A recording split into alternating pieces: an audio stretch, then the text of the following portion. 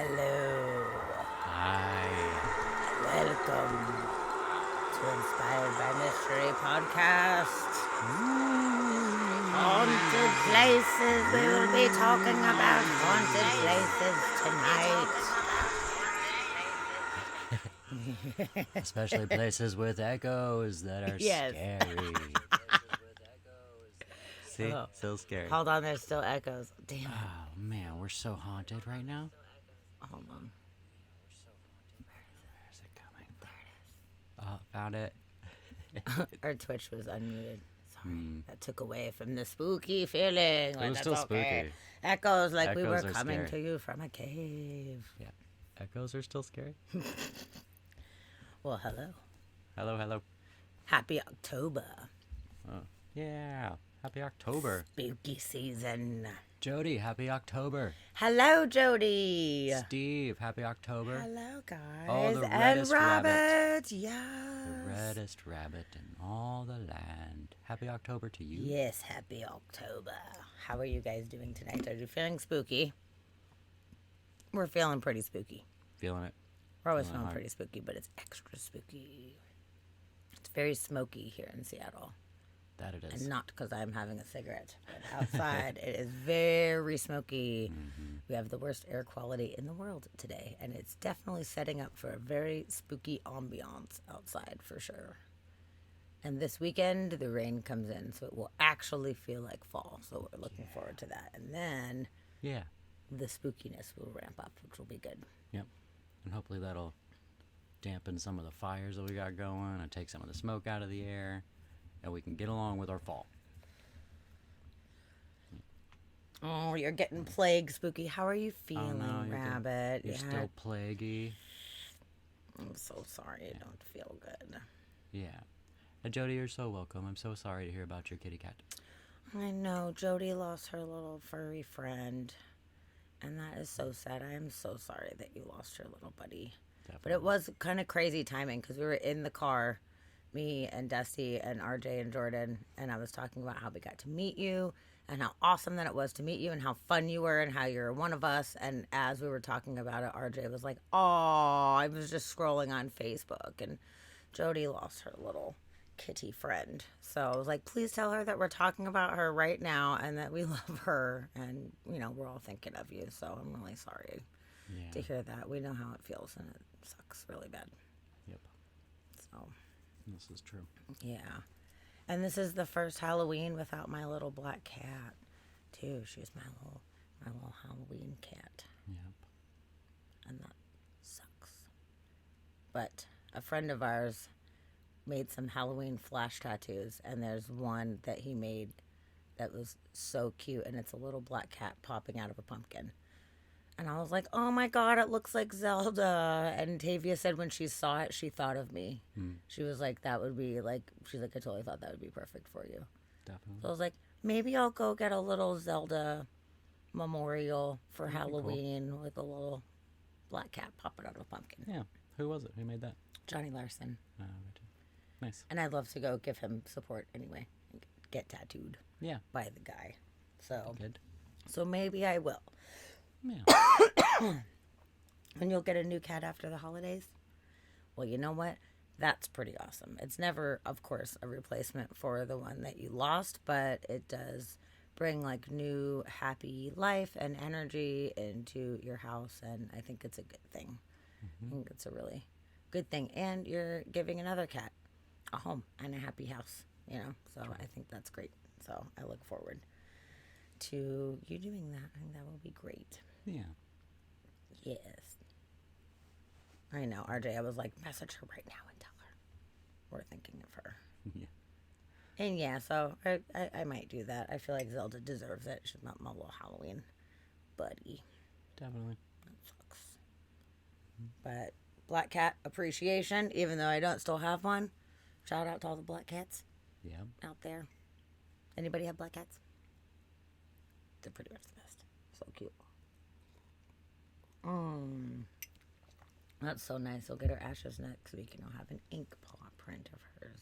Oh, that's cool. That'll be turned That'd be a into good a tattoo. That's wonderful. Yeah. Yeah. Are you that'll first be cat with a super black cat? Cool. cool. Oh. It feels weird not having a black cat right now. It Had does. one for so long, you know. She was the best. Yep.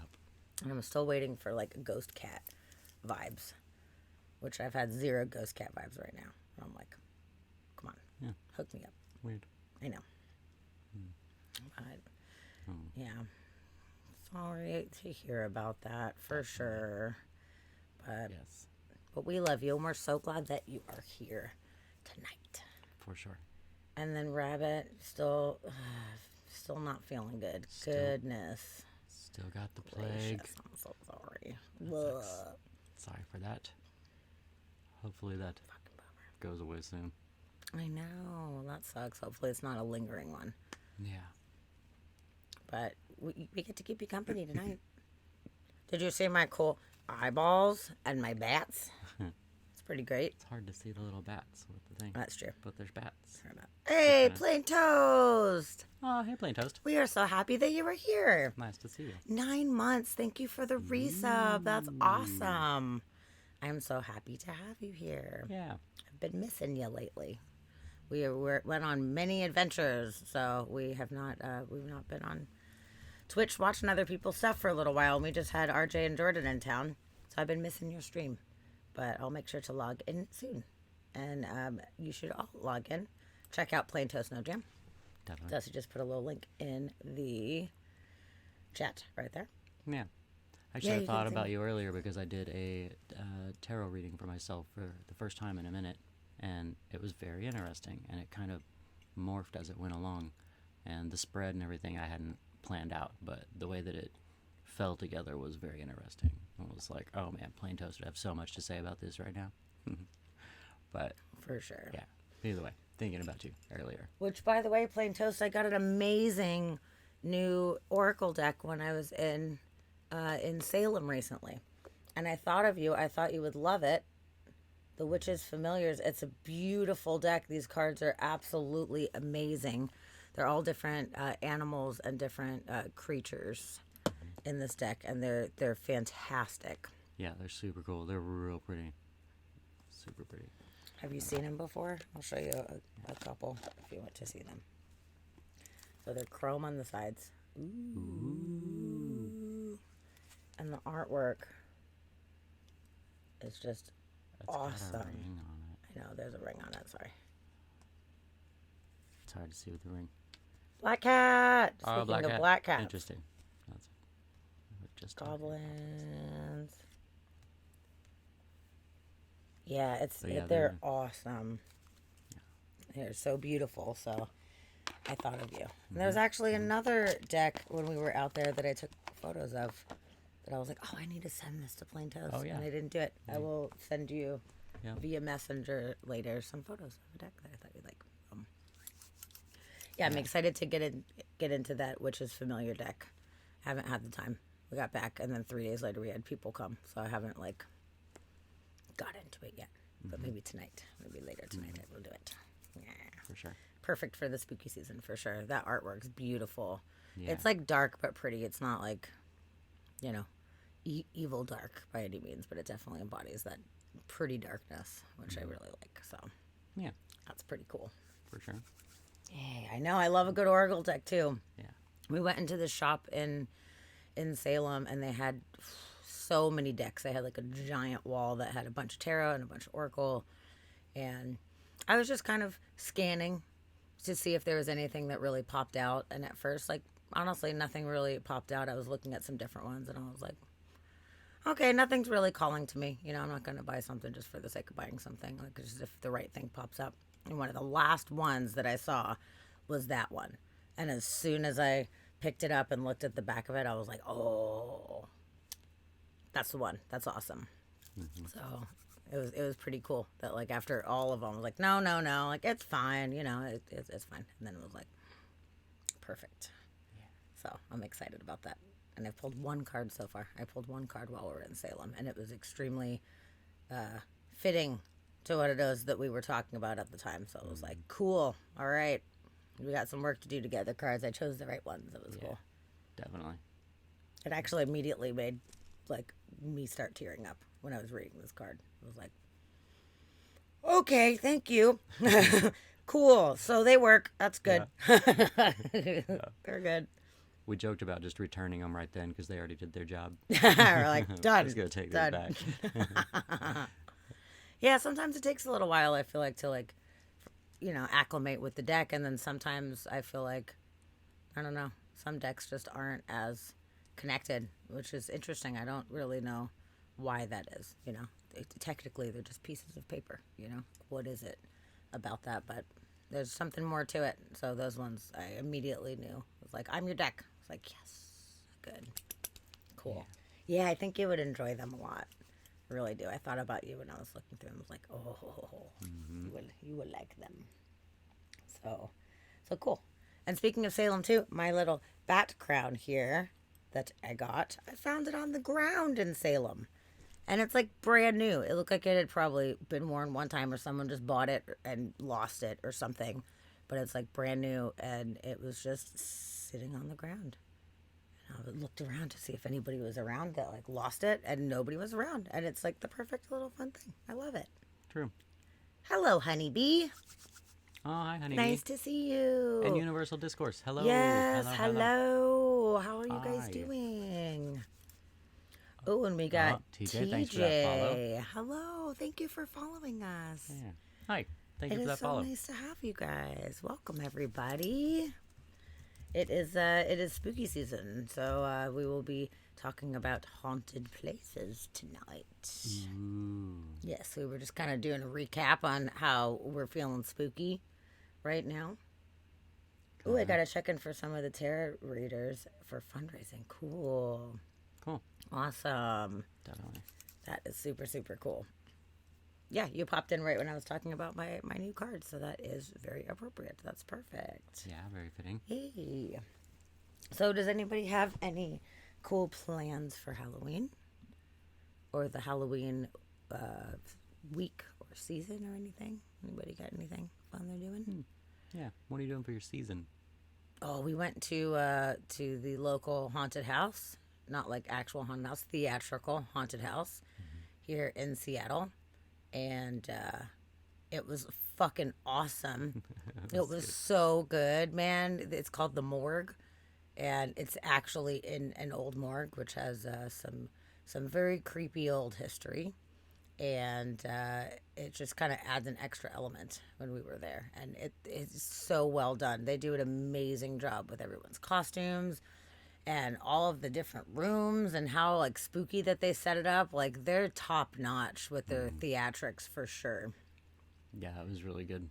There was some good black light work going on too. Oh, there was a lot of black light. They had like a rooms. It was so waterfall cool. going, and all the water in it was, like when you're a kid, you'd take the highlighter and put it in a bottle of water or whatever, and you'd make a little like black light water bottle thing. They did that, but it was like a whole like waterfall and like a big fountain that it fell into that you had to like walk over. That was great, but it was this giant waterfall that glowed in black light. Super It was cool. so cool. I was like, how do we get one of these in our house? That's fun. Yeah, and our hair both glows in the black light. My nails Yeah. glow and everything, and we're like, wow! Like, it was awesome. Yeah, definitely. But the spooky imagery was pretty damn good in this one. They did really well with it. Yeah. And I love going to haunted houses. I feel like it's the opportunity to be like inside of the horror movie imagery that I enjoy so much. I love watching spooky movies, but you're sitting in a room, your periphery, you're like, you're in your living room, but you have this whole thing going on the screen, or if you're in a movie theater or whatever. But haunted houses, you are in it. You are 360 in it. And I love that. It's so fun. Yeah. It's the most like immersive experience in it. I think it's so fun. Yeah. See, We- getting spooky. Plain Toast said checking his Discord is going to be the next thing to do to get spooky. Yep, that'd be terrifying. Ooh, Checking the yes. Discourse That's very DMs. spooky. Were we still building our spooky room? We have a spooky We room. have a spooky room that is just year-round spooky room. Yes. We have the horror room. Yeah, if you're, always is there. that what you were thinking about? Because our horror room is always Yeah, that's always spooky. there. We don't even do anything for Halloween to decorate for it because we don't need to. I put spider webs in it a couple times, but really it's not even Yeah. necessary. That's it. which is fucking great. Yeah. It is the best guest room ever. Yeah. It's awesome. And his office is also that room whenever we don't have guests here. So like it's pretty great. It's pretty awesome. Makes for very interesting Zoom chats. My background is always much more entertaining than everyone else's. Yeah. Yeah. And then as far as the spooky room, maybe we were talking about decorating the house, which we did and are doing. Oh man, the Have and house. still are. And The it's house is on doing point right good. now. Definitely. Do you want to see some photos of our house? I can show you guys. Actually, let's do that. Yeah.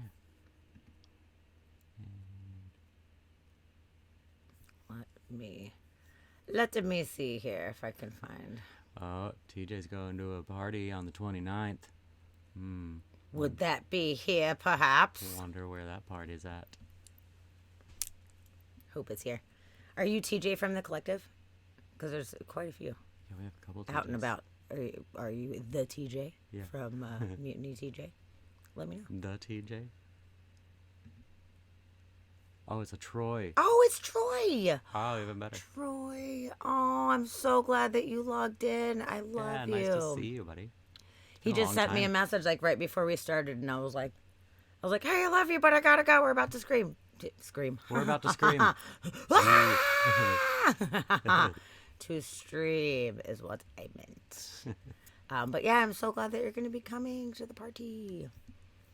Where are my photos on here? There we go. They move everything around all the time. Actually, Honeybee, it's kind of weird. We don't get very many trick-or-treaters. I think the most we've ever had was like 4. And I don't know, we don't really get too many. But we did have one year. It was still daytime out, and this car pulled up and stopped. And this girl hops out and comes running up. And she was all excited. We were actually outside doing something. But she came running up and trick-or-treated us, so we had to go find candy. But her mom was sitting in the car and said that ever since they first drove by our house a few weeks before, that this girl, all she wanted to do was trick-or-treat our house. So there wasn't really anywhere to trick-or-treat around our neighborhood. Not many people seem to really go all out around here. Which is weird. Which is really weird. So they were on their way somewhere else, but she said they had to drive out of their way to come over to our place so that she could trick-or-treat our house. So that was nice. That felt good. But yeah, generally we don't really have very many trick-or-treaters. We've kind of stopped really buying candy. We'll get like a bag or 2, but that's about it.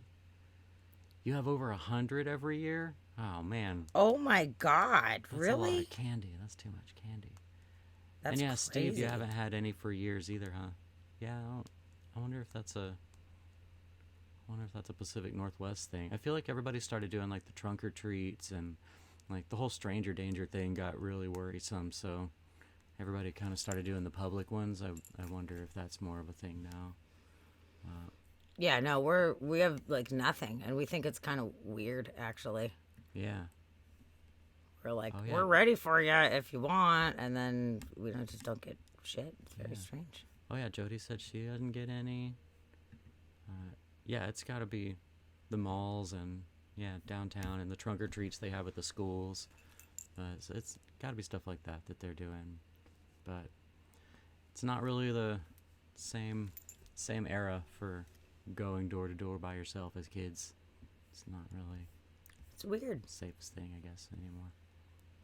I want them to come to my house. That's fine if they want to, but I just think it's weird. You know, Yeah. like we have super Halloweeny house. In a few years, we've had like nothing. Yeah, it's kind of weird.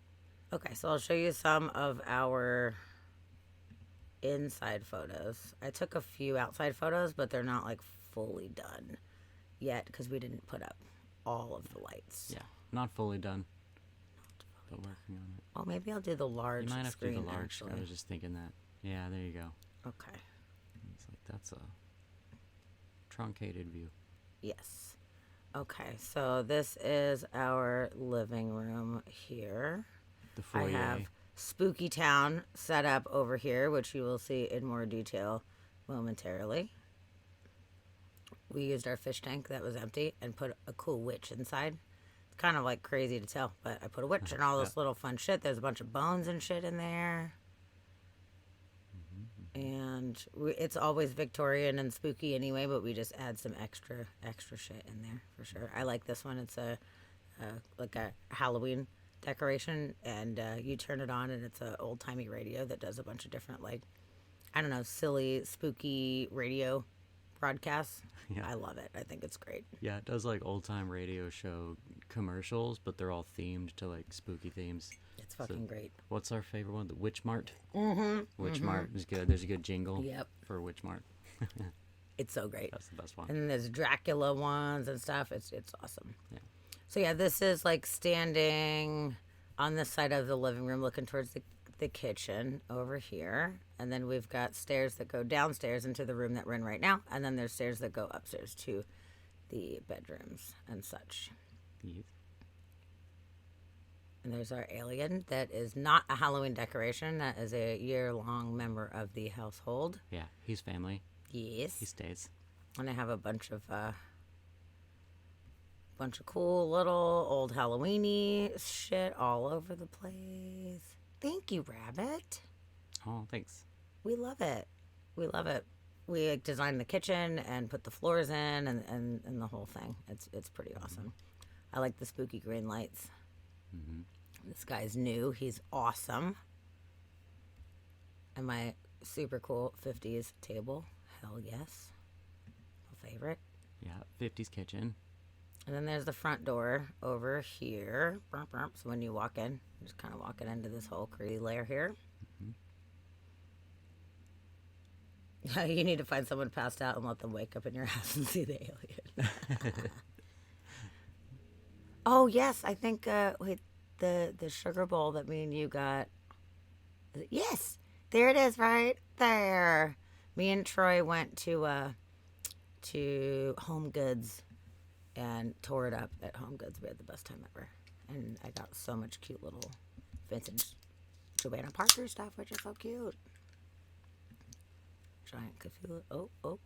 That was not what I meant to do. Sorry.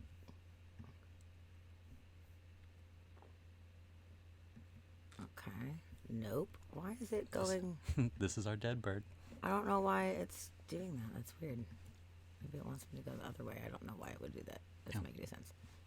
I don't know. Okay, here's our horror movie room. Oh, yeah, so that's the horror room that's always like that. It's always like this. Notice the bleeding walls. Bleeding walls. Red ceiling.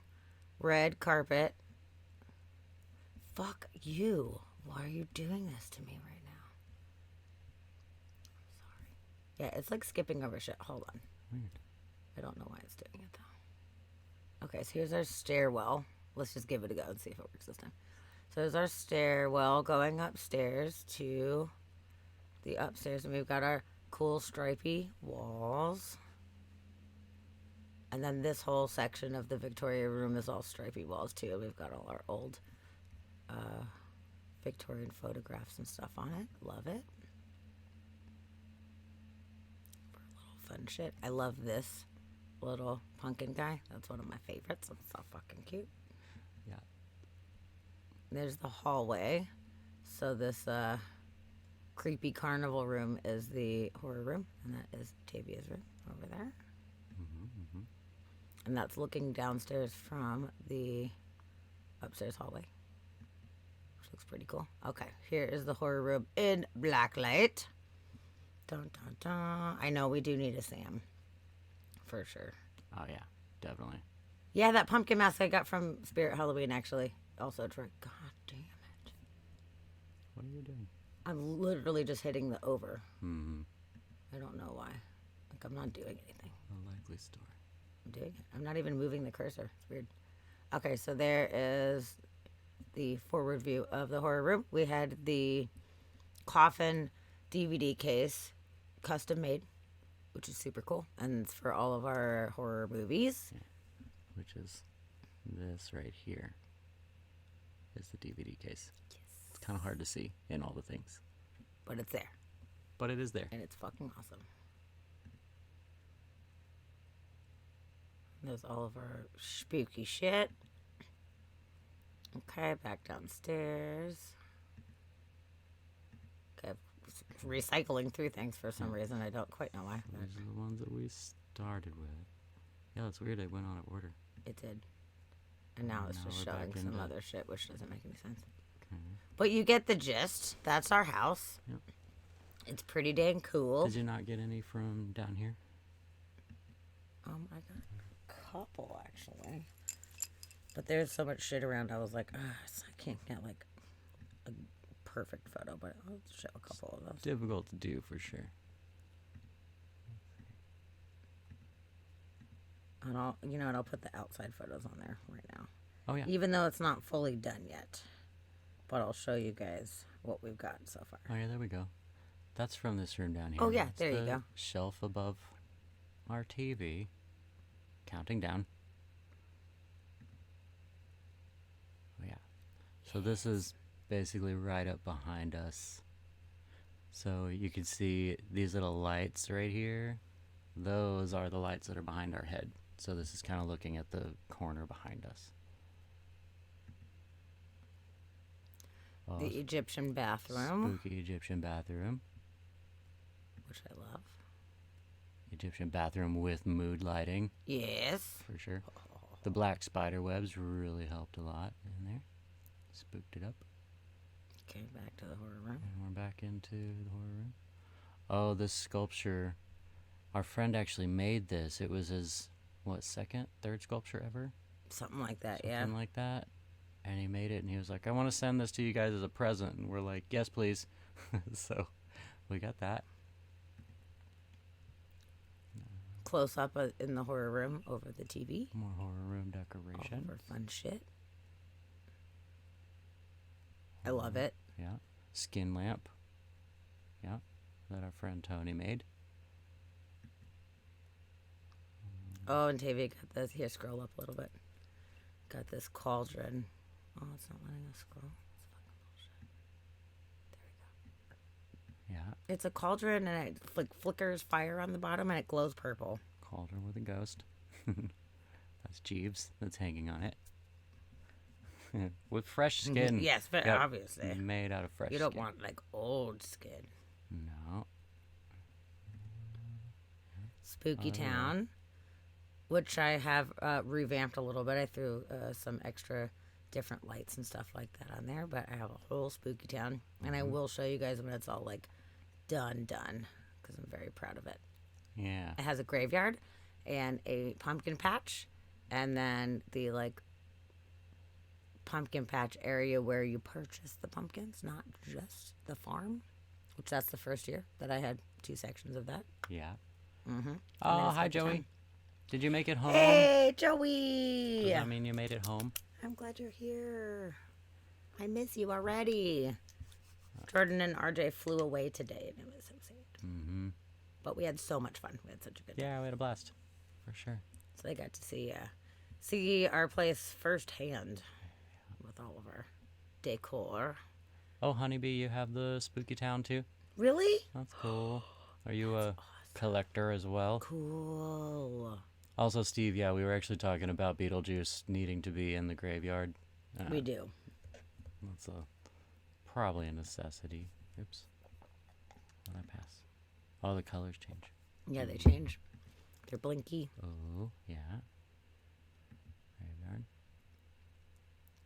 There we go, without all the lights on it, so you can kind of see. So this is from downstairs in the living room where we're at right now, looking up into that main room with the black and white checkered floor and everything. It's pretty fun. We like art. That's kind of fun. Yay! Yeah. All my fun shit. If you like fun things, we got a few. More Spooky Town. Oh yeah, that's Oh, that's a little tiny pumpkin pumpkin latte purchasing. stand. region. Yeah. Oh, back in the graveyard. And that's kind of the full setup. So this is actually 3 tables. So there's like one long table right here, and then there's a square card table, and then there's our round dining room table. It's So- a lot of so tables. Spooky Town is growing. Spooky Town's growing. For It's legit, sure. for sure. It's like a destination. It is. Now I did it. I told you. It wasn't The just little me. button goes away. That's what it was. Okay, I think we did it good.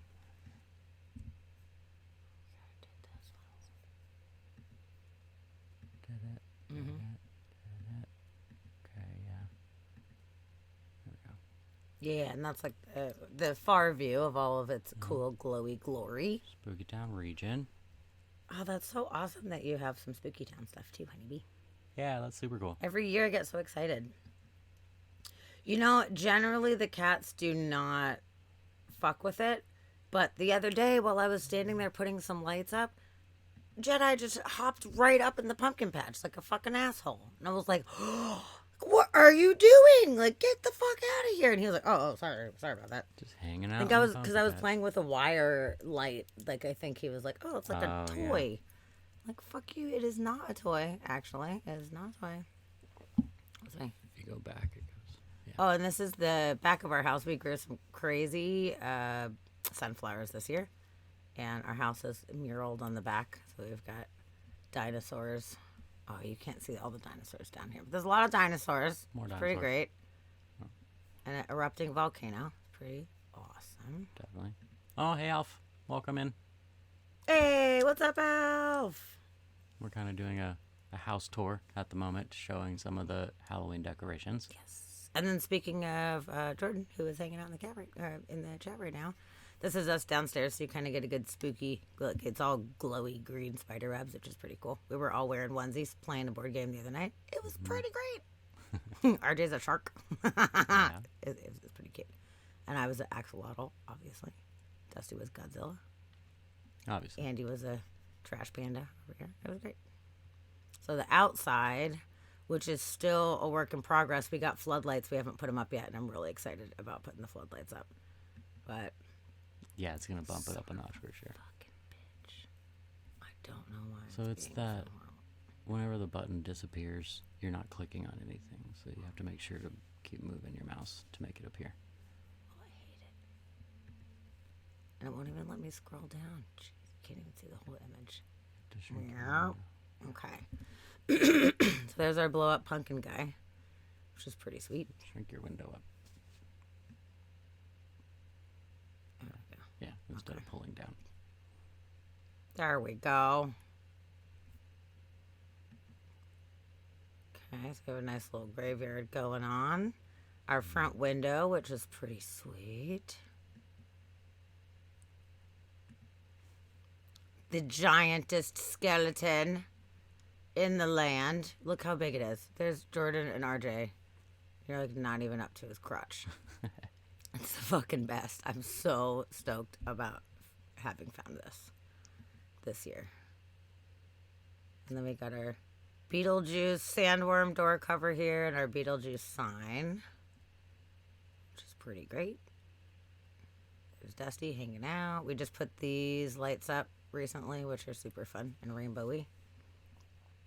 Love it. And yeah, once we get the rest of the stuff going for the yard, I will report back if you like. Mm-hmm. So there you go. There will There's be a more. little tour of our house, a little bit. Yeah. Little intro. Yeah. Intro to the layer. Hooray. So Oh, it's honeybee, your pretty fun. neighbors just got one of those skeletons. Cool. That's awesome. Well, good. Then you get to at least enjoy it. You didn't have to pay for it. Yeah, right. That's great. I was so excited to get it. They are not easy to find. I have tried for the past few years to be able to get one, and they sell out so fast. And I just didn't think that I was ever going to be able to get one because then they resell them, and they're reselling them for like $1,000. Like $1,000? Like who's gonna pay $1,000? It's ridiculous. Somebody's Come paying $1,000 for it, straight up. on. Yeah, right. It's Apparently crazy. somebody's doing that. Yeah, $800 weird. to $1,000 that people are paying. And I was like, well, that's definitely never gonna happen. And I walked into Home Depot earlier in the mid-September, and they fucking had it. They had it, and I didn't expect for it to be there. So then I had to make a decision in the moment. I'm like, well, fuck. Okay, it's a little expensive. Damn it. But, like, I can't leave the skeleton behind. Like, it's the fucking best. So we leveled up our yard big time, and it That looks it did. so awesome. It's so freaking cool. It's true. There's 3 in your neighborhood. Wow, Oh, that's no. awesome. Well, now we know where they all went. No wonder we couldn't find any. They're all in your neighborhood. Sorry, I was laughing, and I had coffee in my mouth. I'm like, Yes, and there's so many other cool ones too, like the pumpkin guy, the creepy pumpkin guy whose chest glows all giant. Like, oh, it's so Yeah. fucking I cool. think that guy's my favorite. It's so cool. Yeah, that would have been tough if they had that one too, and the regular skeleton. That would have been a hard one, Tough decision. especially because the skeleton's just what I've been going for so long. But there's also other really cool ones, you know. So it's like, what do you do? Yeah. I'd really just want like giant thing. Like as long as it's a badass giant, giant thing. like I'm super stoked. Yeah. I love it. Yeah. Because we always just go a little over the top. Everything's a little bit over the top. Some people would say a lot over the top. Someone. So, we need a 12-foot badass thing. Really, that's what we gotta do. We did it. High five. We did it. Also, you know what we did? We got the boo buckets. McBoo in the house. Maybe you guys have seen them in the background here while we've been chatting. Do you know the glory? Are you guys following the glory of the Halloween McDonald's pails that are now back? Did anybody get any yet? Did any of you guys have no idea what the fuck I'm talking about? Let me know in the chat. But as a kid, I was so stoked about the buckets that I had. And I don't have any more of my originals. And it sucks. Oh, you want to go get one, Troy? Let's try to figure it out. Let's figure out next week. We'll go together. I'll pick you up. And we'll go. And we'll go get a Happy Meal together. You want to have a Happy Meal date with me? Because we'll do it. Because I need all three. So there's 3 buckets. There's the ghost, which has 3 faces. Da, da, da, da, da, da. It's pretty awesome. They have the McPumpkin. So there's the orange pumpkin guy, and then there's the green witch. And they're all very reminiscent of the 80s versions that came out. So obviously, it was definitely a shout out to the adults that have been begging to bring them back forever. So it's like, yeah, it's for kids, I guess. But like, really, it's for the adults that are stoked about it. Totally. The only bummer thing, really, is that instead of having a lid like the old ones had, the little dome lids, and there was different evolution of the buckets. So in the 90s, the lids had cookie cutters that came off the top, which was pretty neat too. But they all had some kind of lid. And then this, it's a fake lid. See, it like looks like a lid. If you're looking at it, like, oh, it looks like a lid, right? It's not. It's fucking plastic. Fake lid. Yeah. Like you could have just Lies. like not even did a lid at all, rather than make it look like a fake lid. Yeah. I find it weird. Which makes it a little annoying because the handle won't go all the way down because it hits it, so you can't stack them. So if you have like more than one, you can't stack them up because there's a thing in the way. It's weird. That was annoying. That's the only annoying thing. Yeah, RJ and Jordan just flew away today, and they had to take one of the things off just to be able to stack them up so they weren't carrying two. Yeah. And yes, they did used to glow in the dark, Honeybee. The ghost used to glow. I had the glowy ghost back in the day. This one does not glow, but it is still super cool. And Plain Toast, I hate to burst your bubble, but they're not out in Canada yet.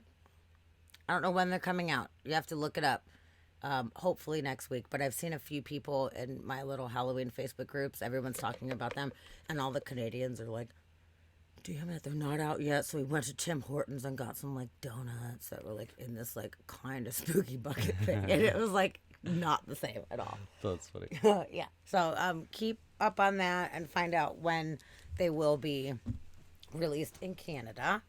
And it's actually really funny. We went at 12:30 at night on the 18th because they're supposed to come out on the 18th, right? And it was like we were doing a stream with Jordan and RJ, and we were talking about them. We were doing weird news, and we're like, okay, the buckets are coming out. And we're like, well, I mean, technically it's the 18th at midnight. We should go. So we were wearing our onesies from our stream, and we just got in the car and drove to McDonald's. And we're like, hello, we need the buckets. It's the 18th. You can't say no. And they were like, what? Like, they had no idea what we were talking about. And we're like, the Halloween buckets. And the lady was like, come to the window. Like, let's just talk at the window instead of talking through the little thing. And she had no fucking idea what we're talking about. And she's like, it's Halloween? There was a little language barrier.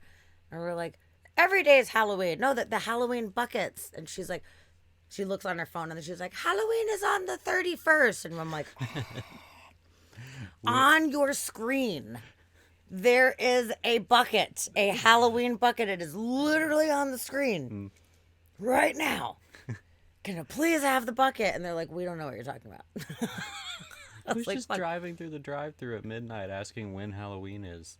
Like, why is she like, that's on the 31st? Well, because we were being like, it's Halloween. Give us the Halloween thing. And she's like, it's not yet. It's- Like, what are you talking about? She just was not picking up what we were putting down at all. funny. And And she's confused at why there's a bat, a raccoon, and an axolotl asking her about some bucket. Yes. She's like, I don't know what's happening. yes, RJ recorded the entire thing from the back seat, which I didn't know he was recording the whole time. It's so funny because I was like, "Can I please have a bucket? I love you!" like begging them. That's So they get the funny. manager, and the manager was like, "Hey, yeah, we don't have them out yet. It doesn't start until lunch." And we're like, "But they're here. Can we Lunchtime. please have one?" And then yeah, the other workers were like, "Yeah, we just worked breakfast. We don't know. They didn't tell us anything about it." And I'm like, "How do you not know? Like, how would you not know? Hey, there's gonna be a bunch of people calling. There's gonna be a bunch of people coming through You're working. wanting these fucking Halloween pails. Like, you should at least know." Good lord. Hey, Equilibrium. Thank you for following. Wait, thanks for that follow. Yeah, nice to have you. Okay, yeah, we even showed them the official ad. Because they're like, can you show me? And it says, like, McDonald's Halloween pails, October 18th. And we're like, look, I don't know what else to tell you. You know, like, could you please find them for us? My goodness. And they didn't do it. So we were like, fuck. So we just got regular McDonald's food, which was still really good. It was like top notch, honestly. It was all super hot. We were like, okay, this is good. At least we feel good about that. Top notch McDonald's. Yep.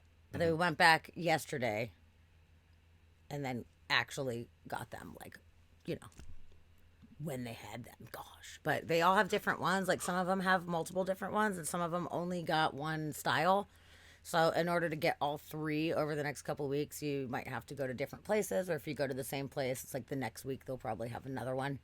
So you never know. So You never know. gotta give it a go. Yeah. Yes, we had the fresh hot fries. Actually, RJ was bummed out. He was like, "Damn it!" Sweet. Oh, RJ's sending the video. Oh, Sweet. fucking awesome. Oh, we got, hi, my name is Dusty. Oh, Hello. hello, Dustin. How you Nice doing? to see you. I'm Been- so glad that you're here with been a while. us. Oh my goodness.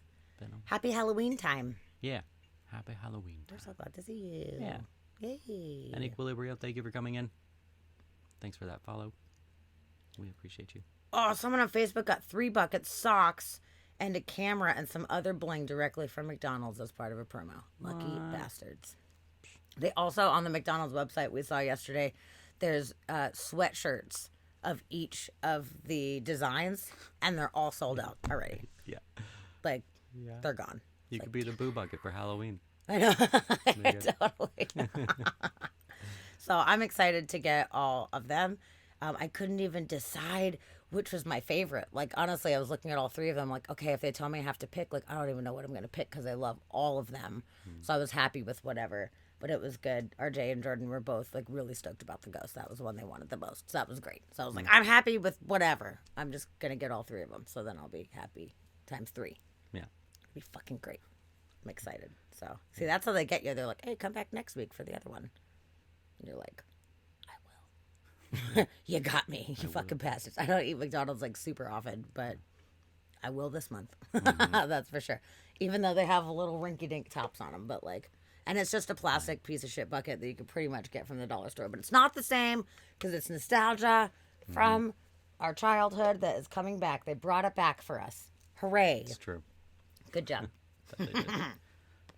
So yeah, so that was really fun. And I guess RJ's sending the video, which is hilarious, actually, if he sends it right now. Well, oh, there we go. He sent it right now. Fuck yeah. So I'm going to show you guys that this video of us trying really hard to get the buckets. Oh, Troy wants the witch or the pumpkin. Yeah. I like the pumpkin, personally. Yet, please say yes. Oh, hold on. I gotta go back. Halloween Happy Meal pails available yet? Please say yes. Please say yes. Give me a second, let me ask. Okay. Please say yes. I had no idea he was recording this whole time. by the way. Yeah, you didn't even see this yet. So that's funny. Thanks for sending it, RJ. I love you. Yeah, no, sorry. No, when are they available? Because it's after midnight and it said the 18th and it's technically the 18th. Can you please give them to us? Please, please, please. Wait, what? Please. I love you. It's not that. It's like, I think we don't even have the toy on the box. But they come out today and it's on the menu. I'm looking at it on the screen right now. I see it. Okay. Oh, hi, Callie. Come to the window. Okay, I will. She calls the cops. Come to the window. I'm a fucking axolotl right now, too. Nice. It's happening. An axolotl driving a mini.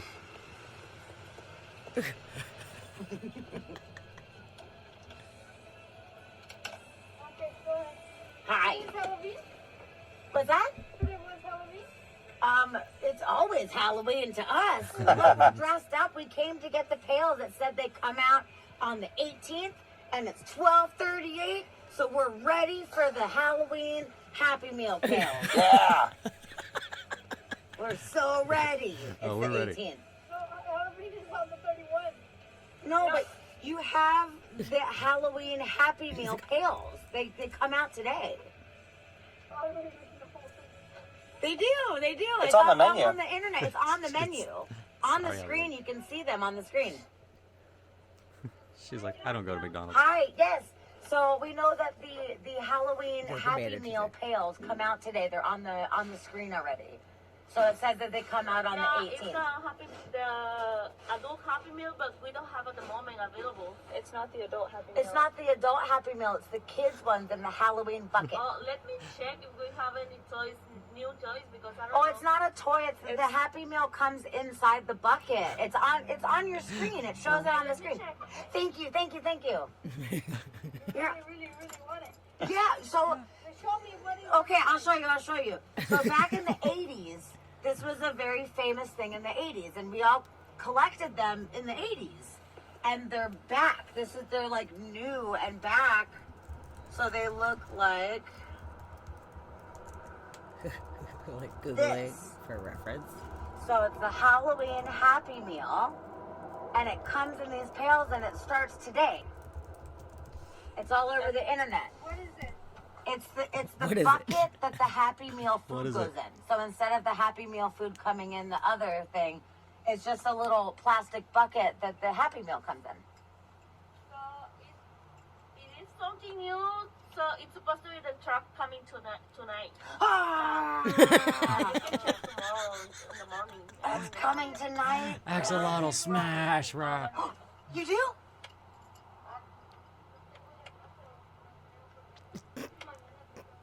Yeah, it's supposed to be open tomorrow. It is Yeah. tomorrow. Yeah, we came at 12:30 It is at tomorrow. night because it's technically tomorrow. Are you sure? We tried so hard. It's the 18th. Are you You sure? can come in a few minutes. We can try to contact the managers for ask if this is working right now, because we don't know anything about that. They didn't even tell you. Obviously. Yeah. That's so weird. And it's on the screen and everything. Just so you know. So Yeah, it's on the like menu in, screen. in the 80s, they had these pails, and they're probably bringing them that's back. It's why- like a special thing. So you know what happened? We only work night, so that's started the morning. I think so, because with the lunch, because in the breakfast we don't have Happy Meals. Oh. Is it only breakfast right now, or you do like regular It's food? at the middle of the night. The breakfast starts. Oh, you That's why okay? But do you then have there's regular no food at this time too, or is Sounds it like 'cause we're only also breakfast hungry. right now? Now is lunch. Okay. We start the breakfast at 4 a.m. Okay. Yeah, but probably them doesn't tell us because we only work For breakfast. That Oh, makes okay. sense. That makes sense. Sí, pero Ana, es que ella no te avisó porque eso va a comenzar hasta mañana. Ajá. Por eso no te avisó. When we did the change at night, we closed the system. When the system started the game, then put everything new. Okay. Yeah. I would but- imagine you probably have them now. Is that? Can you ask Yeah, them? we now? have it, but this is start tomorrow in the morning. I can. But we need it. We can come in early in the morning, and so But we're I think sleeping. the lunch start at 10:30, so you can try it at this time. Okay. 10:30 in the Listening to morning, myself is hilarious. Okay. Okay, so we'll go back around. We're gonna order some regular food. Yeah. Okay. But if you just happen to have one fall into our car, we wouldn't be sad. Okay. Thank you very much. I appreciate it. That's We'll be back. Thank you. as we drive around. We're gonna wait All here right, so until we didn't get the 10:30. bucket yet, but eventually we're gonna get the bucket. So probably tomorrow we'll swing back through and grab the buckets. Hopefully. Oh, we got the bucket. Halloween Happy Meal sales available yet? That was really funny. Thanks for taking that video, Yeah. RJ. That was fantastic. That was so funny. Oh man. Oh, hey Shadow. Hey, Nice to see you. Shadow Storm, how you doing there, bud? Yeah, we actually had to search for 24-hour McDonald's around here too, because some are not. That's so That was funny. so funny. Yeah, because earlier on the stream, like, people were like, you should record you going to get the buckets. We're like, okay, we'll do it. And that's so funny. I'm so glad that RJ did. And afterwards, he's like, yeah, I totally recorded that. I was like, you did? Nice. Oh, I'm glad it was nice. They seemed so confused. How did they just not even know what the bucket was, or that it was even coming at some point? They had no Just clue. no idea what it was. And then she was like, Halloween is October 31st. And I'm like, I know, but that's not the mean- point. Depends on who you ask. Oh, man. Apparently, Canada has a different one, Yeah. according to McDonald's. Whenever Halloween happens in Canada, we don't know, man. No, it was really fun. We tried so hard. I could not have tried harder. Like, that was the hardest. That was pretty good. I'm like, just give them to us. Yeah. Yeah, they had no idea. It's so funny they didn't even tell the employees. Because I saw on my little Halloween group that they've been calling McDonald's and people have been answering, like, McDonald's, yes, we have Halloween buckets, we have McPunkin. Or whatever. Like, they're just, like, saying everything because they know that That's people what are everyone's calling to asking ask. So I feel bad for the employees that are like, what? We don't know what you're talking about. Like, oh, man, bummer for you because you're going to have a bunch of Gen Xers and millennials coming Yeah. at you real hard right now, You're man. gonna be getting some weird people rolling through here wanting Happy Meals. Yes. And yeah, the adult Happy Meals, actually, we talked about that the other day on here, Shadow Storm. They were like, lame. They're pretty lame. Yeah, I got one. I didn't even know about it. I went to just go get some food. We were on our trip, and I was like, what the fuck is this? And the toy was, like, pretty stupid. Stupid toy. But apparently people Didn't are vibrate or collecting them anything. already. No, it was fine. But this is what it's all about. So good luck, everybody. Where are the at McDonald's it's Cactus Plant Thrift Shop Friends, Yeah, it's which a those weird, words don't make sense together, and they don't make sense at all. But yeah, there's like 4 toys. There's a Hamburglar, there's the Grimace, there's the like bird chick, and then some random like happy face person that's unrelated to anything, which is of course the one that I got. And they have 4 eyes. They're weird. It's super weird. Yeah. So yeah, and it's not even a cactus. I was like, hey, do you get Not even a cactuses with this meal? And they're like, what? I'm like, never mind. Just whatever it is, just fucking give it to me.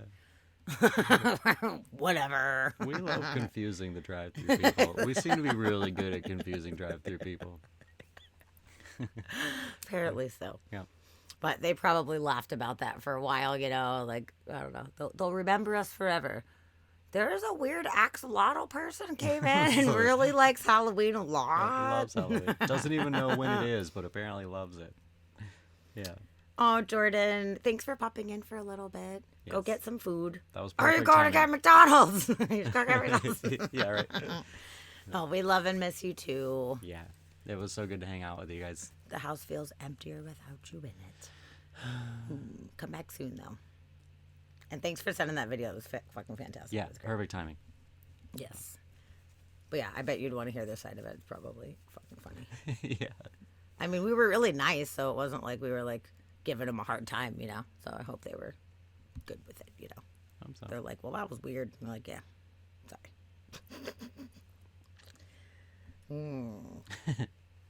Oh, you have flame broiled burger? Burger King.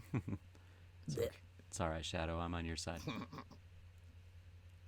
Yeah, I bet they thought we just came from the bar, which we did not. We came from my house doing this podcast, totally sober. It's the most sober car of people Super that's sober. ever happened. What do you mean? Does everywhere have a Burger King? Yes, it's all over the world. Yep. International. It's not good. I don't know why it's international, but It's better than McDonald's. they have them in Japan and shit all over. Yep, they're everywhere. And yeah, that's one of our arguments. I'm a Burger King and she's McDonald's. It's a battle to the death. Yes. Often. McDonald's.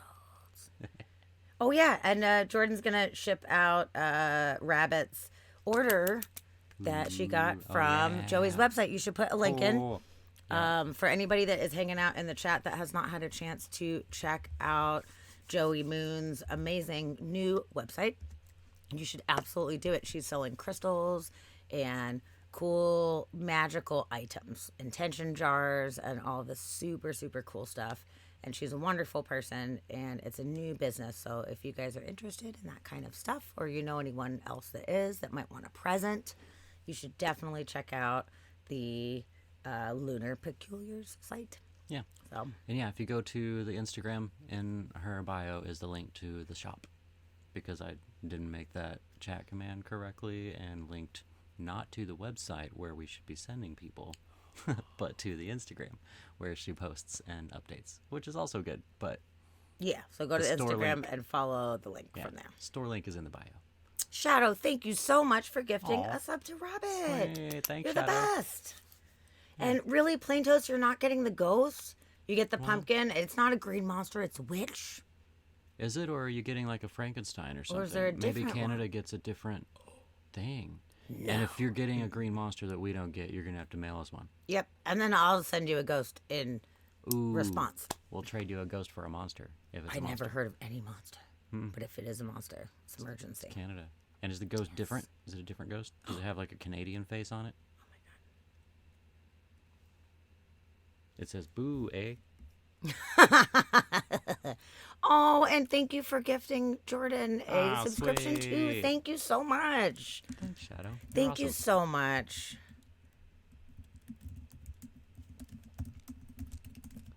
Okay. Buckets can't cross borders. Okay, I'm going to see if there's any specific ones for Canada. I don't know. Nothing different's coming up for Canada. Yeah, I think it's the witch. What if you do mcdonalds.ca? That would be crazy if they did different ones in different countries and then everyone's fighting in different countries about shit. That Yeah, would be right. not good. No, I'm pretty sure it's probably got to be the same ones. I don't know. But it's gonna be good. So anyway, after our Halloween ramblings, which has been quite fun, I must say, we should talk about some spooky shit. Shit. We got some haunted places to talk about. You guys ready for haunted do. stuff? Well, we should do that. So let's see. We've got some like top 10 videos and such, but then there is also some like 20-minute BuzzFeed unsolved ones, which actually are awesome. So maybe should we learn about specific places first, or should we do top 10? Do any of the top 10s include the specific places? I don't know. Oh, okay. Yeah, there's the top 10 most haunted hotels, and then there's the most haunted places on Earth. That's kind of fun. Yeah, I kind of feel like a top 10 is a... Yeah, let's Good way to start. let's ease into it. I would go Let's top give it a 10. go. pressure on my legs, on the back of my legs, as if somebody had walked into the room. Whoa there, guys. In the state capital of Alabama, did an awful spectre terrify this man? There was no expression on her face at all. It was just a kind of a blank stare. In a photograph of an empty room, what explains this ghostly figure? Figure. And was the sale of this haunted house obstructed by real spirits from the past? In the days of the British Good Empire, night, Rabbit. I here in the hope you feel highlands better, of Sri Lanka, sweetheart. Yeah, the members some, of the Hill Club have some good used rests to while away their and evenings some in good this spooky reading room. dreams with this in the background. Tonight, as I sit here in their And we'll see you place, soon. every We love nook and ya. cranny speaks of the past. Presences from We the appreciate you 19th too. century seem to lurk in the shadows all around me. Colonial adventurers, tea planters, map makers and surveyors, Steve, you're not hunters weary from the pursuit of elephants, leopards and deer. In fact, I'm surprised no one has ever claimed that this room is haunted, as far as I know. It fits the traditional picture of an abode of ghosts perfectly, yet the more I investigate reports of hauntings, the more I realize they come from the most unlikely places. The Alabama state capital dates back to before the Civil War and needs skilled craftsmen to maintain its traditional Ghost beauty. banjos. James Gamage is a specialist in restoring old buildings. One night he was working late, alone in the rotunda, when he got the fright of his life. The Rotunda. rotunda. I've been through quite a few things, close calls in cars. I've been in a few war zones. Been on board a few airplanes that have come close to going in. But this, I put at the top of the list. This is one of the most frightful things I've ever had happen. The glossy sheen of the metal doors acts like a mirror. Intent on his work, James thought he saw the reflection of a person behind him. He turned to speak, but his uninvited visitor was not of flesh and blood.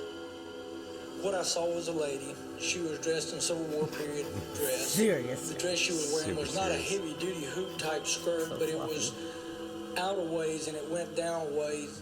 It was an opaque white type image. It definitely was the figure of a lady. There was no expression on her face at all. It was just a kind of a blank stare. And she moved across and went into the back direction back here behind me, and then when she came back, she had the same expression. It was nothing changed. Like I said, she took no notice of me whatsoever. But I did take notice of her, and I thought that it was about time to leave. It doesn't sound super scary, I'm just saying. Yeah, it The doesn't next sound morning, as scary James as a went plane to his going down. boss. He insisted he could no longer work alone at night in the capital.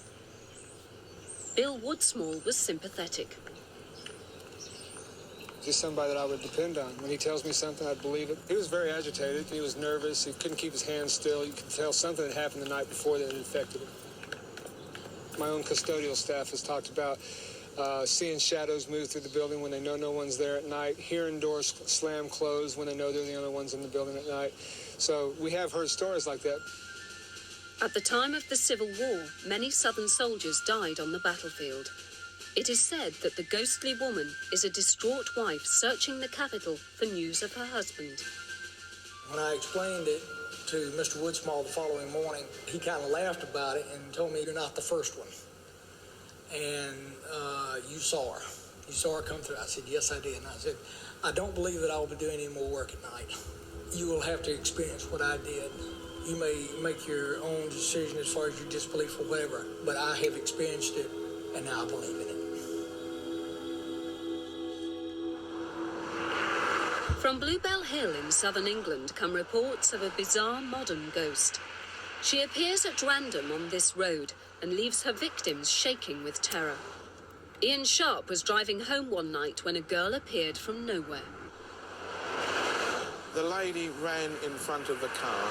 I hit her on her left-hand side. As I hit her, she turned her head and she was looking at me. She went down under the front of the car. Now, she had shoulder-length hair rolled inwards, fair hair, a fringe with big eyes. She had a round face, she had a high-necked jumper thing on or something, and a light-coloured coat. I was terrified. I didn't know what to do. All I could think of was this lady under the car. I then had to look under the car. I bent down and looked under the car. Just like that. And there was nothing there. Now, my brain is going, I don't know what to do. Ian managed to call the police, who raced to the scene. I was still shaking like a leaf. Looking for the body or the person who I had hit. We couldn't find anybody, and then it was then that the policeman told me we've got to put this down to another sighting of the ghost of Bluebell Hill, which I had never heard of before. The hauntings are thought to have begun after a fatal car crash on Bluebell Hill. Every year produces new witnesses. One is Chris Dawkins. The girl ran out and sort of semi-turned towards me as I hit her. She was wearing like a white or cream top, like jumper, pullover type thing. I just stopped and got out and went round about in a state of panic. I mean, I thought I'd actually killed someone. And when you actually get out and find that there's no one there, you know, you start getting very worried about it. Well, that sounds fun, Shadow. We actually found Chris sitting in his car at the telephone kiosk, sitting in the passenger seat, very shaken, very scared, and he absolutely adamant that he'd knocked somebody over. And so we checked all over his car, we checked around it, underneath it. There was no signs of any damage to the car, nothing that would suggest that he'd hit anything. We then carried a thorough search out of the village itself, where it exactly had happened. The gardens, the road, and we found absolutely nothing whatsoever. I can't begin to explain what happened to Chris that night. He dealt with something or hit something that night, which I'm no expert, I just can't explain. Even in the early days of psychic research, at the end of the 19th century, investigators called in physicians and psychologists to help explain the phenomena being reported from apparently haunted places. Today, experts agree that hallucinations and illusions often occur in the weird transition period between sleep and wakefulness. They can be caused by images from dreams lingering on, or thoughts assuming a solid form as sleep approaches. These may account for the spooky experiences sometimes described by people lying in bed. Sometimes, maybe. Sometimes, yeah. Captain Barney Concannon is an experienced airline pilot.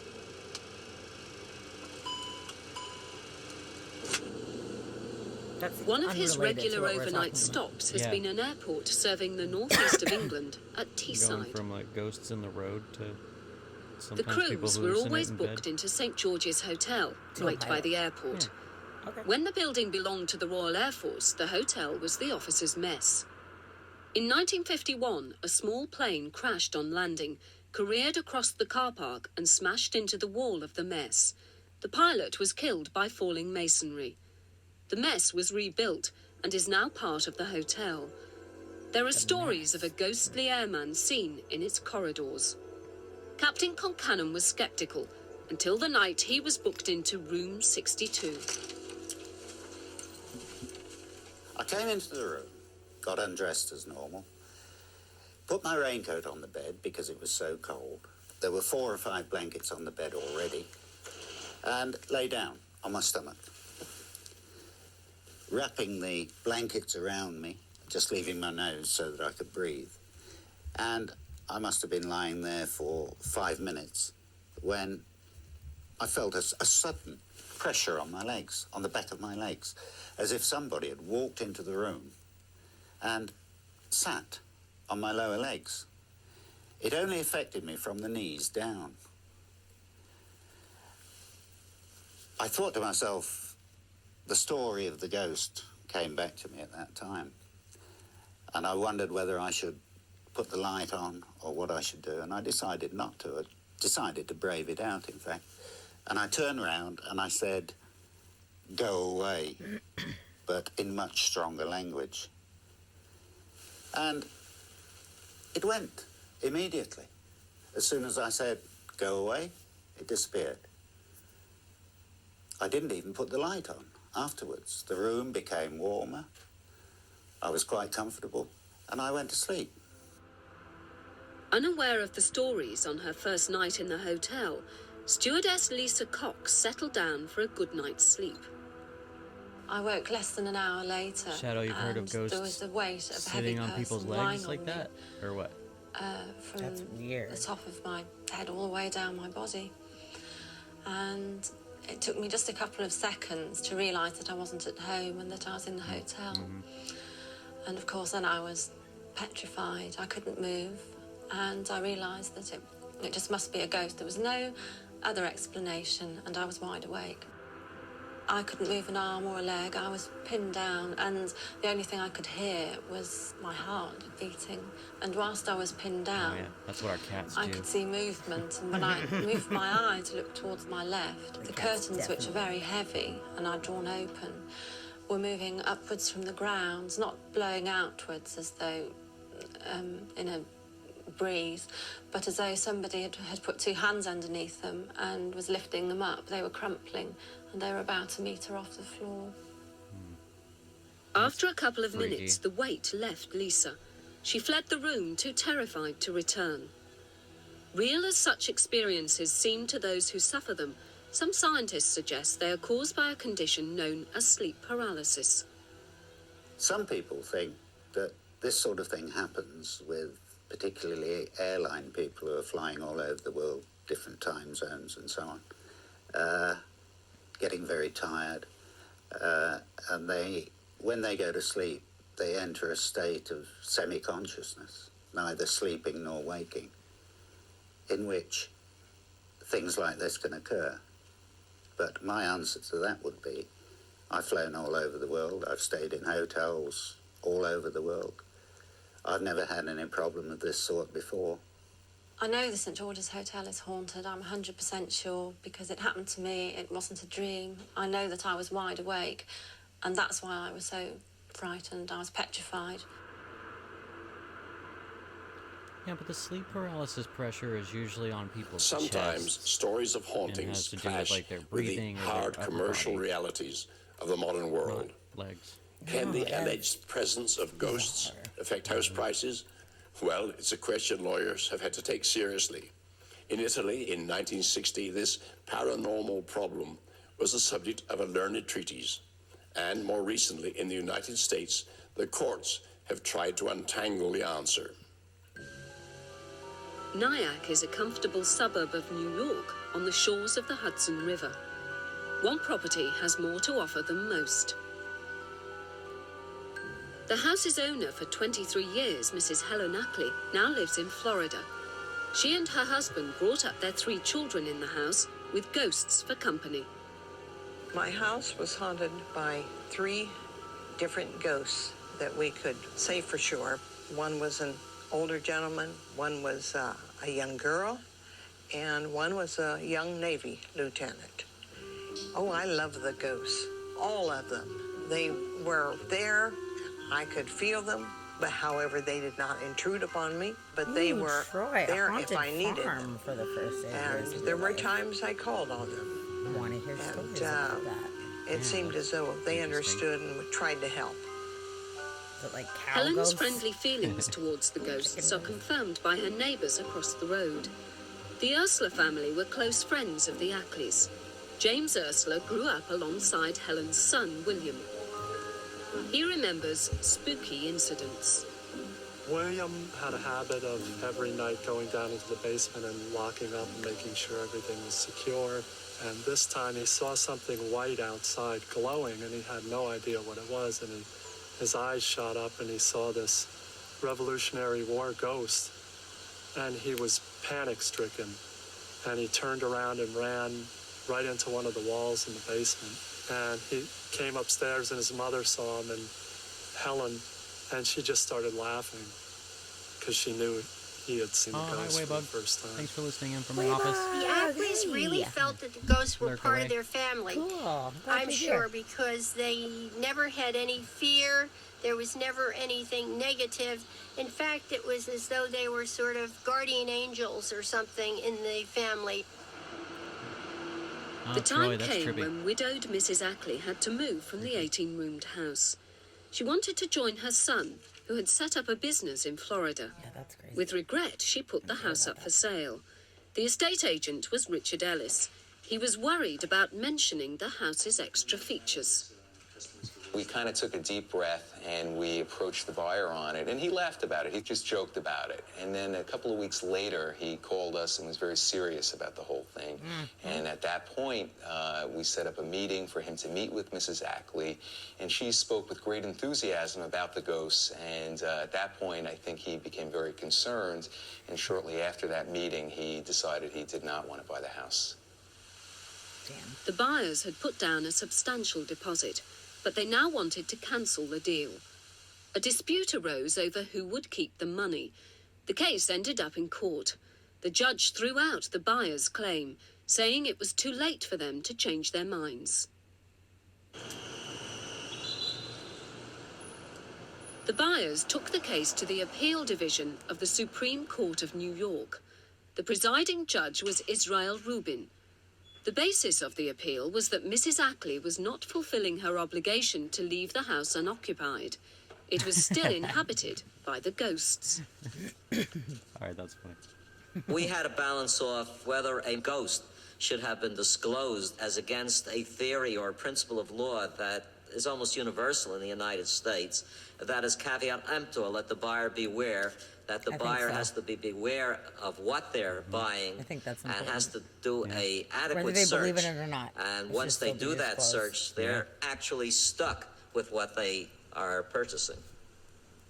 Judge Rubin's ruling was that the deposit should be equally divided and that the unhappy buyers would not be held to their purchase. He took practicalities into consideration when making his decision. When you purchase a house, you usually have certain inspections made of a house. If you want to check on the construction of a house, you call someone that's an engineer or someone that's an expert in construction. If you want to check for termites, you call someone in that's a termite inspector. So there's someone to call. So we said in this kind of a case, we quoted Ghostbusters, we said, who are you going to call?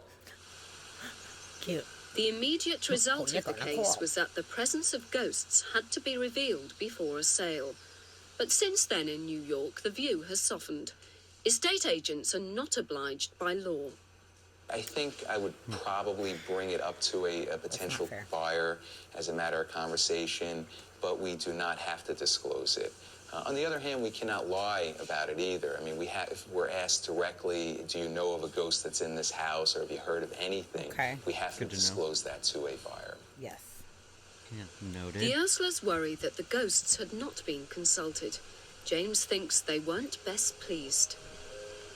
The first Christmas that the Ackleys weren't here, we had a lot of bells hanging around the house. And for some strange reason, they just started ringing. And we thought they were because of the wind in the house. We'd move them, and they'd still ring. And I just thought it was so creepy that that would happen. I really think the ghosts were trying to express themselves and say, we've had something happen here, and we really don't like it. Our friends have gone, and we're really upset about it. This is a hell of a house, man. It's fucking beautiful, man. Hauntings are never easy to investigate. By their very nature, they're fleeting and elusive. And the people who believe they've seen weird phenomena are often too frightened to provide rational testimony. So it's not surprising that explanations may take a long time to emerge. In fact, more than a century later, we're only just beginning to understand some famously spooky cases from Victorian England. This fine mansion in Cheshire was the seat of Lord Combermere. It boasts a splendid library. In 1891, a Miss Sybil Corbett took a remarkable picture. Her technique intrigues photographic expert Adam Hart Davis. She exposed it for an hour, long exposure, between 2 and 3 in the afternoon. And you can see the sun is streaming into the room here. It's lovely. And when she came to develop the photograph, she was amazed to find that in this chair on the left, there is a sort of shadowy figure sitting. And she was rather surprised by this, and she consulted her sister. And one of her sisters said, that's Lord Combermere. Absolutely positive. She was absolutely certain. There is a slight difficulty, though, because Lord Combermere was dead. He'd been run over by a cab in London a few days earlier, and he died from his injuries. And he was, while this picture was being taken, he was actually being buried in a graveyard a few miles away.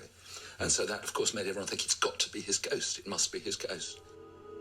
Sir William Barrett, a pioneer of psychical research, was not convinced.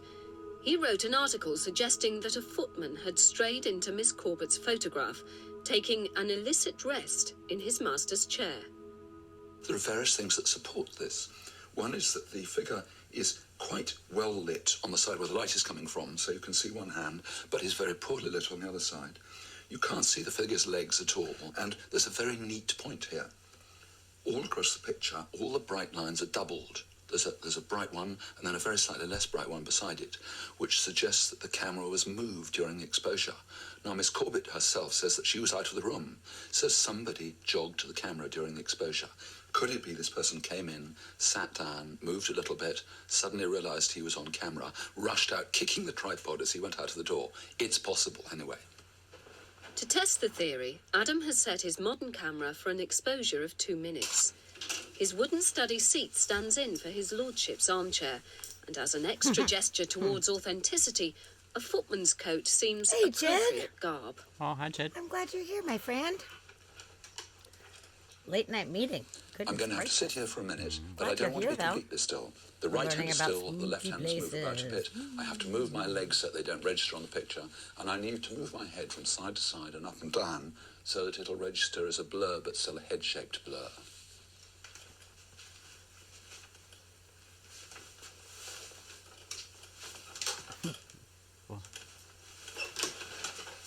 Yeah. That looked good. The experiment's result is gradually revealed in the glow of the darkroom. Darkroom, what's that? It's beginning to appear. Back in the old It's days. the blacks that come up first, and the ghost is shadowy, so it'll come up last if it's there at all. I can see the books. I can see the chair. Yeah, there's definitely something there. There's a right hand. Yes, there's a ghost there. Look, I'm in it. Terrific, it's worked. So maybe we've solved the mystery. Mm-hmm. Here's the Combermere photograph, and here's my photograph, and mine's like a sort of section out of this, a sort of small section blown up, if you like. And if you look over here on the left, there's a chair, and over here on the left of frame, there's a chair. And here there's a shadowy figure. You can see a sort of blurred head, and here there's definitely a shadowy figure, and you can see a blurred head, which does look rather like me, I have to admit. And over in the Combermere photograph, there's a rather sharp right hand and arm, and that's exactly the same here, sharp right hand and arm.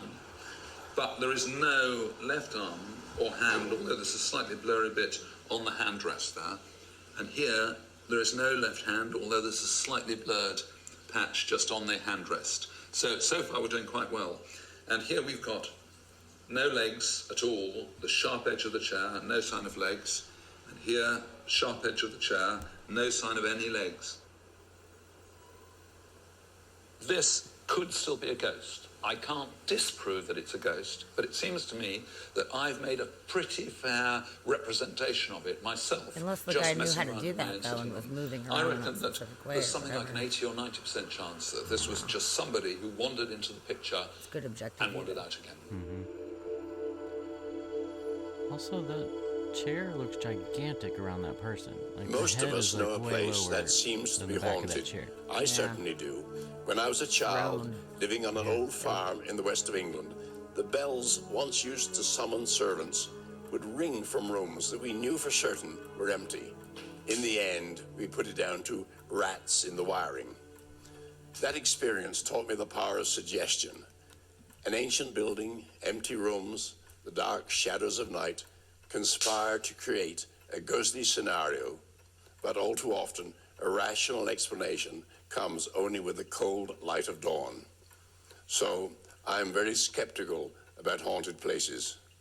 But I must confess that I have a sneaking sympathy with the man who said, I don't believe in ghosts, but I'm scared of them.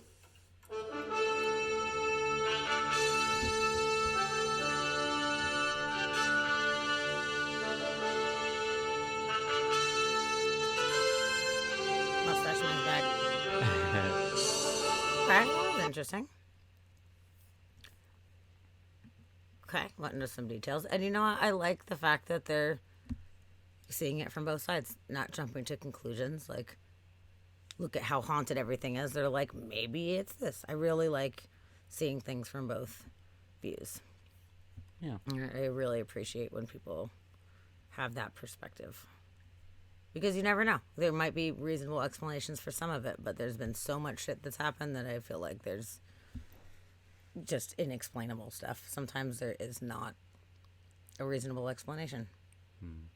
So, true. When that shit happens, sometimes it's like, wow, can't explain that. Yep. Then what is it? You know. But I definitely weird thing.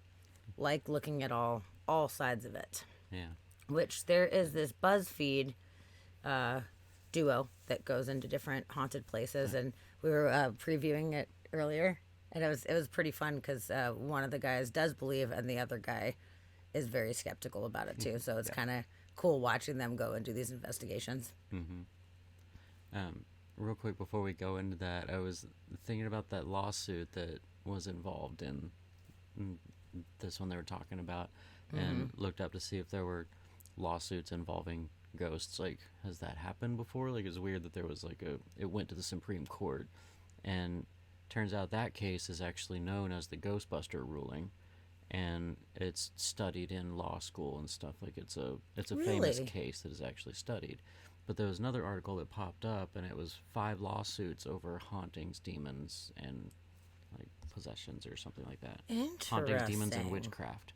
So there are other lawsuits that involved specters from other worlds, whatever, and like, you know, fraud, like that people are claiming they had ghosts and the place wasn't, or that one person was getting letters from somebody called the Watcher, and they sued the previous owners over not disclosing who I the remember Watcher that was. story. I heard about that story. That's fucked up. Yeah, it was pretty messed up. Fucking spooky, dude.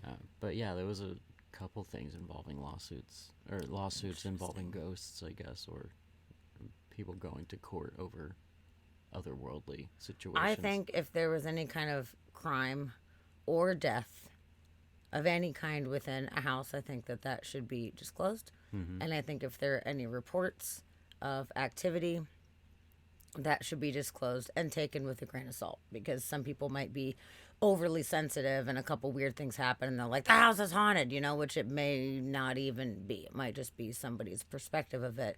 But I do think it's important, if there have been any things like that, or any questions, or especially if it's any like serious activity, I think it's extremely important to let people know. Yeah. Because some people are more sensitive than others, and some people would be extremely uncomfortable, or some people might be targets more than others in that case. Yeah. Assuming that it is legitimate. So I think that they should have to disclose any information about the house to owners that are going to be purchasing a property. For sure.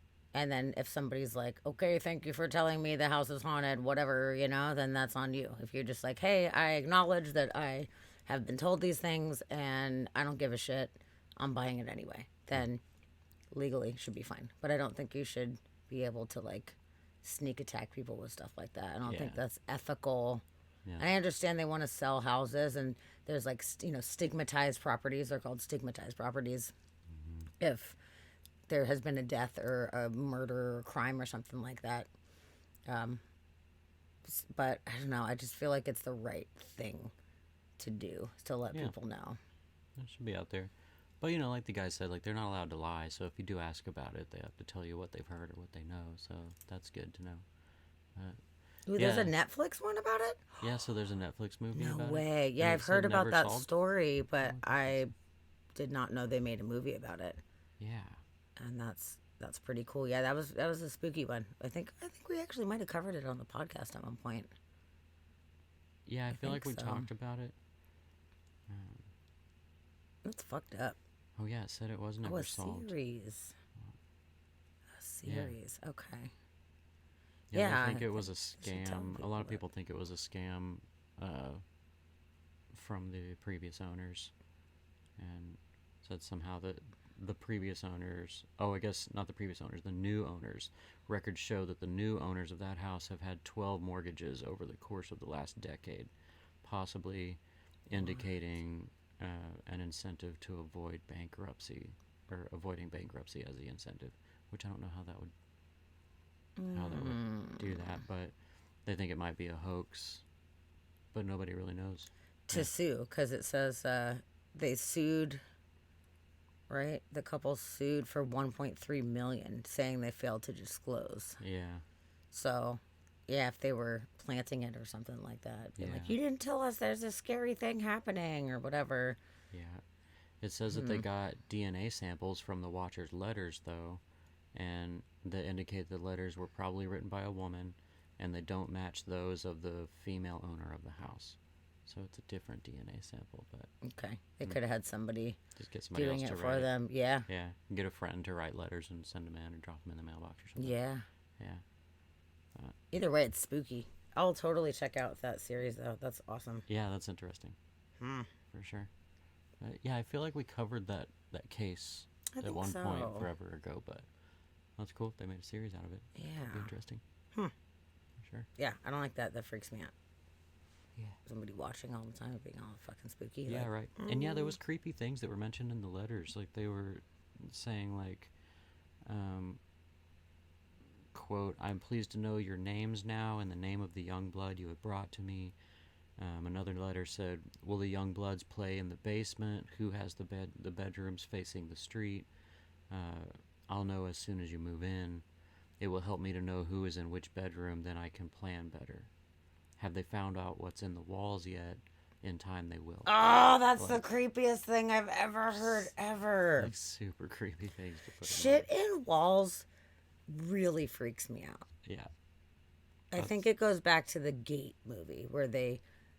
do you guys remember the movie Gate from the 80s with Steven Dorff? It's fucking love. It's one of my favorites. It's good. But one of the spookiest scenes that like fucked me up as a kid, they were like, oh, there's a story of a construction worker that died while the house was being made, and they put him in the walls, and they were just kind of like, you know, just being spooky and making up a funny story, and then like shit goes terribly wrong, and then this dead dude just pops out of the wall, and it was all ugh. Like it really freaked me out as a kid. Shit got me.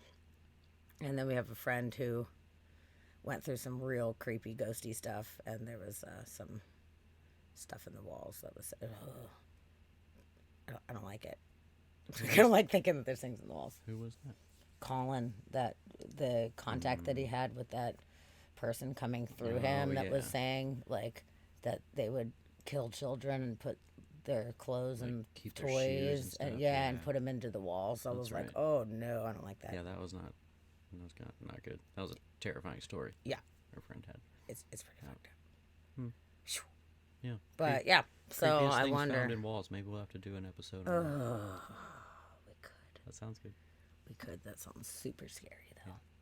And then we're gonna get into our crawl space and check all of our walls. Oh my god. For things. Start sledgehammering everything just to check. Just to make sure. checking. Just checking. Tap tap tap tap tap tap tap.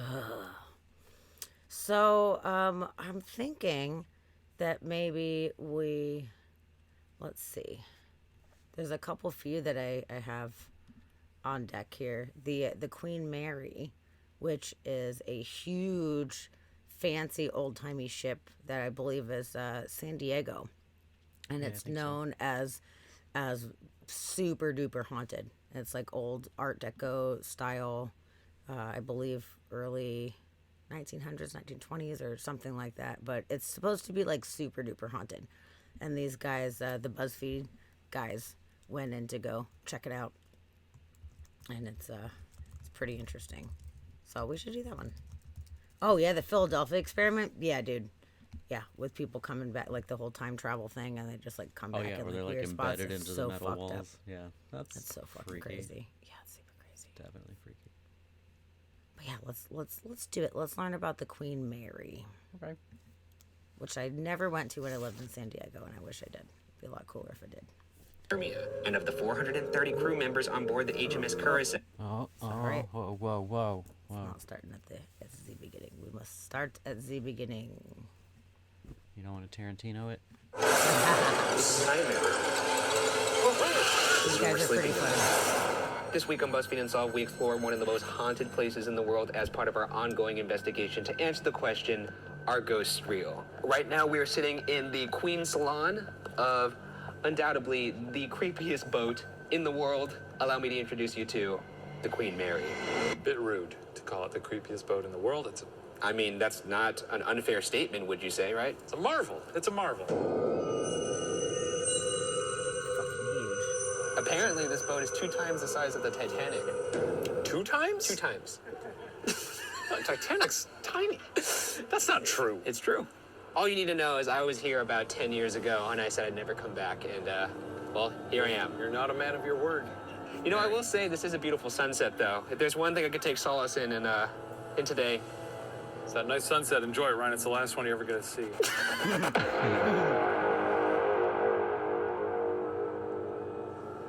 Well, I'm back. that is that.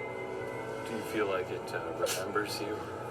I certainly hope not after what I did last time I was here. What did you do? You'll find out.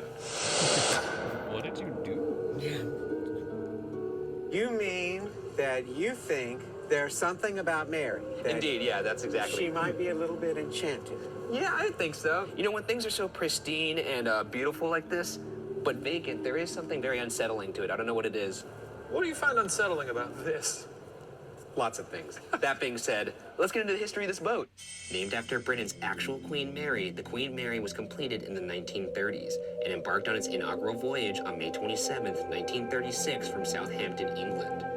The boat served as the new benchmark for luxury, containing 2 cocktail bars, 2 swimming pools, 5 dining areas and lounges, a grand ballroom, and much more. However, all that luxury would soon go to waste during World War II, when the ship was repurposed as a transportation vessel for troops and prisoners of war, and was appropriately painted gray. In fact, the ship was so much faster than enemy U-boats that it earned the nickname the Grey Ghost. Did they paint it gray specifically for the war? You don't think the Grey Ghost is a pretty cool nickname? It is a pretty badass name. Captain the Grey Ghost. Tell that story in a bar. Oh, my ship? Well, she's called the Grey Ghost. The ship was estimated to have carried over 800,000 servicemen throughout the war. Wow. In 1947, the ship returned to the Queen Mary status, and in 1965, it was sold to the city of Long Beach in California, where it is now docked permanently. Now that we've established the boat's history, let's take a second to revisit my own personal history with this ship. Oh, God. I've told Shane this story before, but about 10 years ago when I was it 10 years ago? This is riveting. When I was 17 years old, I visited this ship with a couple friends. I was really interested in the paranormal, but didn't believe it was a real thing. Never thought I'd be back in this room. This was my ghost father. After taunting the ghosts to show themselves and coming up empty again, I returned disappointed to my hotel room on the boat, cabin B484. Oh boy. It hasn't changed one bit. It's exactly the same. Which bed were you on? I was sleeping right here. On this one? I was sleeping on the left side towards the wall. You were hanging out. This looks like a Best Western. That night when I slept, I was repeatedly poked in the face, but I was too scared to open my eyes, and when I finally did to confront the person I was sleeping next to, my friend Elvin, I discovered to my horror that he was actually fast asleep and snoring. I thought maybe... Ain't that like Elvin? Yeah, maybe nothing. Maybe it was nothing. So I tried to push through it. I eventually did fall asleep. The next morning, went into the bathroom. My friend Casey saw the sink turn on, so we set up a camera to try and catch that. So when we set up the camera, we actually caught. If you look in the footage at the left corner, there's a bag with toothpaste on top of it. You'll never forget that plastic Ziploc bag. Fuck you. I'm getting chills seeing the actual toothbrush that has been so. Okay, see, look it. You can see it. It already happened? Yeah, it already happened. Not boding well, considering I didn't even Hey, get Krista. On the wrong side of the screen. Yeah, Hi, there's friend. definitely a force at play there. We're learning about we're learning about the Queen Gravity. Mary. Which is cool. I'm sure you know about that. Okay, you gotta admit that I'm looks happy weird. you're here. I love you. No? All right, so It really doesn't. let's rewind it again. It happens at the exact same time that you throw your shit on the counter. There's always something. Look at the bag, how it moves. It's like, Yeah, because there's toothpaste on it. there's like a jitter. Watch. Bags are stiff. That's a pretty firm movement. It almost looks like someone's puppeteering it with a string. Right, it's a haunted bag. You can't see that it flung it a little bit. Oh, This you got to go toothpaste on falls it, Chris? straight down. It was up Oh, that's cool. and down. Was it spooky? Straight Did you have any up kind and of down. spooky stuff happen? Or is it just beautiful? Straight, no, up and down. Before that toothpaste hit the floor, I didn't believe in ghosts. I thought this was all BS. But what I saw in that bathroom changed me into the man that you see today. A firm believer in ghosts and the paranormal. I've never doubted it again, and I swore I would never return to this ship, and yet here I sit like a freaking idiot. So I've told you numerous times that I would love to see something like that. If I just get one experience like that with definitive proof, maybe tonight's the night, I'm feeling lucky. that being said, let's explore some of the paranormally active areas of the ship in my return to the Queen Mary. There are quite a few documented deaths that occurred on the Queen Mary, and numerous more reported ones, so let's revisit a couple. In 1936, Sir Edgar Brennan, the first captain of the Queen Mary, died of a stroke in his cabin. In 1949, Senior Second Officer William Stark accidentally drank laundry detergent stored in a gin bottle, thereby poisoning himself to death. Who's storing that in a gin bottle, though? Apparently, the captain at the time had a gin bottle in his room, and he said, you've been doing a good job today. Go to my room, pour yourself a drink. He failed to mention there was acid, or I've also heard it was detergent. This doesn't taste like this burning my tongue. I better swallow it. You imagine him just a minute after the guy left the room being like, oh shit, I didn't drink the other bottle with the X's on it. Oh, darn it. By the way, Shane, I have a bottle of whiskey in the room for you if you want to go take a sip of it. Go. Yeah. However, the most unfortunate deaths all occurred at one time. As I had mentioned before, the Queen Mary served as a transportation vessel during World War II. On October 2nd, 1942, the Queen Mary was being escorted from New York to Glasgow by another much smaller vessel called the HMS Curacao.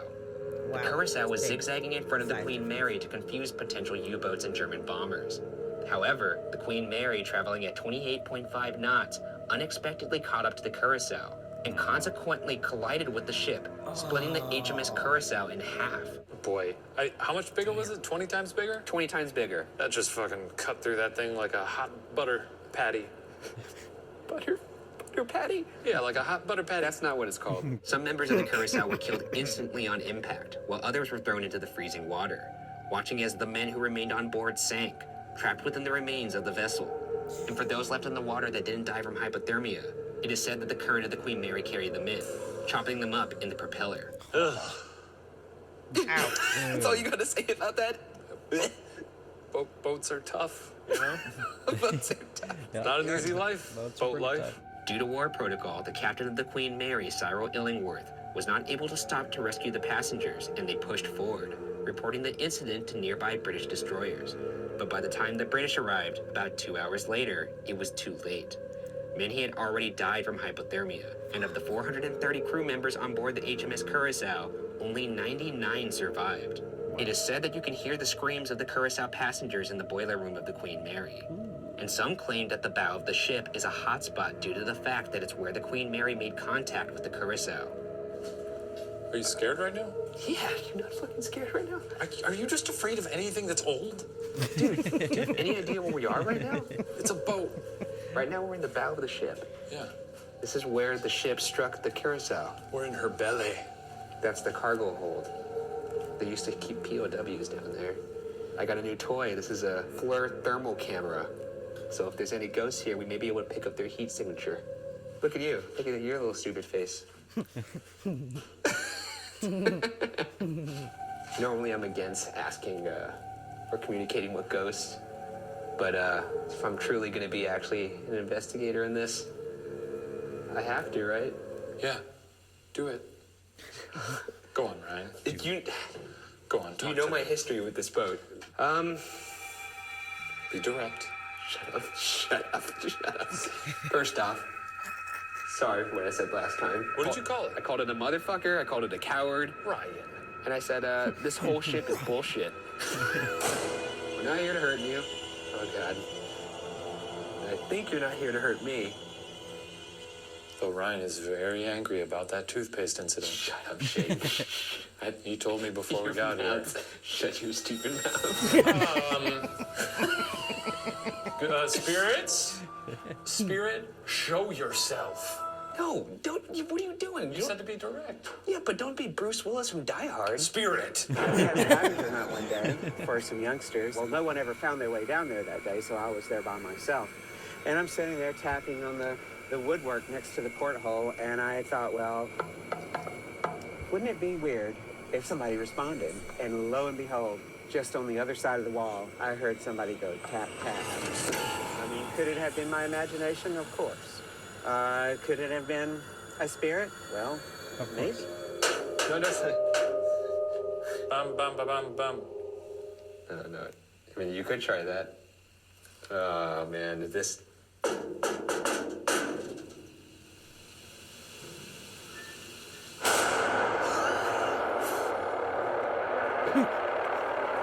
Terrified. It's just creaking, it's fine. Why did they do it right then? Do it again.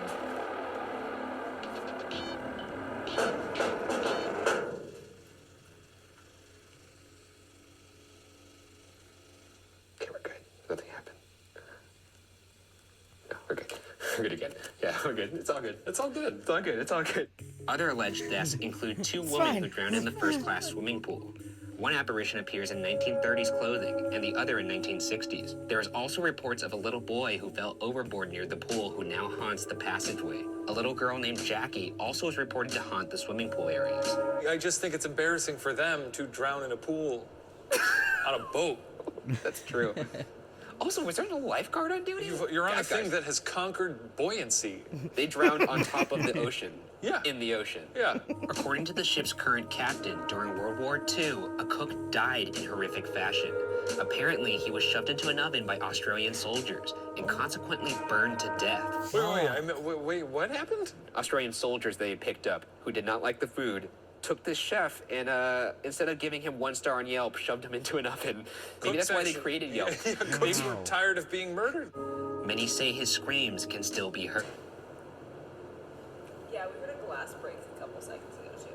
Yeah, did you hear that? Yeah, we are right next to... down the hall is the galley where the kitchen was. I'm a little unnerved that the clanking did come from the kitchen. That doesn't sit super well. Oh, wow, you're actually admitting to something for once. In 1966, an 18-year-old crewman was crushed by door number 13, an automatically closing door during a watertight drill. His ghost is sometimes seen wearing white coveralls. Looks very confusing. It looks like it'd be pretty easy to get crushed to death here. I mean, this is just in itself, even if this is not spiritually active. I mean, look at this place. It's a marvel. It's just massive. There's just numbers. How could anyone possibly know what the hell's going on down here? Number 13, is this where it happened? No, this is not. Oh, this is where lubrication happened. Lubrication oil pump controllers, to be exact. Little semen lubrication. Jesus Christ. No, that's fun. I think this is it right here. This is door number 13. Do I feel strange right here? Yep, I don't like it. I'm gonna get out of that. It is crazy that of all the numbers, he could have gotten stuck in 13. Oh, man. Okay, now I'm starting to get scared again. Hello there, if there's anybody here, please show us a sign, make a bang. Be nice. No. No fucking way, no. It's clearly just some machine turning on.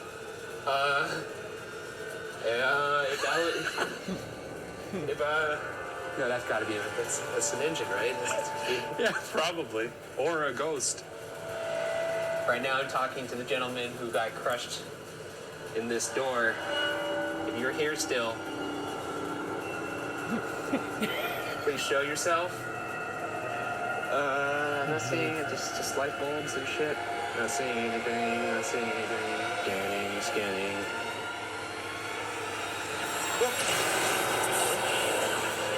You see something? Look at this, it's just a light, but it looks like someone looking out.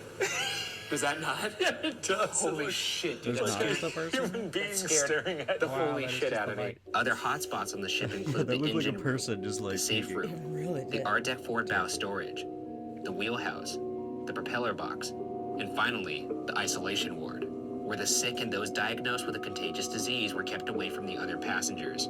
And in some cases, the isolation ward served as a makeshift prison. Let's do this.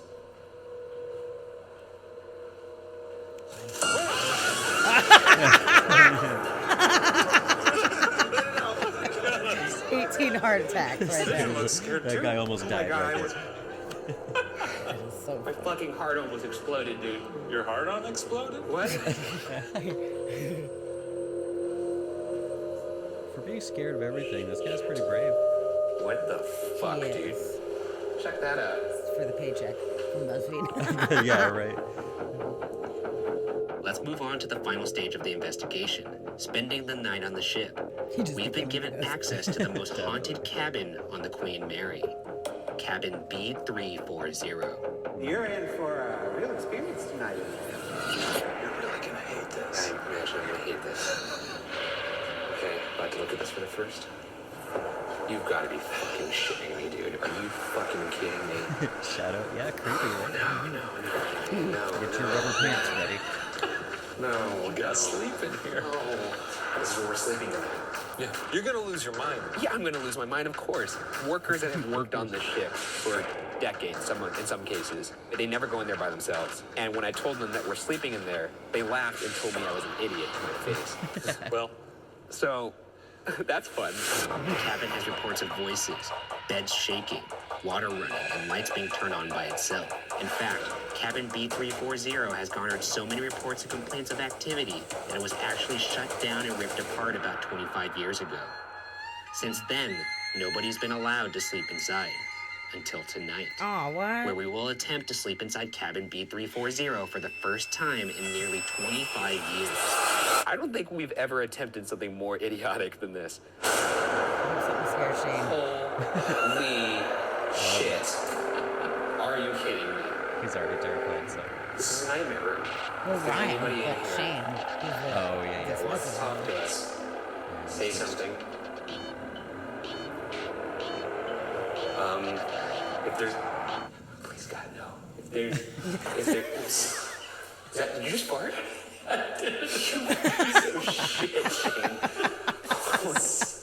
did my fart scare you? Are you fucking kidding me? It was an accident. I didn't do that on purpose. I genuinely did not. It just slipped right out of your butt cheeks.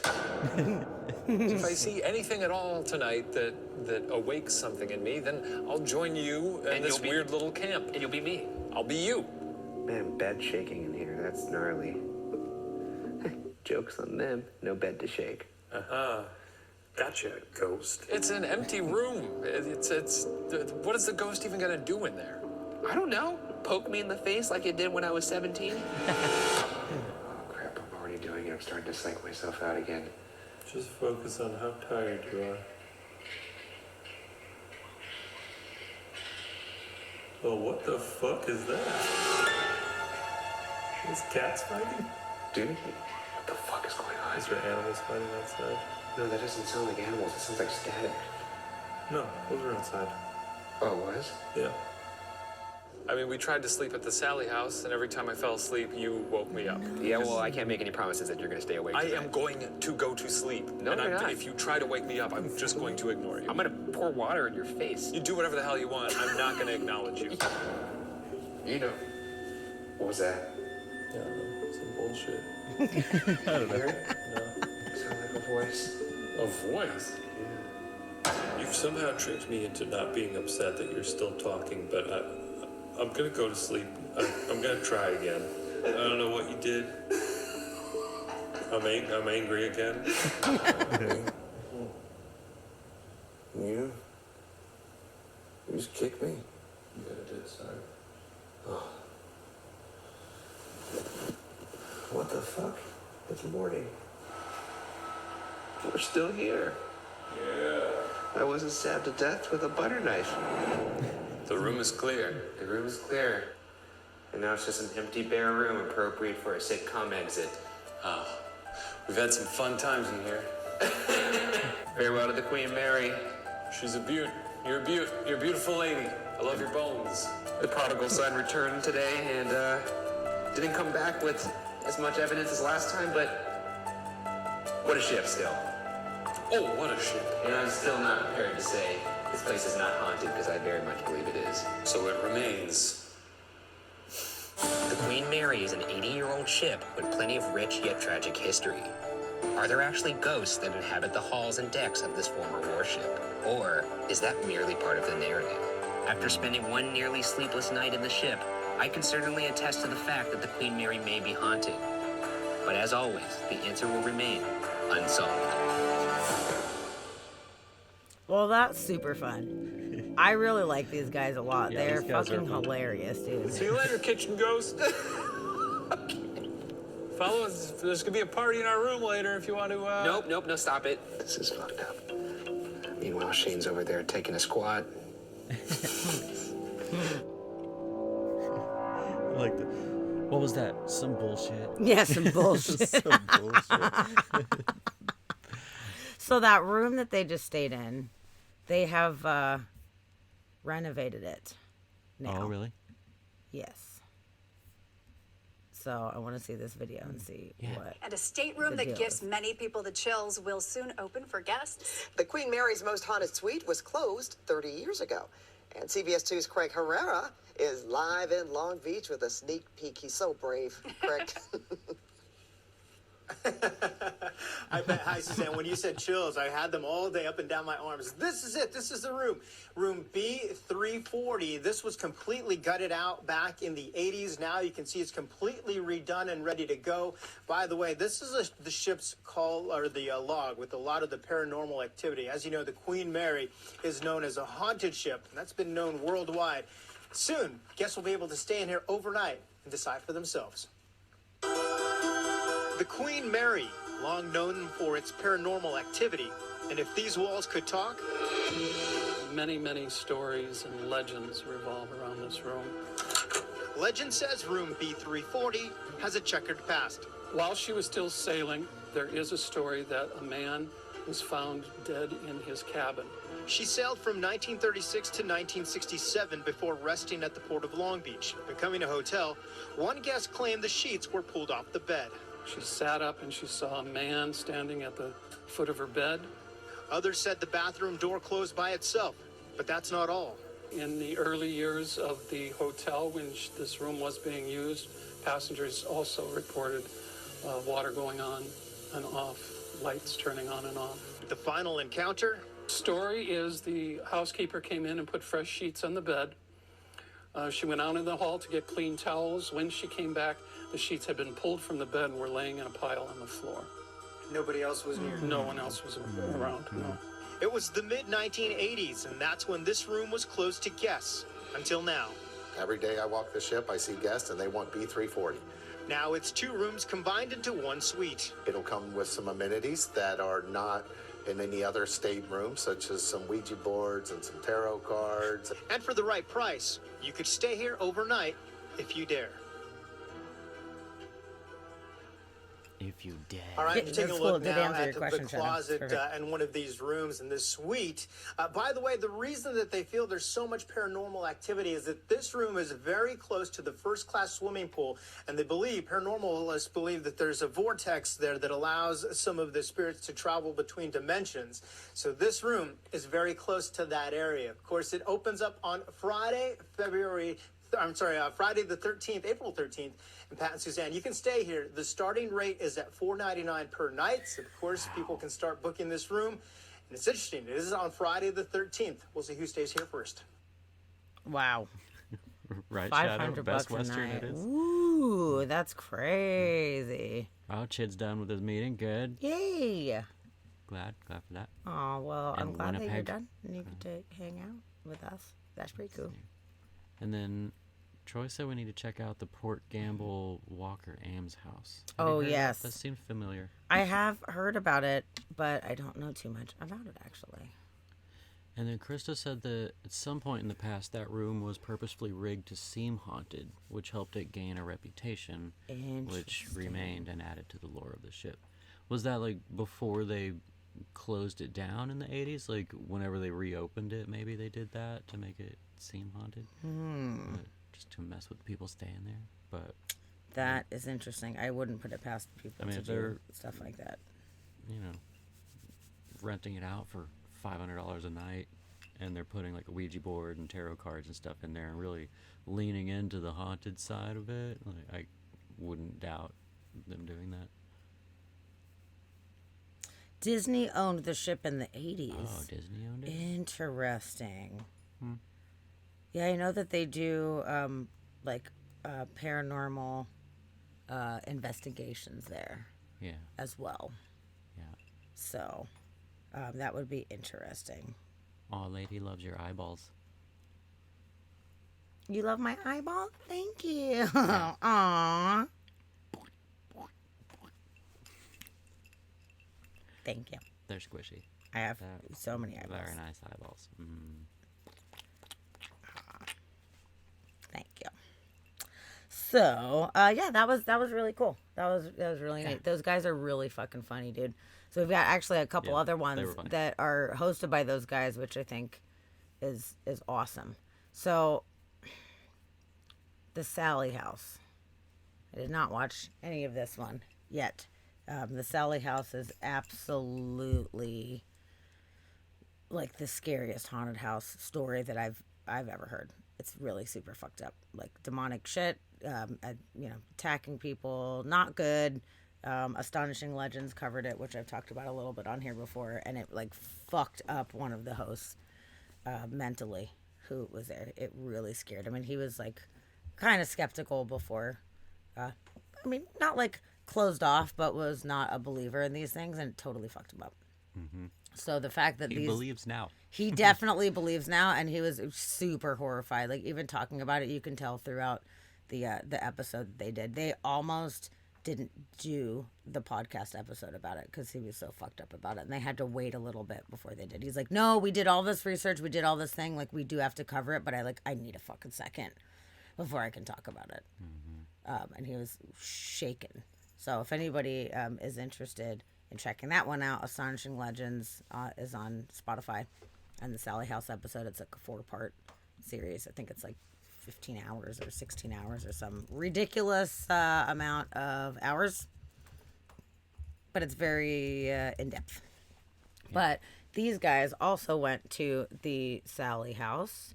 It's in Kansas, Atchison, Kansas. So I'm really curious what they experienced there, to be honest, because it's been known to have some really dark, crazy shit going there. So, whew. Let's see. Here's the link for the Astonishing Legends website and the Sally House episodes. So there's 4 episodes. There's 3 episodes of the podcast, and then I guess there's a it's a Dave Glover show at the Sally House. I don't know who that is, but it's a... Oh, okay. So he's another like investigator guy who did something similar, and they did a recap after the fact where they like got with Dave and we're talking about like the things that he's covered and whatever. So it was kind of like a combo episode kind of thing, which is neat. Oh, it's 4 parts, and then that episode. So yeah. Okay. Yeah. So yeah, there's a link to those if you're interested. It's really good. It's spooky, dude. Yeah, and they're all on Spotify, like she said too. But they have such amazing episodes on so many different things. Yeah. If any of you guys have not checked it out, I know I've talked about it a few times, but if any of you guys have not checked it out and you like spooky stuff, listening to, interesting different subject matter while you're driving around or cleaning your house or whatever, I would definitely recommend it. They're fantastic hosts, and they're very in-depth about everything and objective. They try not to jump to conclusions. They're not pushing agendas. They just want to share the information at hand, and some of it's real fucked up. But it's that one's the scariest. Yeah, that's a really good quality podcast for sure. They're great hosts. Good night, Steve Scott. We love you. Good night, Steve. Thanks for hanging out. We'll see you soon. I hope that you make it to our Halloween party. That would be awesome. Yeah. That'd be great. Chid said to look into ghost stories for Winnipeg because it's weird. Yeah, maybe we can do that for next week too, so I can do some research and find some good stuff. And actually taking Troy's suggestion too. Maybe we take some suggestions and look into that, and the next week we can cover some of the stuff that people recommended. That'd be awesome. Cool. Yeah. Yeah, Troy was saying it's like a whole haunted town that the corporation owns. Weird. Yeah, we'll have to look it up. Oh, Port Gamble. I have heard about it, so I will check it out for sure. But I'm glad that you came in. Thank you for coming and hanging out. I appreciate you. Yeah, for sure. That's awesome. Good night, Troy. We will see you soon. Yes, we will see you soon. We'll make a McDonald's date soon, Troy. Cool. It'll be awesome. And hey, thanks. I'm glad you like my eyeballs. Kirby Jules. Hello. Nice cool. Yes, Kirby. Hi. I'm glad you're here. Welcome. Just in time. We're about to start another video. Just in time for which is perfect. So yeah, let's check out the Sally House. episode of the BuzzFeed Unsolved. I'm very curious. Glad you were here, Troy. Come see us soon. Definitely. Okay, now's it starting. I'm going to go to the... I can't believe we're back here. You will be evicted from the premises!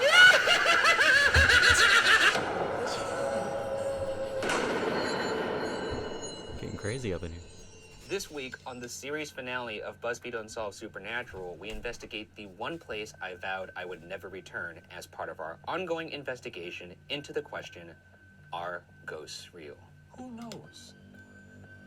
What a change for the last He promised one. he would As you know, never I'll only do return one to the demonic boat investigation as per well. season, but seeing as how this is the last season, I figured, why not treat you guys to two? And specifically, why not end this series with the demon I started it with?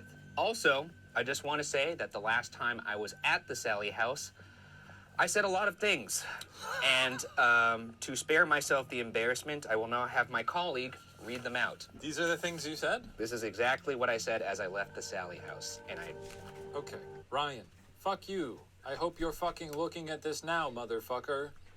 Shane, did you just call the demon a motherfucker? Ryan, I don't give a shit now. I'm gone. Peace out, bitch. Not even a single part of me feels bad about leaving. Go fuck yourself, Sally House. You were truly awful, and I hate you. It was regrettable, and it was a moment of weakness. At the time, I was more scared than I've ever been in my life. What if it was the first and, episode I'm that- returning there now to Yeah, that's what he repent. said. There was a first episode. And Well, he now that swore we he got would that never out of the return. way, there's And he's only returning. one thing left to do. The series finale. We're going back to the Sally house. Let's finish this. Damn, I kind of want to watch Yes, the so I first guess the series premiere was the Sally House. one. Should we see if we can find the first one? We're on our way Or to should the we Sally just do this house. one? Which I'm is not a recap? excited. I actually Yeah, maybe lost we do sleep the over first it one. last night. Let's see if we can find the first one before we get into this one. I'm very curious to see how we hold up in there and like what the vibes are because Because this will do like a Yeah. recap, which might be helpful to have a recap of both of them. Yeah, I think we should do the first one because it, from what he said when they were leaving the house, he was super scared. So, Fuck you, Sally oh, House. Plain Toast has seen it. You've seen it? You watched the first one? We've never seen these guys before today, and now I want to go and watch more of their episodes. Uncle Scar, hello. Hello, Scar. Hi, hi, hi. Oh, you came at the perfect time. Yeah. Yeah, I did. Okay, return to the Sally House. Where is their original? I didn't see it on I their bet YouTube. there's a link in this description. Oh, actually.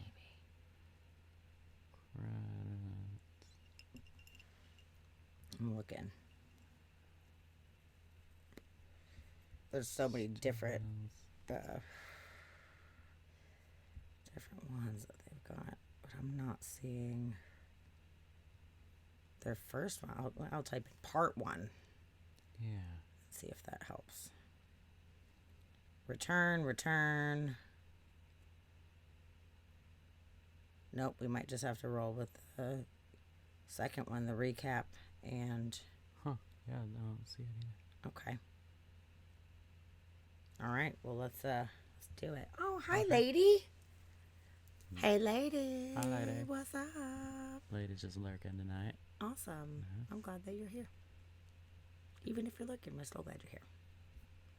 Okay, let's do it. We tried. I remember the first time being there. There were I mean, it's a spooky house, certainly. Yeah. There's something about, I remember the sound being very, very dull. Oh, God. Oh, God. Is that an omen? Is that an omen? Yeah, I feel like a black dog running unleashed is not a good omen. Oh, boy. The last time I saw this house, I was in a very agitated state of mind. You don't look well right now. I definitely am a little better than I was last Hold time on, I was it's here. giving but, the name of this episode right there. I can't see it because of the things, though. Hold on. 3 horrifying cases of I was ghosts very happy, and actually, 'cause I was demons. leaving. That's what it's called. 3 horrifying cases of ghosts and demons. Oh, I did see that one, but that's multiple different houses, so they did Sally as part of it. I guess the Sally House was one of them. Do you want to find that and watch the Sally House portion? I think we should just do this episode. Let's just do this episode. And I remember We're doing it. the feelings Okay. I felt leaving this place, and every one of those feelings has now flipped its head, and I'm back. He's back, baby. Back and better than Say it ever. with confidence. And now I'm back. Confidence. And now I'm back. No, come on. And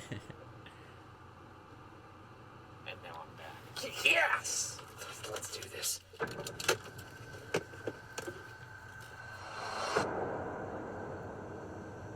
We're back. We're back, baby. I can't believe we're back. I said I'd never be back, and I guess, a fucking liar. But this time, I'm not messing around. You got the gear. I'm about to go whack Sally. You're far more confident this time than you were last time. Oh, man. I can't believe we're back here. It actually is all just hitting me. This is it. This is our last hurrah. It sure is. What a weird mix of emotions to be sad, happy, and horrified. I mean, I don't have the horror, really, Yeah, but that's true. sort of, I guess, sad and happy. All right, Sally. You wanted us. Here we come. Located on a quiet suburban street in Atchison, Kansas, the Sally House was built between 1867 and 1871 for Michael C. Finney and his family. It is believed that Michael, his wife Kate, and their 3 children, James, Agnes, and Charles, lived in the basement while the home itself was being constructed.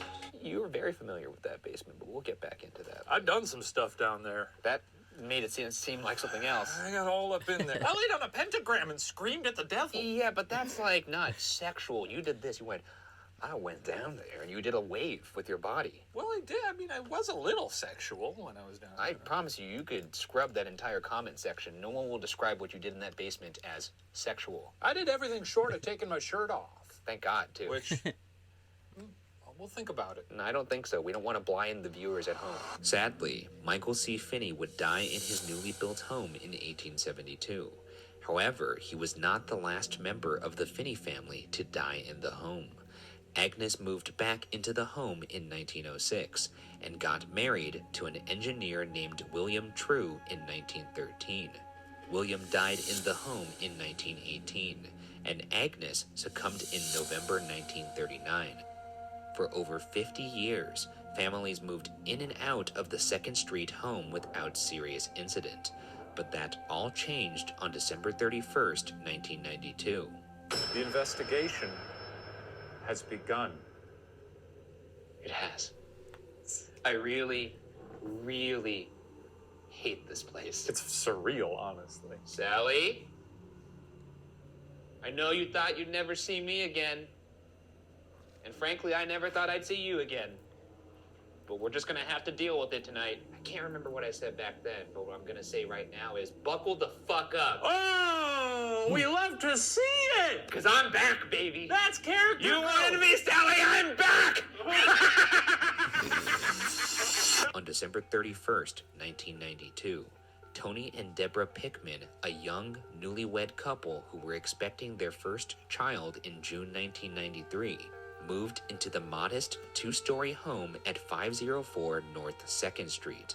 The two were excited to begin their new life together as a family. As the couple unpacked their belongings, their dog, normally mellow and subdued, began ferociously barking at what would be the nursery they were preparing for their new baby. Thinking it was just the dog getting used to its new surroundings, the Pickmans didn't think anything of it, and in a little over a week, the barking subsided. From January to June 1993, the young couple would go on to experience lights flickering and dimming, cold spots around the home, and unexplainable dropped calls from their landline. However, the Pickmans were first-time homeowners and assumed these kinds of occurrences to be common in a home that was built in the late 1800s, and Tony even joked, quote, "Huh, we must have a ghost," end quote.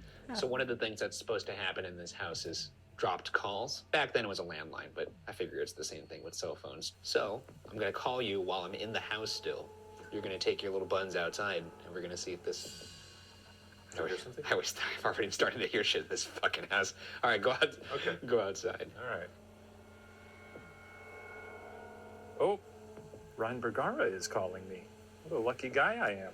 Hello. What took you so long to answer? I don't like to seem overeager when I answer the phone. I guess we just have to wait for Sally to disconnect the call now. It just occurred to me we don't really talk on the phone to like just see what's going on because we see each other every day, so it's... Yeah, I mean, we could start that if you want to. I really wish Sally would actually disconnect this call like now. Come on, Sally! Is Sally like... Does she actually listen to the phone calls? Yeah, I don't... Is she like a Richard Nixon thing? Yeah, dude, is she wiretapping her phones? She's sitting there in the van across the street. Sally, if you're on the line, Ryan's in there alone right now. You could really give him a good spook. Probably not what he wanted him to say. No. Well, that didn't work. No. So, off to a thrilling start here. But things changed once the new baby arrived. Once the Pickman's son arrived, the strange occurrences began to escalate. Electronic toys would turn on and off on their own, and while vacuuming the nursery one day, Deborah witnessed the wind-up musical mobile above her son's crib begin to play on its own. She also couldn't shake the sensation that her son was waking up almost hourly throughout the night, quote, as if someone was playing with him, end quote. At one point, a neighbor asked Deborah if there was a reason she left her nursery light on throughout the night. In reality, the baby had been sleeping in Deborah and Tony's room at the time, not in the nursery at all. There was no reason that light should have been on at night. Deborah suggested that the neighbor could have been seeing a light from the hallway, but the neighbor was adamant. The light was coming from inside the nursery. Up to the nursery. Obviously, this is one of the hot spots in this house. And look at all the guys. They're all here. The whole gang's here. The gang is here. This is where apparently Sally would play with their child. All right, Sally, last time we were here, or the Finney family, or the True family, we did not do really any of this. No, we just walked around and sort of looked at stuff and then left. You already know this, but my name is Ryan. I'm Shane. Could you say our names back to us?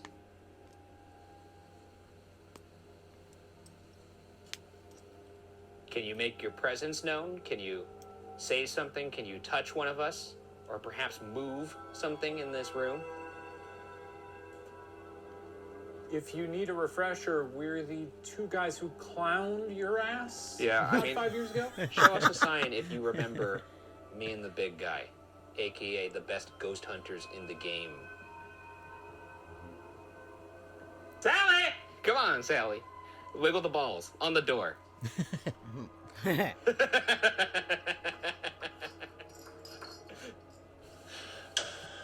Wait. What? Did you hear something? I think I did. Whispers? I thought I heard whispers. No, I heard like a... While the bells on the door didn't move when we were there, an audio recorder left in the room picked up the bells clinking together on their own later in the night.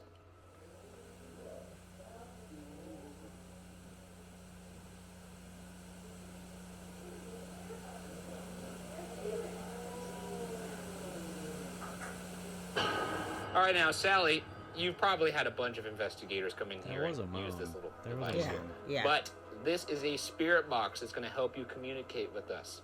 Once again, the name is Ryan, as you already know, and Shane. Say our names back to us if you want to communicate. We're going to be here all night, and frankly, if you want us to leave, now would be the time to do something crazy. Do you not like me moving your stuff out of the circle? Oh, shit. Sally! There's an opening now. Look what he done! Oh, I heard moved it.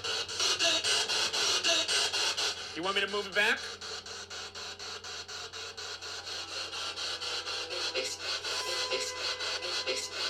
What? What? Sally, this is the last hurrah. You're gonna... Wake up? Just go? Sally, this is the last episode of this series. You're closing out the show, and you opened it. That's a huge honor. Why would you go? Why would you go? Well, we have to go. Yeah, we don't live here. We live Wait, in... are you talking about the show? Or because we thought it was just time? Felt right. It felt like the right time to leave on our own terms. Who is this? Who am I talking to? This Charles Finney? No one in particular? I just want to talk. Want whiskey? More whiskey? Want whiskey? Want whiskey? I don't know if we can do that, honestly. We had a lot of whiskey last night. Do you like whiskey? All right, I'm going to give you a little bit of a rest. In this room, our audio recorder picked up this very clear and chilling voice.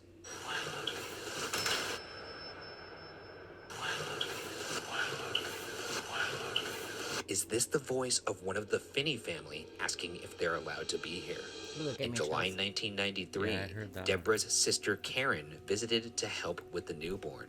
According to Deborah, it was on Karen's final evening, quote, that we were pushed over the edge of disbelief and through the door of terror, end quote. Upon returning from a day at Deborah's in-laws, Tony asked her why she put all of the baby's stuffed animals on the nursery floor.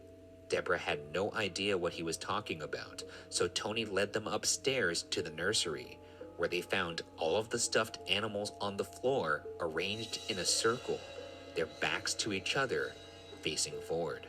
Thinking it was some kind of prank played by one of Tony's brothers, the Pickmans rearranged the stuffed animals back in their proper places throughout the nursery and went back downstairs.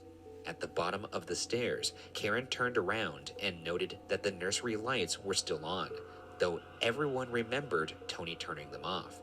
They went back up to turn the lights off, and upon entering the nursery, found one of the teddy bears laying flat on its back in the middle of the floor. Undeterred, they placed it back on the chair, only to find it right back in the middle of the floor, laying flat on its back hours later.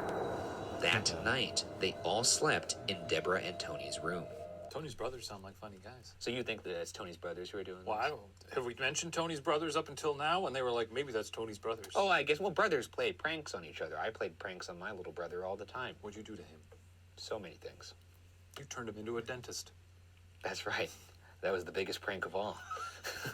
I'm sure your big brother played pranks on you. Medays don't prank. So, Sarah, real quick, the thing that he's using is called a spirit box. They're actually pretty popular right now, but essentially it's like a radio of sort, and it flips through frequencies. So whenever you hear the static going, it's because it's changing frequencies, and it just stays on each one for a second or less. And it's the idea is that if a ghost is speaking, that it can use the electromagnetic whatever to work the electronics and can get a voice to come through and create an EVP that is audible for people without having to record it and then ramp up that audio back on a camera or whatever. But it's called a spirit box, and it's pretty interesting. Yeah, you can get them for pretty cheap. Yeah. A friend of mine has one, and she put on these noise-canceling headphones and had it on, and I was there asking questions. She couldn't hear me and the questions that I was asking at all, and she was just calling out the words that she was hearing, and it was pretty fucking spooky. Yeah. It was pretty yeah, crazy. it's pretty interesting because they're doing it where both of them are just listening to it and picking out the words, but that's technically the way you're supposed to do it, is where one person is not hearing the questions, so they can't fill it in with what they think the answer would be. All they're doing is saying the words that they're hearing, and they do it on that show Hellier, and some of the answers that they get are, like Plain Toast said, quite surprising. Like, yeah, it's trippy how on point some of it is, and yeah, it's pretty crazy. But then there's also a lot of other recorders that they use for just like plain EVPs that they set up in rooms that are real sensitive, and then they go back and they listen to hear if anything is out of place, any voices were heard or sounds were heard that could not be accounted for. Yeah. So they're using a combination of just like EVP recorders and the spirit box. Yeah. There you go. Definitely. Okay. Continue. We also don't play sports. We watched a lot of Star Trek. Makes sense. After hearing what transpired the night before, Tony's brother Greg came by with his 35mm camera. The Pickmans led Greg up to the nursery, and as he was about to take a picture of the stuffed bear, he said, quote, "If you're here, do you want to have your picture taken?" End quote. Just as he clicked the shutter, the bear spun around on its own in front of their own eyes. From Deborah's own account, quote, the guys went into immediate panic. Fighting fear and every other emotion you can imagine, we all decided it would be best to leave for a while. End quote. If you're here, do you want to have your picture taken? Come on. What is your name? I thought, oh Did shit. it say Sally? I heard Sally. Oh shit. Or Sally, how old are you?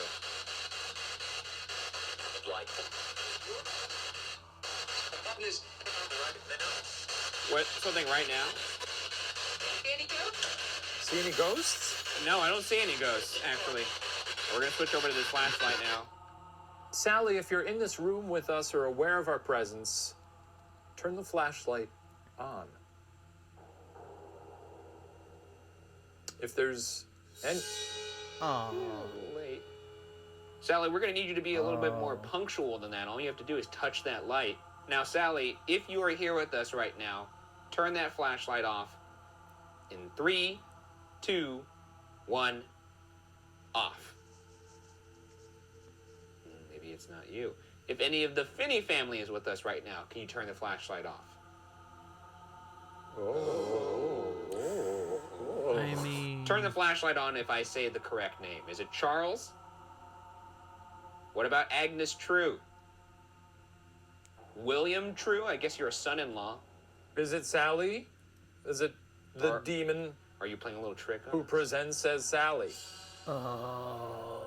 If that actually is a demonic presence in flashlight? here, or Sally, the thing that says it's Sally, could you turn the light on? Oh, fuck off. Dude, fuck you, dude. Yeah. All right, Sally, turn off the light right now. In the story, it said you messed with the musical mobile for their child, the Pickman's child, that is. So, if you could get that to play, that'd be quite something, Sally. Just sort of, do anything at all. Just rotate that back. We were not as impressed would with be that enough light as we should have been. to make the boys wake up. That was pretty impressive. Yeah. I swear to God, I heard those little balls make a noise. Did you? I'm trying to see if they move on their own. An audio recorder left in this room would later pick up the musical mobile playing by itself.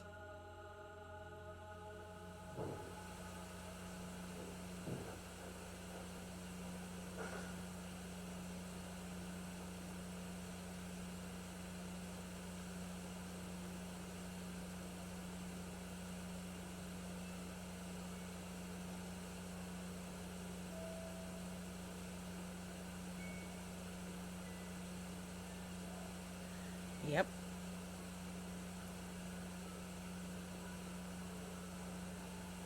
That's creepy. Yeah, those lights going on and off, that was very Yeah. It was like answering their questions. responsive.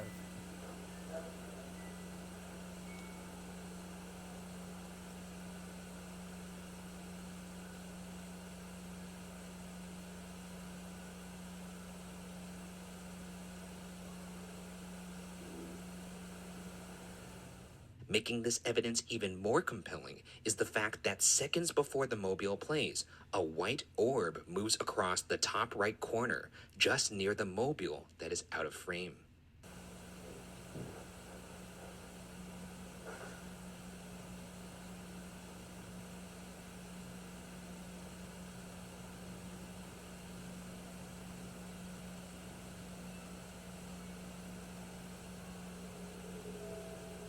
I don't see it either. I wonder if it didn't happen. After this horrifying I didn't bear see shit. incident, Nope, the missed Pickmans the orb. grabbed the baby and everything else they needed to leave the house. But as Tony was strapping the newborn into his Oh, car Krista, seat that's on the cool. sectional couch in the living room, What's your he Halloween felt costume a t-shirt? sharp pain on his lower back. It wasn't until they arrived at Tony's parents that Deborah asked to see his back. To her horror, she found 3 long scratches down the center of her husband's back. Unfortunately, this was only the first of many times Tony Oh, would that's be awesome. scratched That'd be throughout fun. his time living Oh, in the yeah, Sally nice. house, including one incident that was captured on video. I mean, you've long asked demons and ghosts to scratch you. Yeah, guess what? They never have. Well, maybe that's because you didn't have round two. Is it possible that when you go to these places, people are so thrown off by this screaming at them that they don't really have time to process and then react? No. Let me finish. That when you come back a second time, they're like, hey, that's that a-hole last time who said to scratch my back or scratch his back and, rip his butthole open. Maybe this time I'll do it. I would love it if they actually had some, motivation this time to get at me. Scratch my cornea. And then play his ribcage like a xylophone. All the funny things he asks you. It's a nice little night for a demon. We're here in the living room at the Sally house. Maybe not ask about the eyeball scratching. We're here in the living room at the Sally house. Well, that's alarming. Sally, was that you that just giggled a little bit? Can you make your presence be known in here? Can you move something?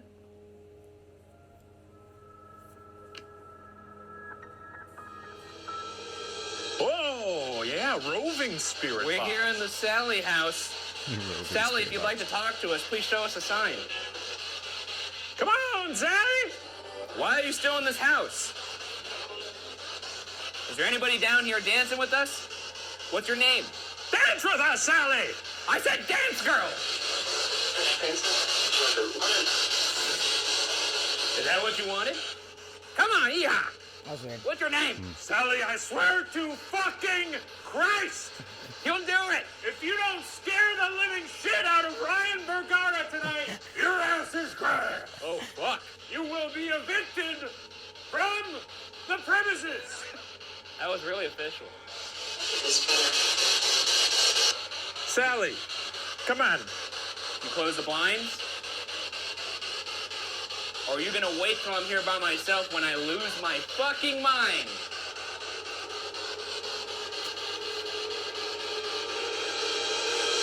So be it. After this event, the couple called in psychic Barbara Connor, who visited the Pickmans on July 29th, 1993. While she spoke to the spirit, Barbara sat quietly with her eyes closed and finally was able to give the Pickmans a name. The presence in their home was a little girl who liked to be called Sally. If I've said it once, I've said it a million times. I'm going to put Sally in a net or a box or whatever the equivalent of a ghost cage is. Are you bringing an actual net to the location? No. Okay. I'm bringing in something that's even better. What is it? Well, this particular ghost cage, one could consider it organic, perhaps even living. What worse place for a demon to live than inside you? I'll take her. This is my plan. We're taking a ghost home with us. We're going to walk through the TSA scanner and they're going to be like... These guys are making bad choices. Yeah, those are not good decisions. Sally would often let her presence be known by lighting a candle, a considerate gesture to let the Pickmans know a friend was present. Or at least, that's what Barbara led the Pickmans to believe, as she concluded at the time that Sally, while certainly capable of being childish and bratty, was most likely harmless, as long as Deborah was, quote, patient but firm with her, end quote. But this assumption would be revealed to be wrong. Dead wrong. On October 31st, 1993, any doubt that there was indeed something in the house would soon be removed. In the early morning hours on Halloween, Tony came home from his shift at work and made his way to the kitchen to grab a drink. After grabbing a cup from the cupboard, he turned around and saw a young girl standing in the kitchen. Tony described her as wearing a, quote, white dress, and I remember she had a white ribbon in her hair, kind of like she was dressed Good night, for church Plain or something. Toes. And then it Sweet kicked dreams in. to you. Thank you for I coming could to see hang out through with her. us. Yeah, it's nice I can seeing you. see the door right through her. I hope you enjoyed End spooky quote. story. If a spooky-ass church girl shows up in your kitchen in the middle of the night, That's an easy way to get a broom to the kisser. she's if you getting ask me. a bat to the head. A bat now. She's a Shadow. demon. Throw That's some true. water on her. You know, like a little spritz. Like, get out of here. Like a cat? Like a cat. Get the fuck out of here. Come on. Years later, another resident who lived in the home before the Pickmans would tell them, quote, the whole time we lived there, my daughter was 5 at the time. She had an imaginary friend named Sally. I would scold her for something and she would come back and tell me, I didn't do that. Sally did it, or Sally told me to do it. End quote. When this little girl was shown the drawing Tony had made of the spirit he'd seen in the kitchen, she confirmed that it was the same Sally from her youth. Perhaps one of the few documented instances of communication with Sally happened in this kitchen in 2016 at the hands of two rookie ghost hunters. Back in 2016, Shane and I investigated the Sally house with paranormal investigator Eric Ensbrenner. Eric set a flashlight on the counter in the kitchen and asked the presence in the home to, quote, turn the light on for us. Here's what happened next. You're fucking crazy, Shane. If you don't like us, turn it on. Please don't turn it on. Please don't.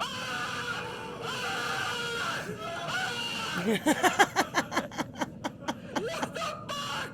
Oh, shit.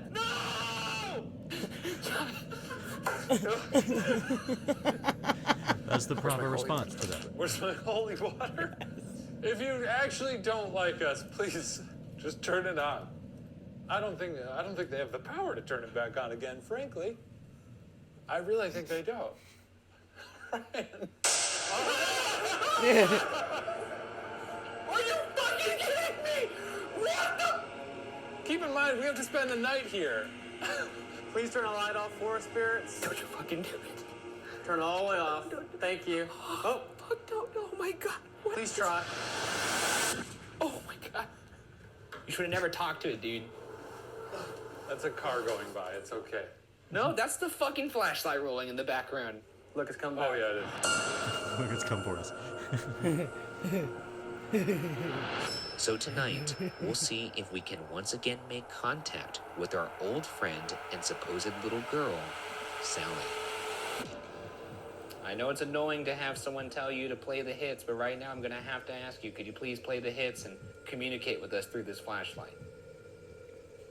Please turn off that flashlight if there is somebody here with us in this kitchen. Right, Sarah, me too. Right now. Yeah.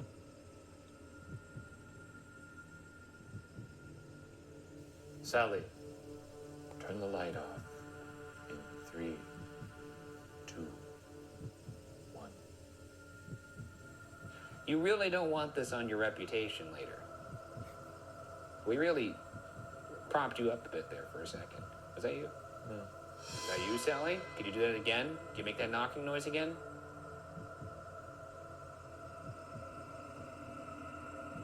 Or could you move that flashlight?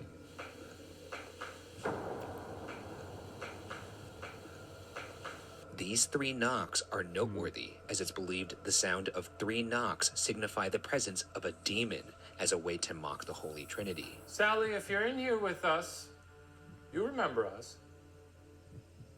Why don't you turn that light on, huh? All the way off. Come on. No. What is this Are you fucking here haunted now? flashlight they have that comes Do we have a friend? Sally, if you're... Maybe. Look, it's very simple. If you want to get rid of us, you have to intelligently respond to our questions. And that's just simply tapping the light on and off when we ask you to. Please turn that light off in 3, 2, 1. Ka-chunk. What was it? It was a little bumpy. A little bump. Are you just waiting till we go to sleep? Or I'm here by myself? That's really rude.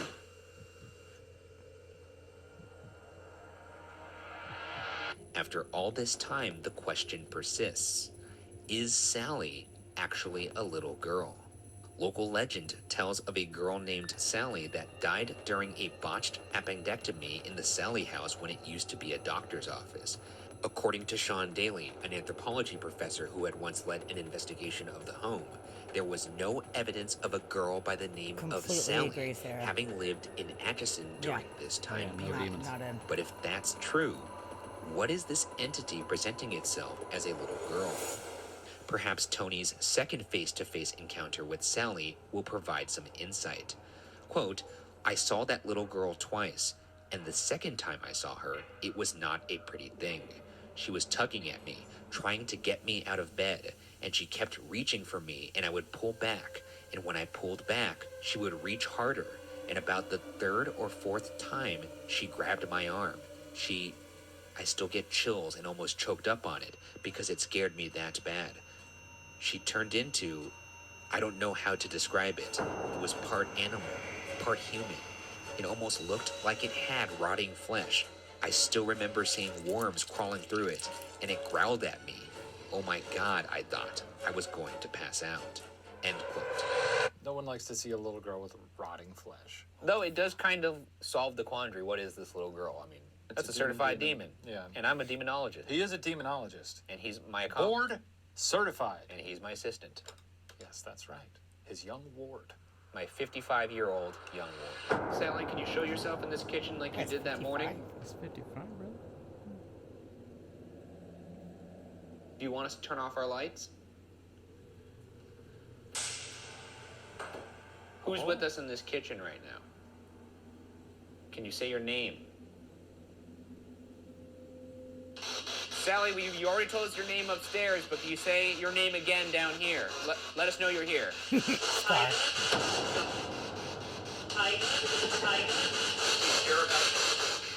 Hear about? Hear about what? Hear about what? Yeah. Hear about a demon?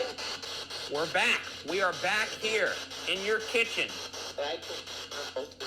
Can you just be sweet to us and talking to that little radio? Say hi. Dead? All right, Sally, we're going to try something else in here. I read that the Pickmans would often leave out a big drawing pad for you to ask you how old you are, and you would write 7. This is who we're working with, allegedly? This is you, Sally. It's a picture of you. It's a big fucking noggin. Now, if you could do us a big honor by writing down how old you are. You can always stop us from... You just take us out of my hand and write it. Otherwise, I'm just gonna draw some stuff. Oh, looks like he's drawing you farting. Yeah. Uh-oh. Looks like you just passed some gas, Sally. Oh, Sally. You've made a mess of yourself. Why don't you give her a little glass of orange juice? Oh. There we go.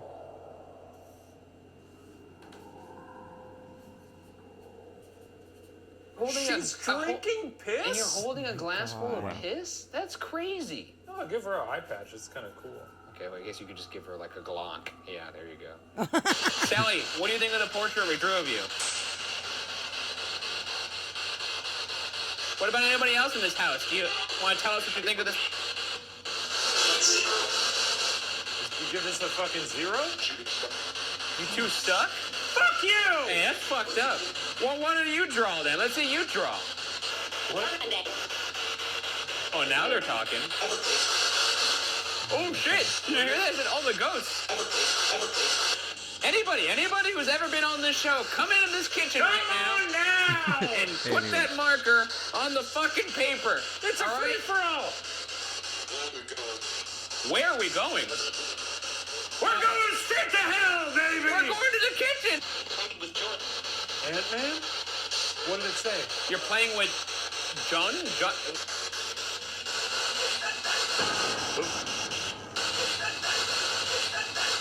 That was fucking creepy, That dude. actually did sound kind of creepy. Maybe you have a sense of humor.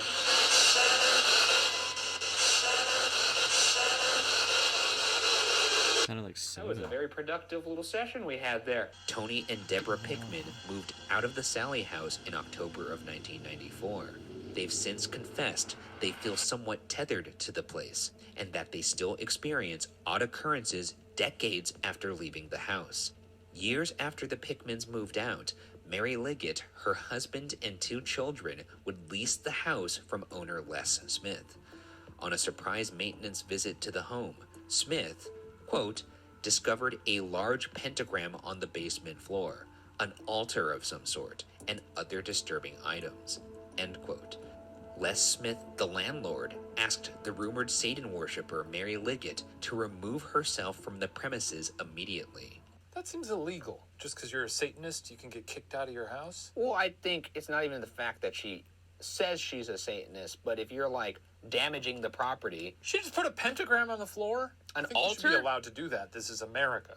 I see what you're saying, but I think it's totally fair to be like, hey, maybe don't live here because you are performing satanic rituals in my basement. I would sue.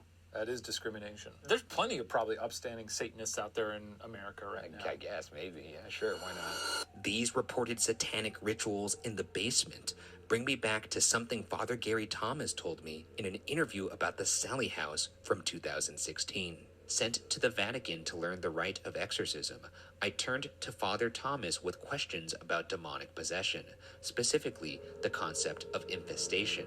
I was reading about something called infestation, where like a demon will just take hold of a house. So if that family was involved in a satanic cult and they were doing other kinds of rituals and spells that are part of the cult, it would not at all surprise me if there was something demonic still attached, because that's where that cult basically had a home.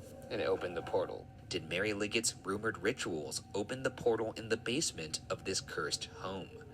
Here's another clip of Shane and I from 2016, this time in the basement. Here we go. You're out of your mind. Rock and roll, buckaroo. If you want to eat my heart, turn that light on. If you want to eat Ryan's heart, don't turn stop that light putting on. me in your shit. Our old pal, Ryan Bergara. Stop. We're a package deal. Oh, the light's on, Ryan. Look at the lights. Demon, we got him. Jesus Christ. Turn it off for us, please. For Ryan's sake. No! Fuck this house, dude. Fuck this house so hard. So tonight, we return to the basement of the Sallie House to seek an answer to the one question we've been asking for the last 5 years. Are ghosts and or demons real? All right. Great to be back. Yeah, so much fun being back down here. I love it. Oh, look, the demon hole. Oh, my old demon hole. Is there anybody down here with us? Say my name if you would like to communicate. Ryan. Shane. Kind of. Maybe. Maybe that was Ryan or Shane. Can you be a little clearer?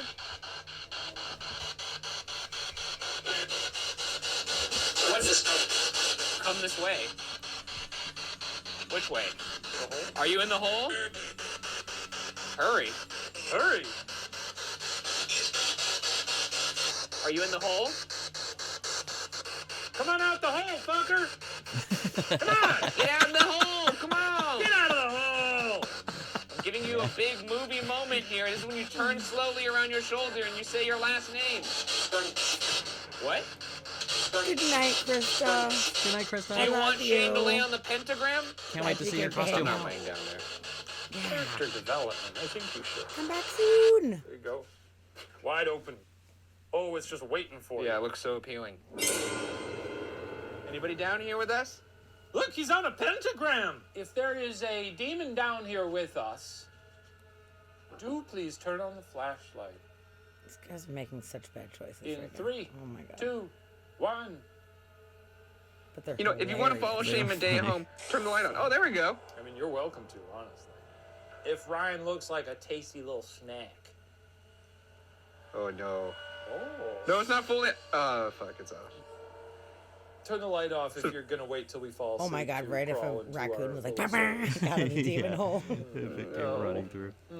No. Yeah, seems like it. If you really would like to do that, I need to know that you're actually here. If there's something that's actually here and that's something you plan on doing, prove it by turning on the light right now.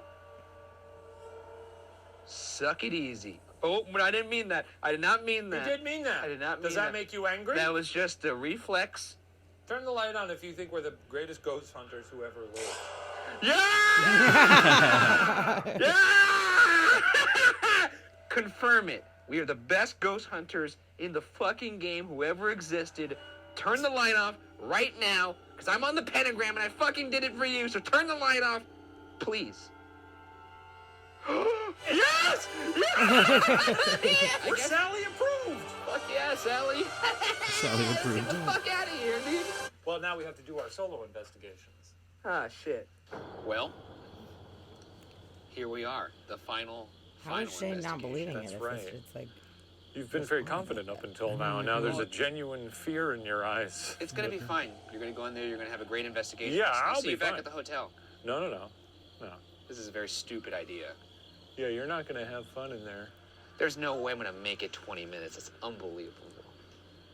So long, friend. Okay. A little one-on-one time with Sally. I really have no one to blame but myself.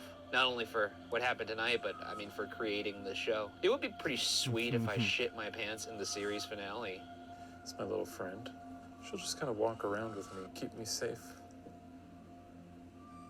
The second I walked into this room and I saw this funny little lady, I thought, there's a connection there. Sally, if you're here, I'm all alone. I gave you a golden opportunity to possess a big lanky freak. No. And you blew it. No. You blew it. Hey, Sally, it's me, Shane. We've met before. I was here 5 years ago. We've been telling you this all night. I'm an old friend, and I'm just looking for one of my demon pals. Would love to get to know you, love to hang out. It's really hard for me to feel emotional right now at all, or any kind of like, oh, this is it. This is the last hurrah. Maybe if I try and latch onto that in the house, that'll help me be not as scared. Sally! Sally! Burn this whole house down. Tear it asunder around me. My guess is the fear is going to take over my body, and I'm just going to try and be crazier than her. Maybe you could hop down here and just kill my ass. Pull my legs apart like a wishbone. You're blowing it. Once and for all. And I don't mean to make an ultimatum, but I'm just letting you know that unless you fucking kill us, then you're joining the ranks of Annabelle and Steve. You know, the losers. We boomed their asses, Sally. And now we're booming yours, and you're not even doing anything about it. You're just sitting there and taking it. This is embarrassing for you. Nothing, huh? Nothing. Absolutely nothing. Because that's what you are. Isn't that right, Sally? You're a big nothing. You're powerless in the face of the Ghoul Boys. Is it over? It is over. Oh, time really flew. It didn't fly for me, and I don't think it's going to fly for me when I'm in there. Oh, yeah, you heard some crazy stuff in there? Is that what you're going to say? I know, sometimes I do that as a joke. Every time you've done that. Yeah. Okay, I guess I've done it a few times. Every time you've done that. And I know every time I say, well, this time I'm serious. Yeah. But I heard some stuff. I'm sure you did. I did. I'm sure you did. Hey, come on. Look alive there. It's going to suck ass. Yeah, I know, I'm telling you, that's real scary. Okay. Well, let's just get this over with, huh? Yeah, wow. You say that like it's going to be fast, but 20 minutes is a long time. He's such a fucker, dude. Yeah. Have fun. Say hi to Sally. Well, Sally, you try any bullshit, I'll blast you right in the face. Okay? With this holy water. Blast you with this holy water and you'll melt like a witch. Sorry, can't really think straight right now. All the fucking blood in my body is in my heart pumping. I'm gonna have a heart attack. It was, I think the houses are the scariest kind of solo investigation. They're very, the way the sound really deadens in there. It's also spooky to be in like a room and then, like the scariest thing that could happen is to hear something else somewhere in the house. None of that happened in there, but it has the potential for it. So yeah, spooky. Certainly spooky. It's a spooky house. Always has been. Always will be. Whew. Boy, do I hate it in this kitchen and I'm alone. All right, let's fucking do this. If there's something in here with me, turn the flashlight on. Please don't. I'm going to humbly request that you don't actually show yourself because, frankly, I don't want you to. That moment has passed. But if you do want to show yourself, you can show me a sign by turning on that light right now. I'm not my fear. I am stronger than my fear. Gonna go ahead and start my way up the fucking stairs. Up the tarot ice. Fucking sucks. Good night, dude. Shadow. Thanks for fucking hanging out hate with this. us. Yeah, good Remember, And thanks for gifting those subs. We Packing. appreciate you. Yeah. I'll shoot awesome. you in your face. Have good dreams. Don't talk to Sally. I don't think he's having a good time right now. Okay, Sally.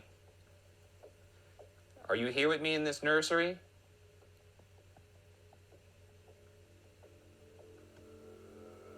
Can you show me a sign? Ah, fucking fuck, shit, balls, fuck, dick.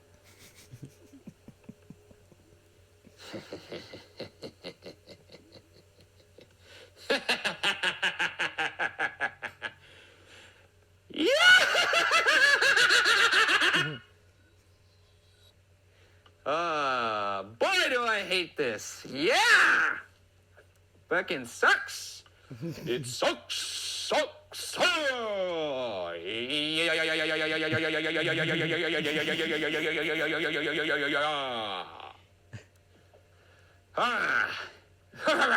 It's funny. So if I get really scared, I'll just act crazier than her. Here we go. I'm a crazy man. I'm a crazy man. I'm a crazy man. I'm in the Pikmin's bedroom. I'm a crazy man. Crazy man in the Pikmin's bedroom. You can close one of these doors if you want, and they don't know you're here. And I'll fucking find you. Alrighty. Once again, the name is Ryan. Say my name back to me if you would like to communicate. Nobody on the spirit box, huh? What does that mean? I think he'll go into the basement. I think he will. If he doesn't, then he's perhaps the biggest coward who ever lived.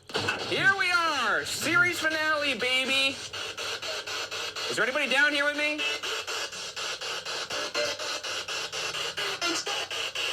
What? Did you say I'm insane? I know I'm insane! You have no idea how insane I am! Once again, is there anybody down here with me in this dank, disgusting basement that you call home? You can't hear? You came here? How'd it go? It's over. It's over. That's how it went. You ended it. Oh, thank God. Did you show her who's boss? Yeah, no, I mean, I tried to play nice because I have to sleep there still. Oh, right. But I did lose my cool a couple points. Well, let's get the sleeping bags. It's time for a slumber party. See you later. Thanks for hanging. This is gonna be awful. Well, that's that. Okay, getting set up here in the Sally house. I've got a room full of dolls, and that is where I'll be sleeping. If I had to pick two people to spend the evening with, it's gonna have to be the old lady. She's number one. And of course, this thing. Because she is stunning. An absolute vision. She's terrifying. Sleeping on the floor in a haunted house. Taking the shoes off, making myself comfortable at the Sally house. A place I never thought that I would return to. It's like a body bag. It does. What is my life? Pretty sure you just pulled that out of the trash bag. Is he really Okay. traveling with a trash bag? That with bed all is this- set. It's about 4-ish, 4:30 or something right now. Hearing footsteps upstairs, it sounds like almost. But from that ceiling, so that would be.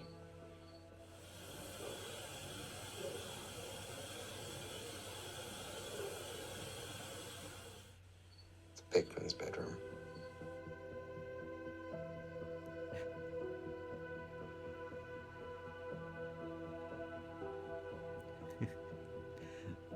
Figures. Yeah. It's morning time. Yay. I think I slept I'm for not like sure, Sarah, honestly. Yeah, I don't know. I don't think so, because I know that they do 15 tours of the house. I don't know if people I fell live asleep there and they for let them do 15, 20 tours, if minutes. it's... I think it's just a Sweet freedom. tourism spot right now, I believe. A weight's been lifted. Yeah. The series is complete. Don't forget the spirit box. Oh, shit. Nope. Nope. Didn't he buy it and tear it down? Different one. What was the one he tore down? That was the demon house. Now it's complete. Yeah, it's a different one.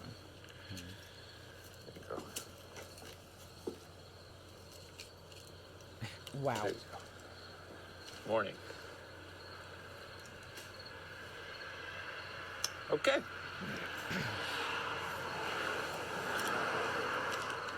Just gonna keep that, but for my own personal use. But I was gonna go ahead and keep that. unbelievable. After almost 6 years of traveling the world trying to answer the question, are ghosts real? We've finally reached the end of our journey in the very place we started it. From chilling crafts to cursed catacombs, from no longer luminescent lighthouses to mystery mansions, from petrifying prisons to sinister sanatoriums, or back to the simple detective's office where the mere act of wonder was enough. Our curiosity has treated us to things both explained and unexplained, the assignment of which is dependent on who you ask. But whether you're a believer or not, I know one thing to be true. You believed in us, and for that, I'll always be grateful. And sure, we may have never definitively answered the question of are ghosts real? But in the end, in perhaps fitting fashion for a show that finds resolution in the unresolved, all I can say is I'm sure glad we didn't, because the pursuit and the friendship made along the way was far more fulfilling. I hope the ride was as joyous and full of discovery for you as it was for us. That being said, I ask you one last time, are ghosts real? Who knows? For now, and perhaps forever, the answer will graciously remain unsolved. Dun, dun. That was pretty good. This is certainly a first-time experience for me. I've never really had to say goodbye, I guess, to an entire community of people. But since this is the position that I'm in right now, I'll give it a shot. This show definitely became something bigger to me than I ever thought it could. When I came up with it, I really just wanted the opportunity to talk to my friends, essentially. Through that experience, also having it give me opportunities in my career and the ability to do something that I love for a living is also something that I never thought would be possible. And that's largely and mostly in part because of you guys. If it wasn't for every single one of you who watched this show, there's no way that him and I are sitting behind this desk right now. I know sometimes thank you is not enough, but I really hope it is right now, because that's really all I can say right now. Thank you, truly, from the bottom of my heart, for Shane, for everybody who works on this crew, who's ever done anything on this show. Thank you for the opportunity for letting us make this for you. I really do hope that you enjoyed it as much as we did. You know, this isn't totally goodbye. We're still going to make content. I hope you watch it. I hope you support it. But if not, thanks for riding along this far. All I can really think is, God damn, this was fun. It really was the time of my another life. season or anything. And I know I have a lot of life left to live, but I'd be hard pressed if it gets better than this. This has been an amazing experience, so thank you. I wish I had spoken first, because it's just a big dilly-dilly from me, you know, and it's been one hell of a ride.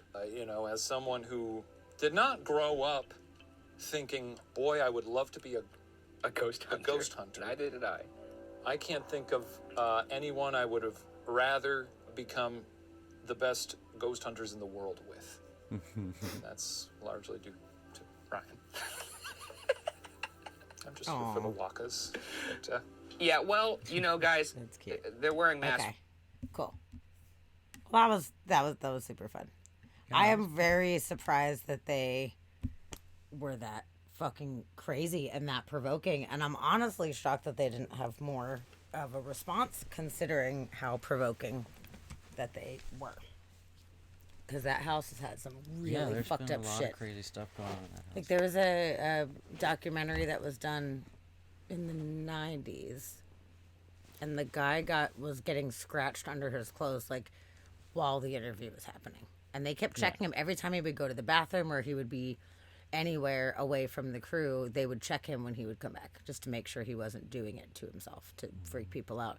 And there was a point where he was being interviewed, and then he's like, fuck, and he like lifts his shirt up and he's getting scratched up. It was pretty bad. It was a pretty rough scene at that point. And in that Astonishing Legends episode, they actually have the Pickmans on and they're interviewing them, and it's a rare interview that they have done. They don't usually do those, but they did a pretty in-depth interview, so they were pretty stoked that they could get them on and hear from their point of view. But yeah, I can't believe those guys went in there with that kind of gusto. Especially Ryan being as freaked out as he was. Like, it seemed like from the beginning until now, he evolved a lot, and like got to a point where he was willing to provoke and go into places. Like him going into the basement by himself, like I really didn't see him doing that. Like, especially from the beginning. Like the other episode we watched, you could tell he was a little bit more green still, but it's interesting how he got braver. Yeah. For their adventures. I can't believe that he did it. But maybe because he wasn't having any kind of like really scary stuff happening upstairs, he felt a little bit more like comforted and like, okay, for the sake of the show, fuck. Yeah, maybe. He's probably like, I have to go. I'm contractually obligated to go. Yeah. But yeah, that was pretty crazy where the one guy's like, fucking kill me or whatever. I'm like, no, you don't say that. You don't fucking say that. Scratch my cornea, you don't ask about that. No, that was kooky for sure. Yeah, Kirby, right? Just don't provoke the demons, man. Yeah. That's rule number 1. But the spirit box responses, some of those were pretty spot on. That was strange. That was pretty bizarre. I don't know how that actually really works, but it's very strange that it was having those responses, and the flashlight too. Like that Jesus flashlight, Christ. man. I can't believe they weren't focusing more on that. Like that's, I don't know. That seems like very direct action. And how does this flashlight work? Like, is there a button that slides up and down? He said it was like a touch thing or whatever, but why was it doing that? And then it would like fade out and like flicker and go away and like stop. Like, weird. It's weird. Okay, that's a good question if somebody still lives there. Let's find out. Let me see about tours, if there's like... Enjoy self-guided tours or stay overnight. Overnight tours, yeah, I don't think anybody still lives there. They're restricted to no more than 10 people. You have to bring around sleeping bags and blankets, or you can take a 1-hour self-guided tour. So, nobody lives there. Otherwise, they would not have people spending the night in their house. That's weird. Yeah. And doing hour-long self-guided tours, so... Yeah, it sounds like they just were like, yeah, we're just going to not have people live in this house. Or if somebody bought it to do tours. Okay, let's see. It said the house was listed on Zillow for $1 million in February 2016, dropped to $499,000 in August, and then off the market in November in 2017. But it just says off the market. It doesn't say. Wow, they went for $1 million because it's a haunted place. Yeah. And they're like, okay, no one's buying it. How about half price? Yeah. But yeah, it doesn't say. No, the Pickmans moved out way back in the day, in the 90s. They left and somebody else moved in after that one. Because he was getting tore up, man. That guy was really shaken from all the shit that happened. It was like attacking him very specifically, too. There was a lot of really scary stuff. Like, they didn't even go into a lot of the details of about like a lot of the really fucked up shit that was going on. Fires kept lighting in the house. Like things would light on fire that weren't supposed to be lighting on fire. Candles were igniting themselves, like little fires. The remote controls and shit like that were like melting. There was like weird shit that was happening, and it was like one after another. It was just like consistently fucked up shit happening in that house over and over and over. And then after he was getting physically attacked enough, they were like, we gotta go. So yeah, it's interesting. I guess whoever owns it was like, okay, well, we're not gonna live there, and we can just make some money off people that want to come in and yell at ghosts, apparently. Yeah, it looks like you can stay in it.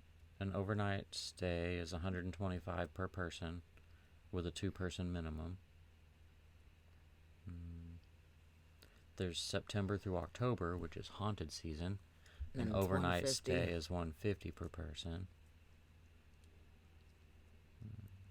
Got to be 18. The basement is currently inaccessible. No more than 10 people for overnight things. You have to bring your own sleeping bags, blankets, and pillows. Photographs, video, and audio recordings are encouraged. However, we would appreciate if you would share anything you capture on film. Yeah, the basement is currently inaccessible. Yes. No Ouija boards or seances. Why? Maybe it's a liability thing. No attempting to cleanse the house. No cooking. No sleeping in beds. No flames or candles. No pets. No smoking. No flames or candles, and that's probably as a result of the shit before, because the candles were igniting. Probably. And shit was getting all crazy. Yeah. Can't even bring the candles into the house. Interesting. Interesting. Well, that's kind of interesting. That, like, okay, nobody lives there anymore. Good. Yeah, that's interesting. Yeah, it's a fucked up house. It's one of the most like fucked up scary story houses. Cuz it's not even like haunted necessarily. I mean, maybe it's haunted, maybe there's some ghosties in there too, but whatever is in there is very aggressive. Yeah. And it wasn't being aggressive with them, so maybe it had something to do with the other guy or whatever. So I don't know how many other people have gotten attacked in that house. Yeah, what was the name of that show? Do you remember what it was called?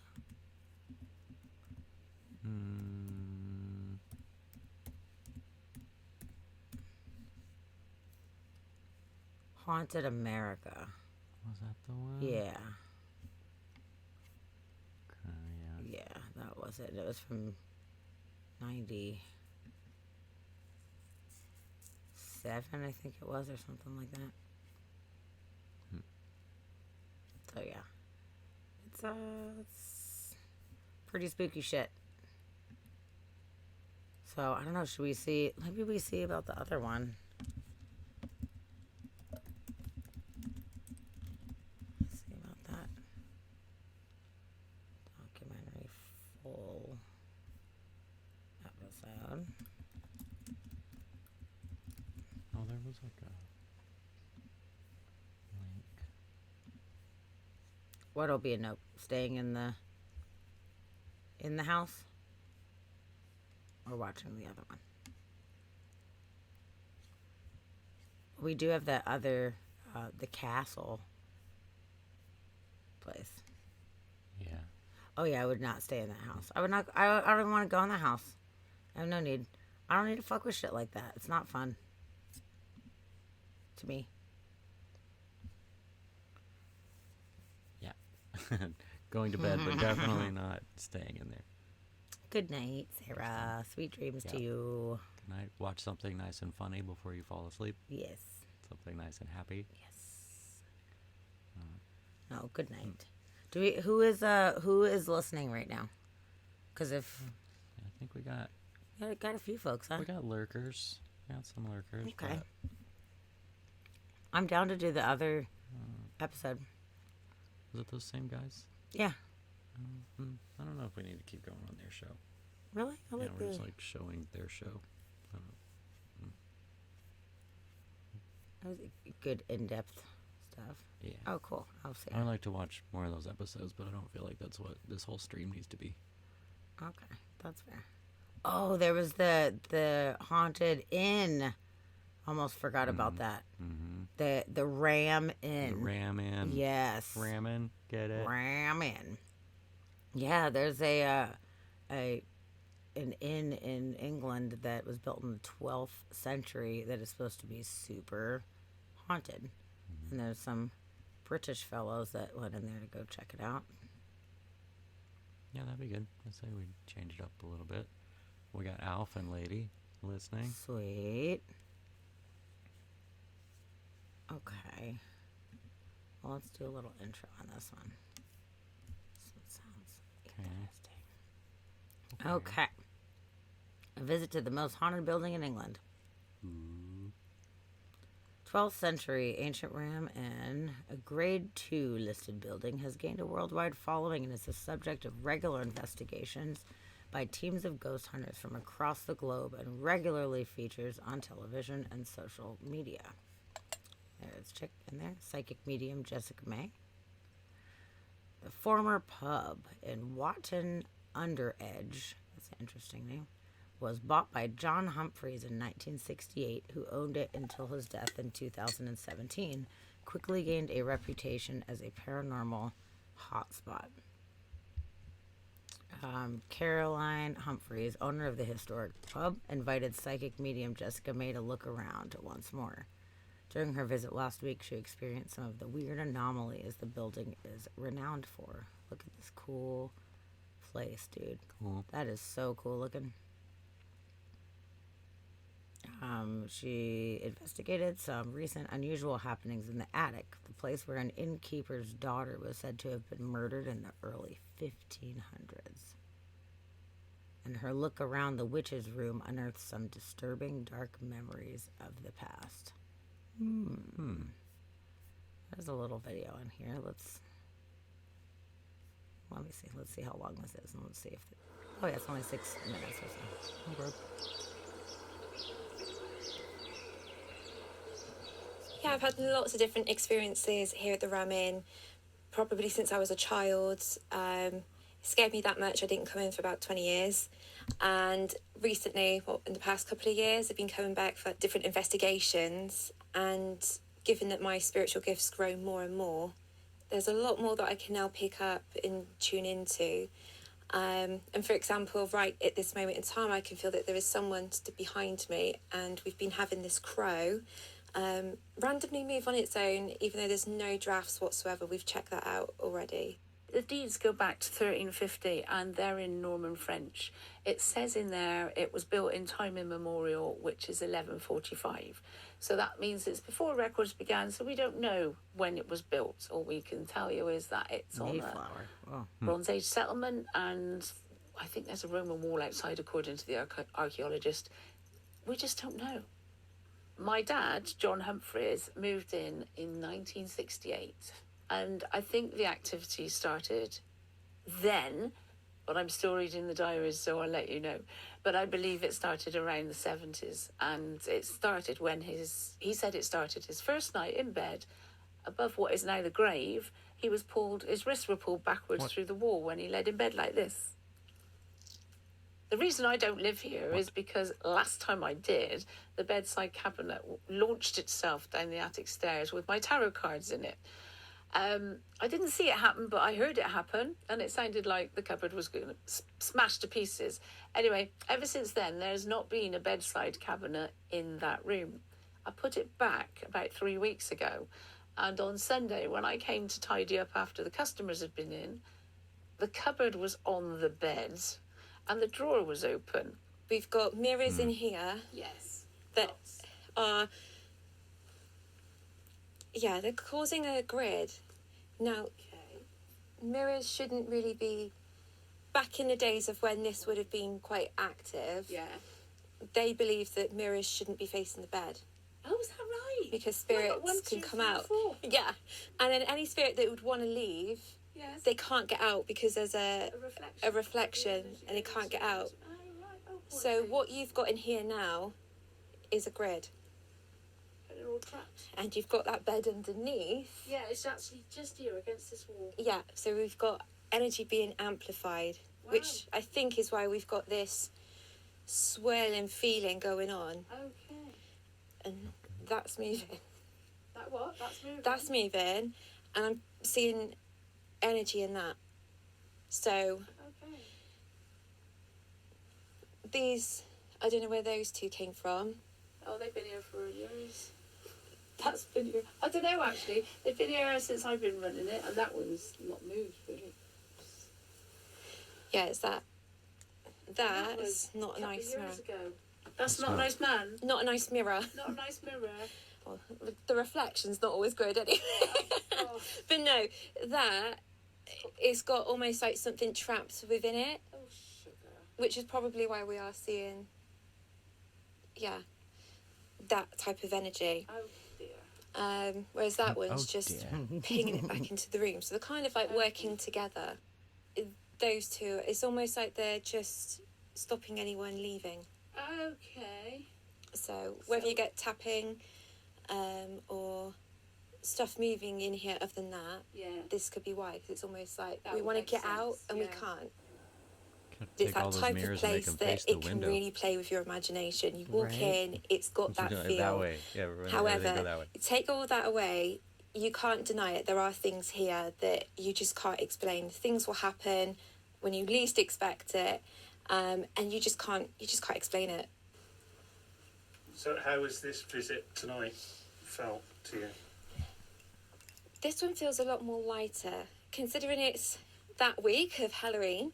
It feels much lighter. I don't know if somebody's cleansed or it's just because things have been moved about. There are things we can't explain in this world that happen, but I don't know where this bed came from, because obviously it's not original to the building, but it would be interesting to find out where it did come from, because I think the history of it, I might come across it in the tyros. I'm still. try and find, yeah, because I think the history of where that came from, whatever building, Yeah. something happened with that. So, it's electric is coming off it. Wow. That's the only way I can describe it, and it's like, get away.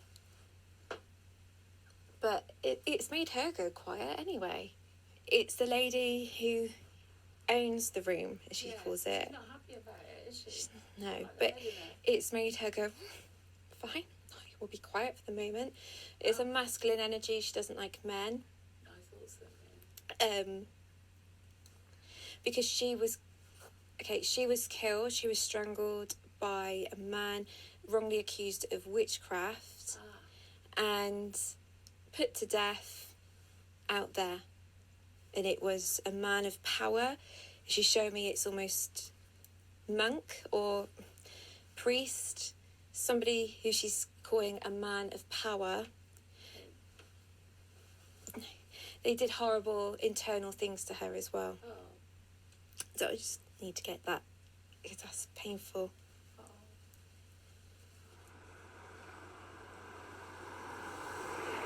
I have experienced some unusual activity in the form of spirit coming out of mirrors. We've captured some orbs on camera as well, and I think we've all experienced something, whether it's feeling a little bit disorientated or feeling chills. But the Ramin always has something for you to take away, whether it's a spirit or a story. Okay. That's a super old-timey looking place in there. That is definitely pretty spooky. So yeah, I'd like to learn more about it. So there's this other video that we could check out, and they're doing an actual paranormal investigation in there.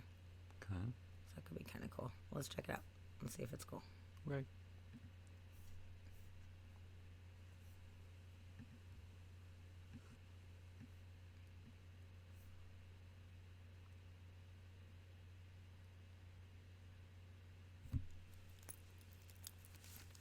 Looks like there may be a lot of them listening for EVPs. So hopefully it's not just like silent forever. Welcome to Ghost on Trent. Tonight, we're at the ancient Ram Inn.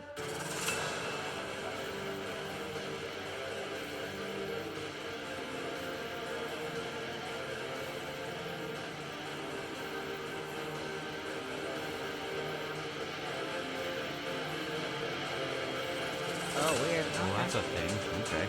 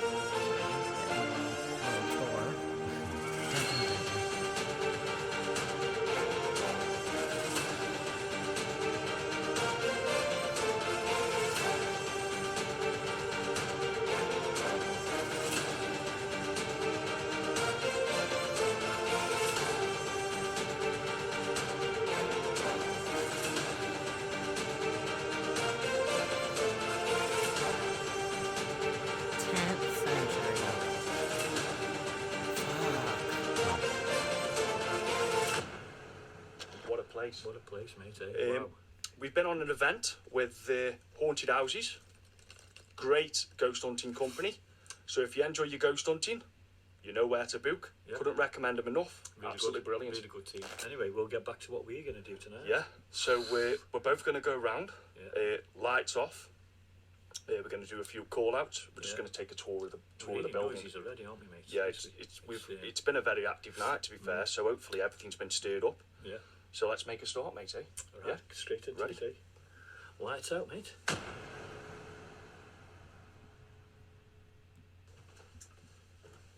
Now the energy's changed here, mate, hasn't it? Yeah. Shut this door. Close the door. Yeah, let me have the camera off you a minute, mate, and you do a pull up.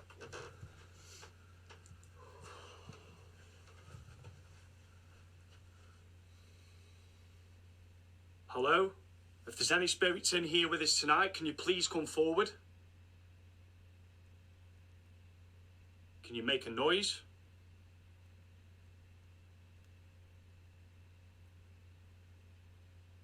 Can you tap on something?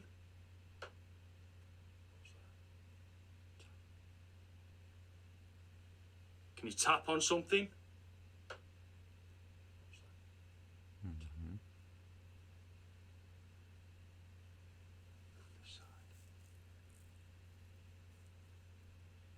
If that was you, thank you.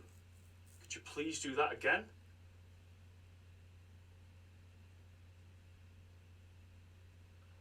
My stomach's sorry.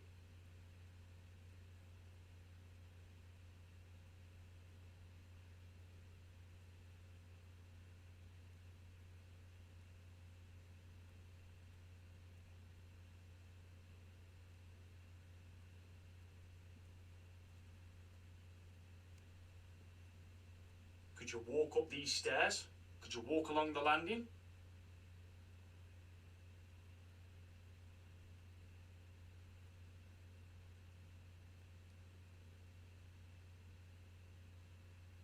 Could you knock after me?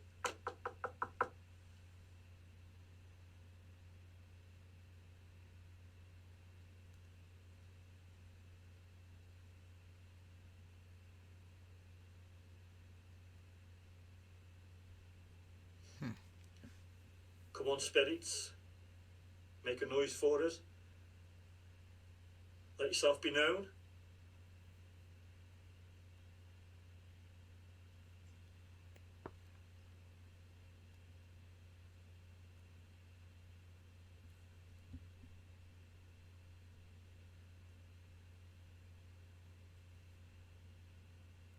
Should we go through there, mate? Yeah.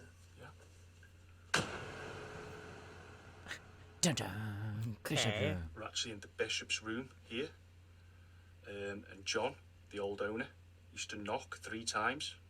For respect, right? For respect before entering this room. So we're going to do that now.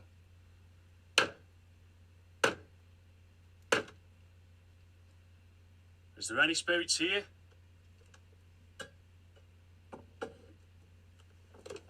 Come in full respect.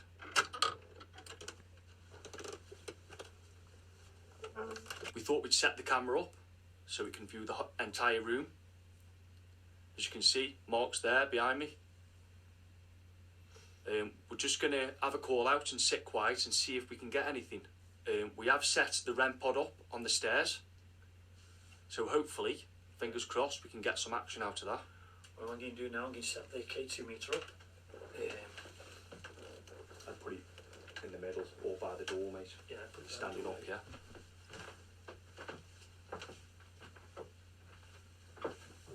We'll see that going off anyway. Just wait for that to happen. Yeah. Can you see it? Yeah, we can see it from there. Right. We're going to sit quiet for the simple reason is it's a really creaky floor and that, so.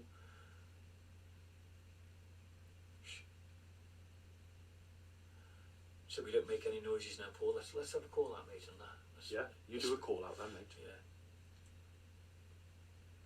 If there's anybody here in this room with us, could you knock after me?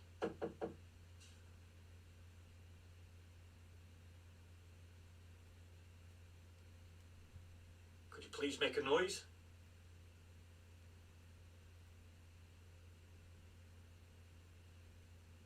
No, it's just a lot of them sitting around. Mm-hmm. Come on. This is supposed to be one of the most haunted places in Britain. Can you prove it to us, please? By knocking after me again. Whistling. Walking about.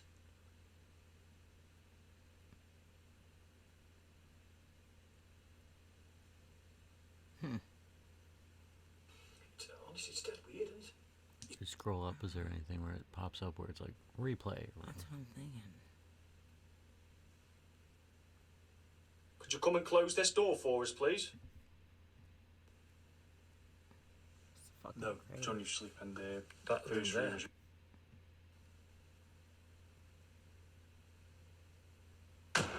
Or maybe there's like a recap at the very end.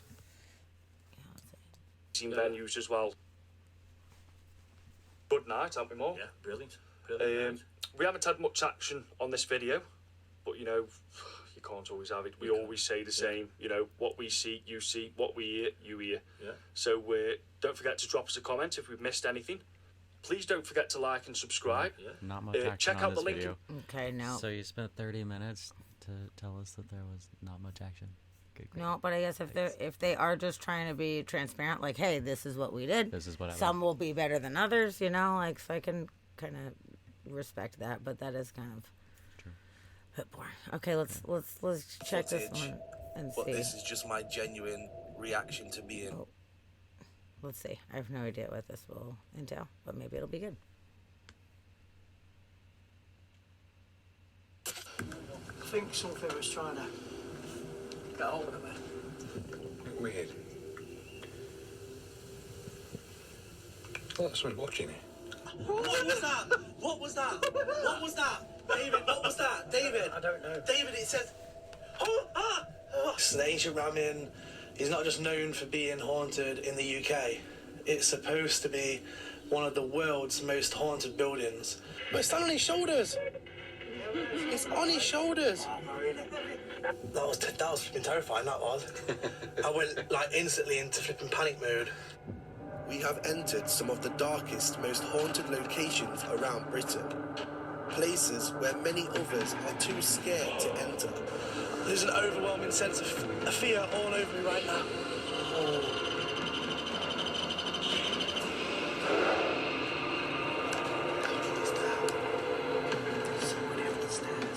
Armed with nothing more than our cameras and equipment, we documented our experiences onto video.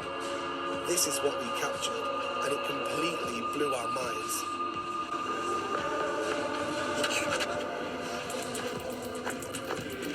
You just heard that one, didn't you? Yeah, I heard that. You just flipping heard that one, didn't you? That was not me, David. That was not me. We need to just get out of here now. We need to get out. We are the Haunted Finders.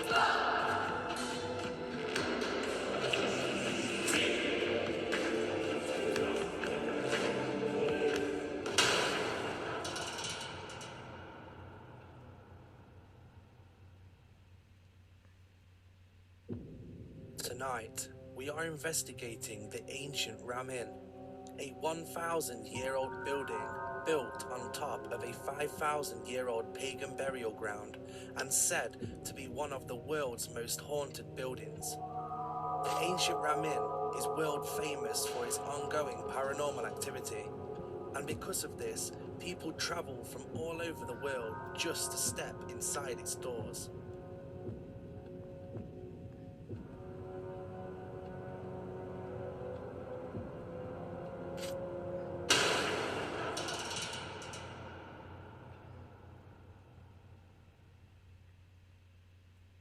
So we're back here at the ancient Ramin. Yes, again. It's been a year since we were here last time, and it's got to be one of the only locations where I've seen you absolutely terrified. Yeah, I was a bit scared. You sat in the bishop's room, didn't really know what to do, was having all that stuff going off. We heard that child's laugh that came from behind you as well. The Tiggers. Yeah, the Tigger doll being thrown and appearing right in the walkway where we were. Obviously, my mum's come back this time as well.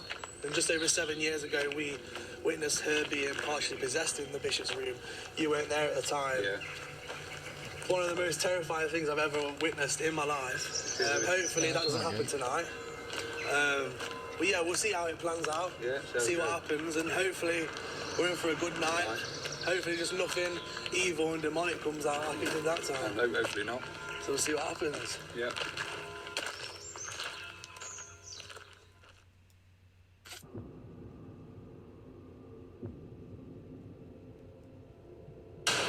Right, so we're upstairs now in the ancient Ramin, in the hallway that leads to the bishop's room where we were just talking about.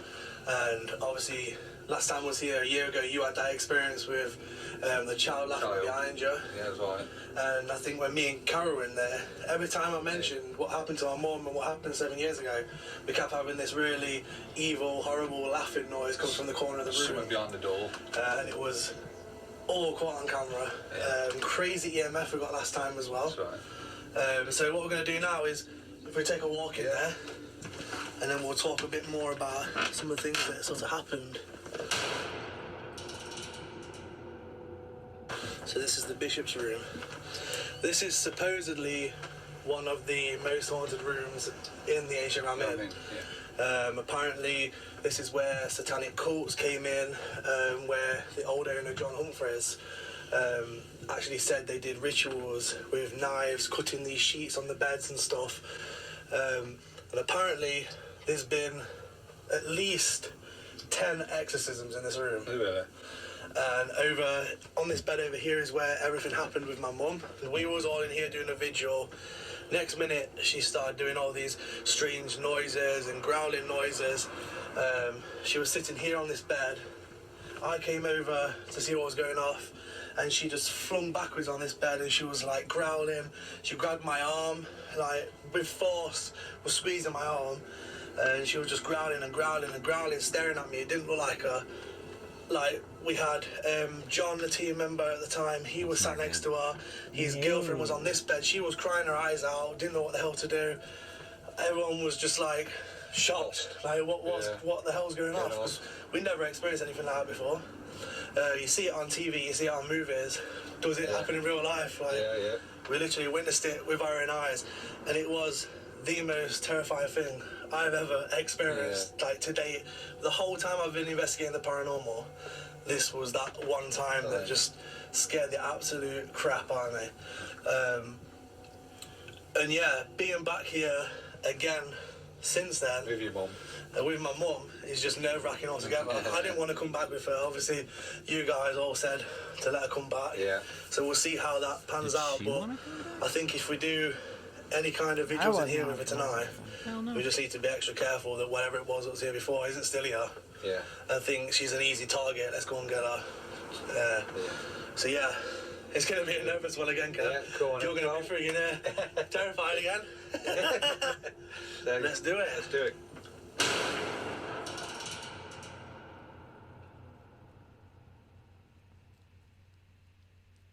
Well, we've been to this place 4 times, and all I can say is, we must be crazy.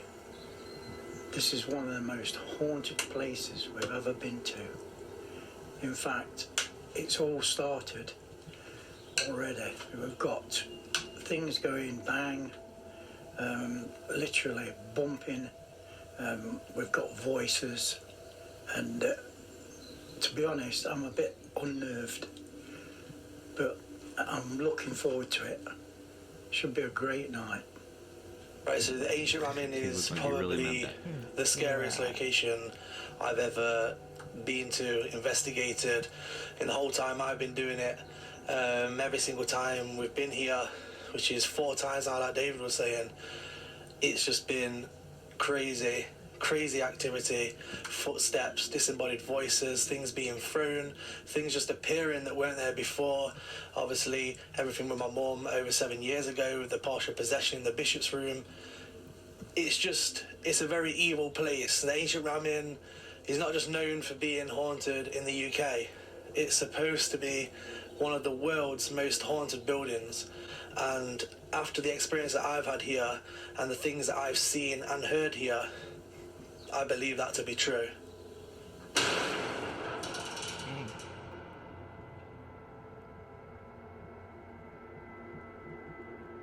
Whilst we waited for it to get dark so we could start our nighttime investigation, we decided to go upstairs to the Bishop's Room to carry out an EVP session. And this is what happened next.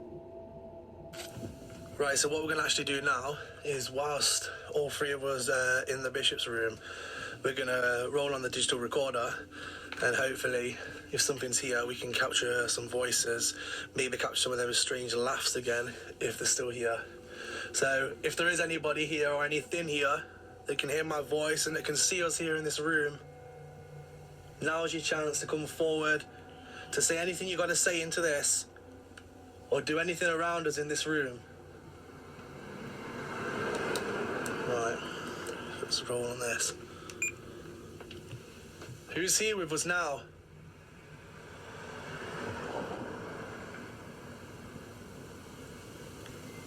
Is there something evil in this room? Oh shit, what's up? My chair's trembling. My chair's trembling. Are you around, David?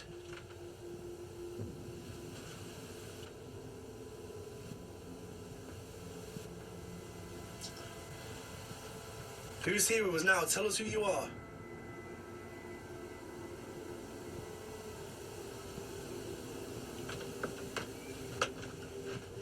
Can you bang on anything?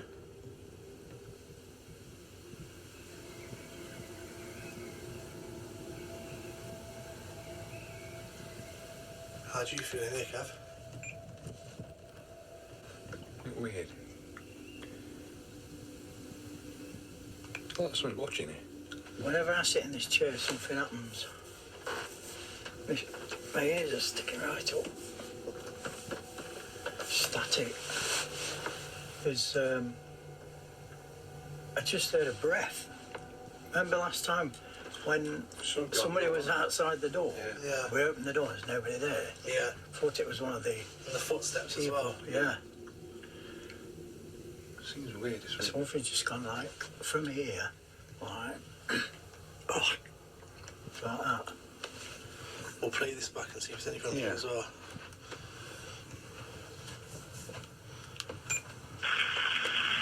Who's here with us now?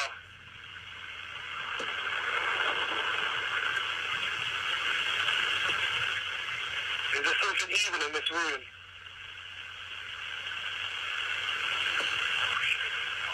That was you, David.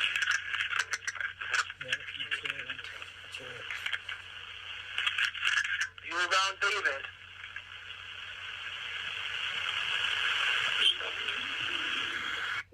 soon as I heard this voice, all I can remember is just going into complete panic mode. I had goosebumps all over my body. This voice is something that I've heard before in the ancient Ramin, and I'm sorry for the following footage, but this is just my genuine reaction to being absolutely creeped out and terrified. What? Are you taking the piss? Are you taking the piss? Are you taking the piss? What was that? What was that? What was that? What was that? What was that? David, what was that? David. I don't know. David, it says... Oh, I can feel stuff all around me. Calm down. Just 1 minute, just 1 minute. I can't even... David, did you just hear that? It went, demon. Don't even take them. David, that went, demon. Play it back. I'm absolutely shitting myself right now. Sorry for the language, but that noise was not here when we just did that recording. That is a voice going, EVP, demon. Was it on the EVP? Nobody. It was on the EVP, Yeah, David. Oh, wait, I've got goosebumps. I feel sick. It was just after I said, is there something evil in here? Let it that I do it. Let me hear it.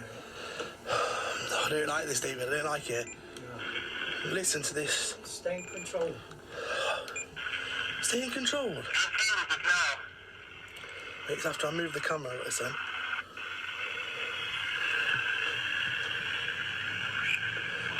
It's after I move the camera. That's me moving the camera to point at you. You around, David?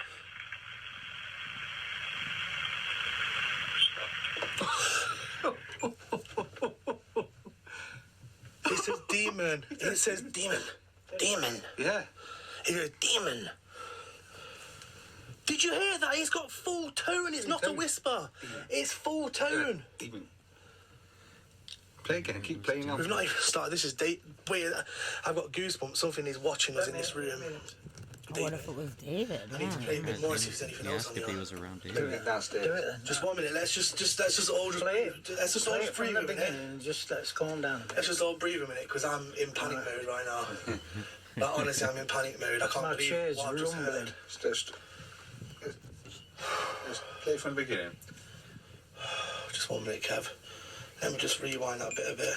Oh no, I've slipped it. Let me fast forward it to where Don't matter, just play it. You play it.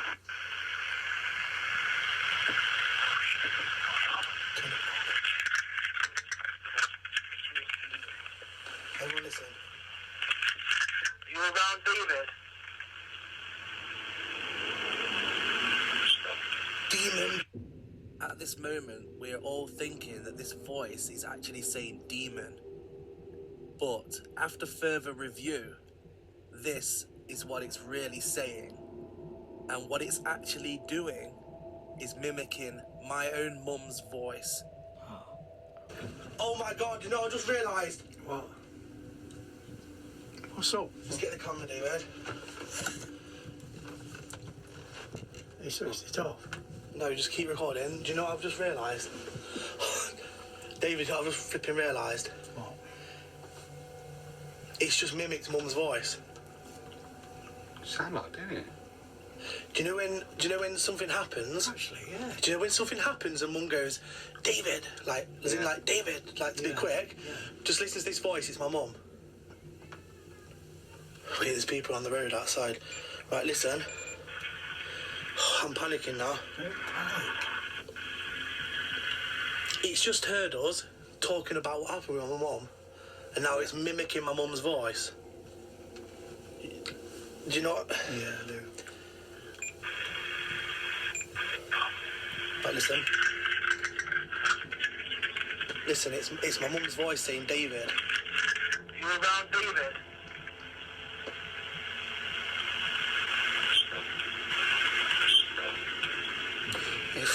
It's my mum. My mum's voice. It's mimicked my mum's voice. What was that? Was that moving then? What? I can't believe it's just mimicked mum's voice, David. That was flipping terrifying, that was. I went, like, instantly into flipping panic mode. Let's just cut this here, David.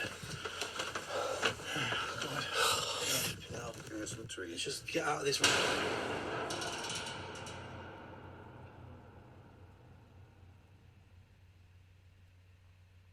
After we'd all had a short break after our experience up in the Bishop's room, to start the nighttime investigation, me, Dave, Carol and Kev decided to head back up to the Bishop's room with all the lights off and run the cultist box and the SLS camera to see what we could capture and maybe come into contact with whatever it was that was mimicking my mum's voice.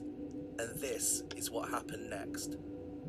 Right, so we're starting the nighttime investigation up here in the Bishop's room. This is probably the scariest room and is known for being the most haunted room in the ancient Ramin. So what we're going to do, we're going to run the cultist box, see if we can come into contact with anything that's here. I'm also going to be walking around with the SLS camera and see if this can pick up anything around us. If anything's sort of standing around us, anything walks in the room, this is going to be able to see them and pick them up in the form of a stick figure. So let's start and see what happens.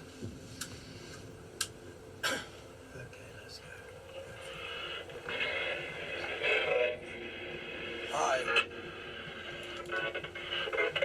Is anybody there now? Come speak to us.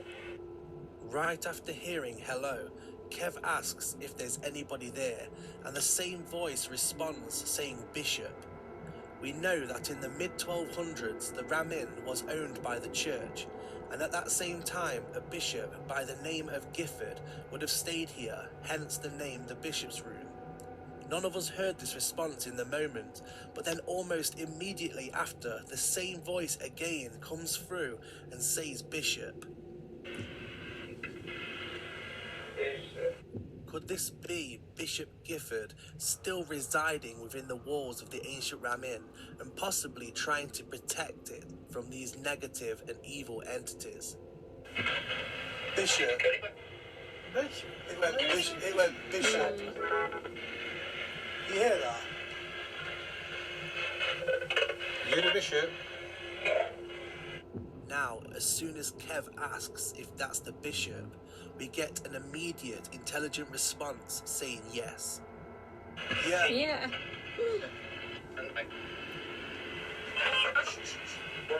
Voices. Voices.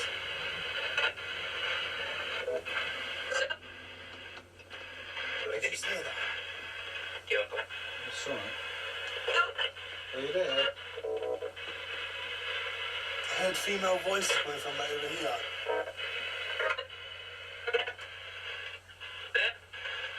Was that you that just spoke over here? Right after this communication with what we believed to be the Bishop, I started to hear like two females having a conversation towards the back of the room. And right as we say, was that you making that noise?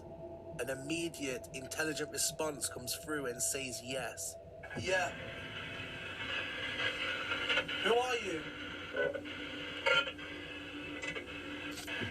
Oh my God, there's somebody sitting in the chair. No, there's somebody sitting in the other chair. Carol, come round here. No, just sitting in the chair, lot. Who are you? If that's you sitting in the chair that we can see, can you put your right hand up in the air, please? Just to prove that it's you. We can see you over there near that camera. It's doing it, though. Put your arm up in the air. Doing that it. one there on the left's David.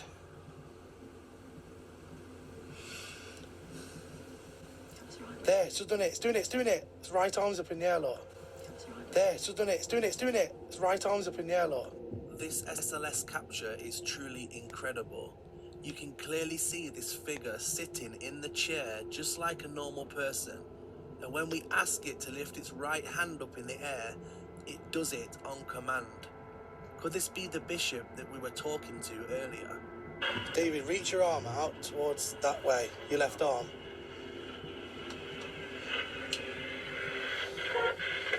It's gone. Wow. It's just like gone, yeah. Oh, it's standing on your head. It's standing on your head. Can you see it, Carol? Yeah. It disappeared, then standing on your head, David. What is it doing? Reach down. Is it reaching down for my hands? It's holding your hand and standing on your head. You see that, Carol? Yeah, it's not too clear, but yeah, I can just about make it out. Are you standing on David's head? Yeah, that's it. That's See great. it? I can see it now. But it's standing on his shoulders. It's on his shoulders. On my shoulders. It's got one foot on your right shoulder, the other on your left shoulder. It's like I've got a little kid on my back, on my shoulders. This has definitely got to be one of the strangest SLS captures we have caught to date. Right as David reaches his hand out to try and touch the figure sitting on the chair, it immediately jumps right up onto his shoulders and seems to be holding his hands. And at the same time, David feels the pressure on his shoulders. This is absolutely insane. If that's you on standing on David, whoa! Oh, it's gone. It's jumped back onto the chair, Carol. Is it into the chair? Oh yeah. It's jumped back to the chair. That is crazy. Yeah, it jumped off your head and went, oh no. No. What is it doing? The screen freaking timed out on this. There we go, it's still there. It's still there, yeah. It jumped off your head, David, and literally it went straight to the chair and it's just sat in the chair. Right after this figure seems to jump back from David's shoulders onto the chair, it just sits there staring at all of us. But what's crazy is something happens in a moment to David, and we believe that this figure is the one that is affecting him.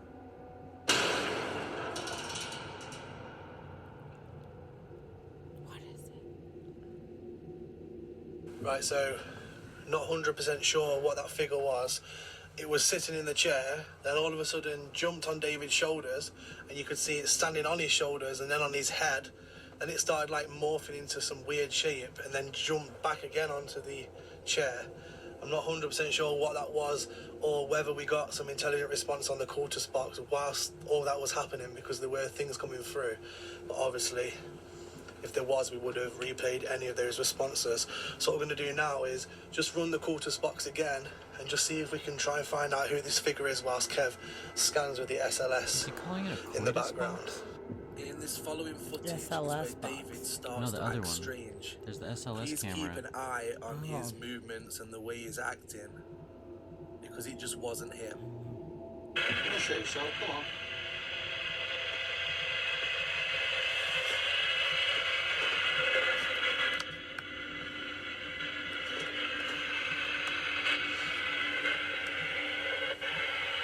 So you, David? David? What's the matter with you? What? What's the matter, David? You alright? Yeah. What are you doing? So, yeah. Yeah, you're looking really strange. Can't move. Do you want to go downstairs? Can't move. You can't move. There's that. Right now, as I begin asking questions with the cultist box around David, David actually answers one of the questions and just doesn't understand why. It doesn't seem to be him. It seems as though something's controlling him or having some kind of effect over him. But in a short moment, I just got this overwhelming sense of fear around David, as if I felt as though he was going to come after me or try and attack me. He was having strange movements towards me, and I just felt like I had to step away.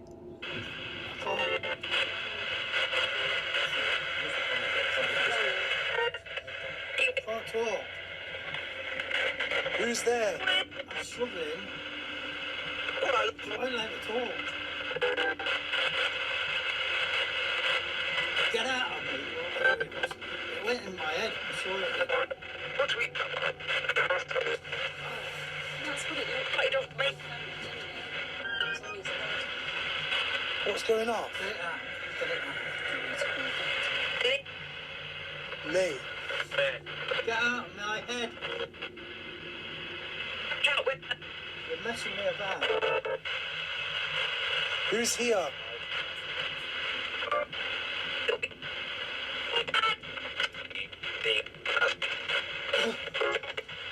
Ooh, creepy.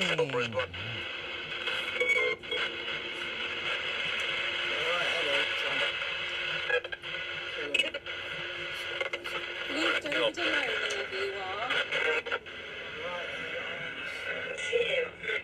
Right now, a female voice comes through the cultist box and says it's here. Was this another spirit from the ancient Ramin warning us of something evil that was around us and possibly the one affecting David? It's here. You hear that? What's here? Who is it?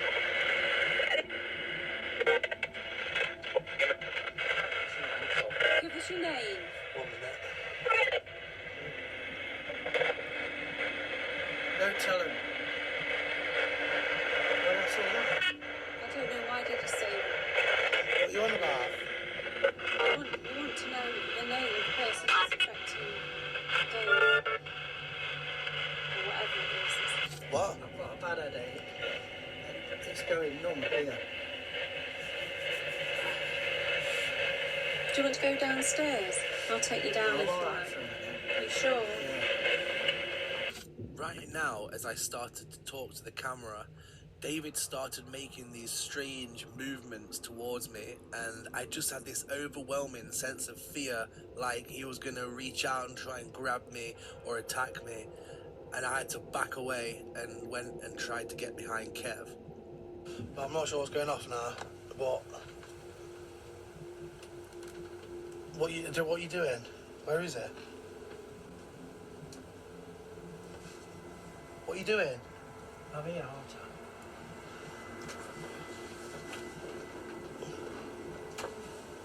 What's he moving about for? Ow! Moving about, still sitting there. I don't like this. Friggin' head. I think something was trying to get hold of me. I was being strong. That's creepy. It's real creepy. After everything that happened with David, we decided to take a short break to gather our thoughts before we moved on into the Witch's Room, which is an area of the ancient Ramin that is said to be haunted by a witch that actually resided there in the 1500s before she was executed. Some say she was actually burnt at the stake on the grounds of the ancient Ramin. Right. Which room shall we go in? Shall we go in this room?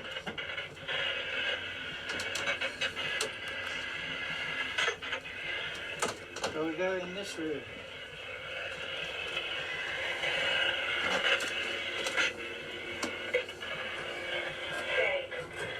The moment David steps foot inside the witch's room, a female voice comes through the cultist box and says, Dave.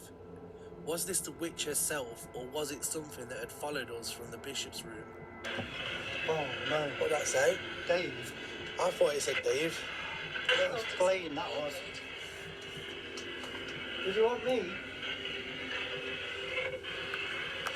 Go over there towards the bed, David. What? Go over there towards the bed, so we can spread out a bit. Oh yeah. Are you a little boy who looks out the window? Oh. Hey? Again, we receive another intelligent response through the cultist box. Right as David's asking if this is the child that's seen looking through the window, the same female voice that said Dave comes through and says no. I'll put it on the windowsill. You can talk to us. We carried on investigating the witch's room for a further 30 minutes, capturing no more paranormal activity or responses. We also investigated some other areas of the location with no recorded activity. It was at this point that we decided to call it a night and end our investigation. The ancient ramen will always stay in my mind. From the first day I investigated it almost 8 years ago, after witnessing a partial possession, to the moment we left on this night.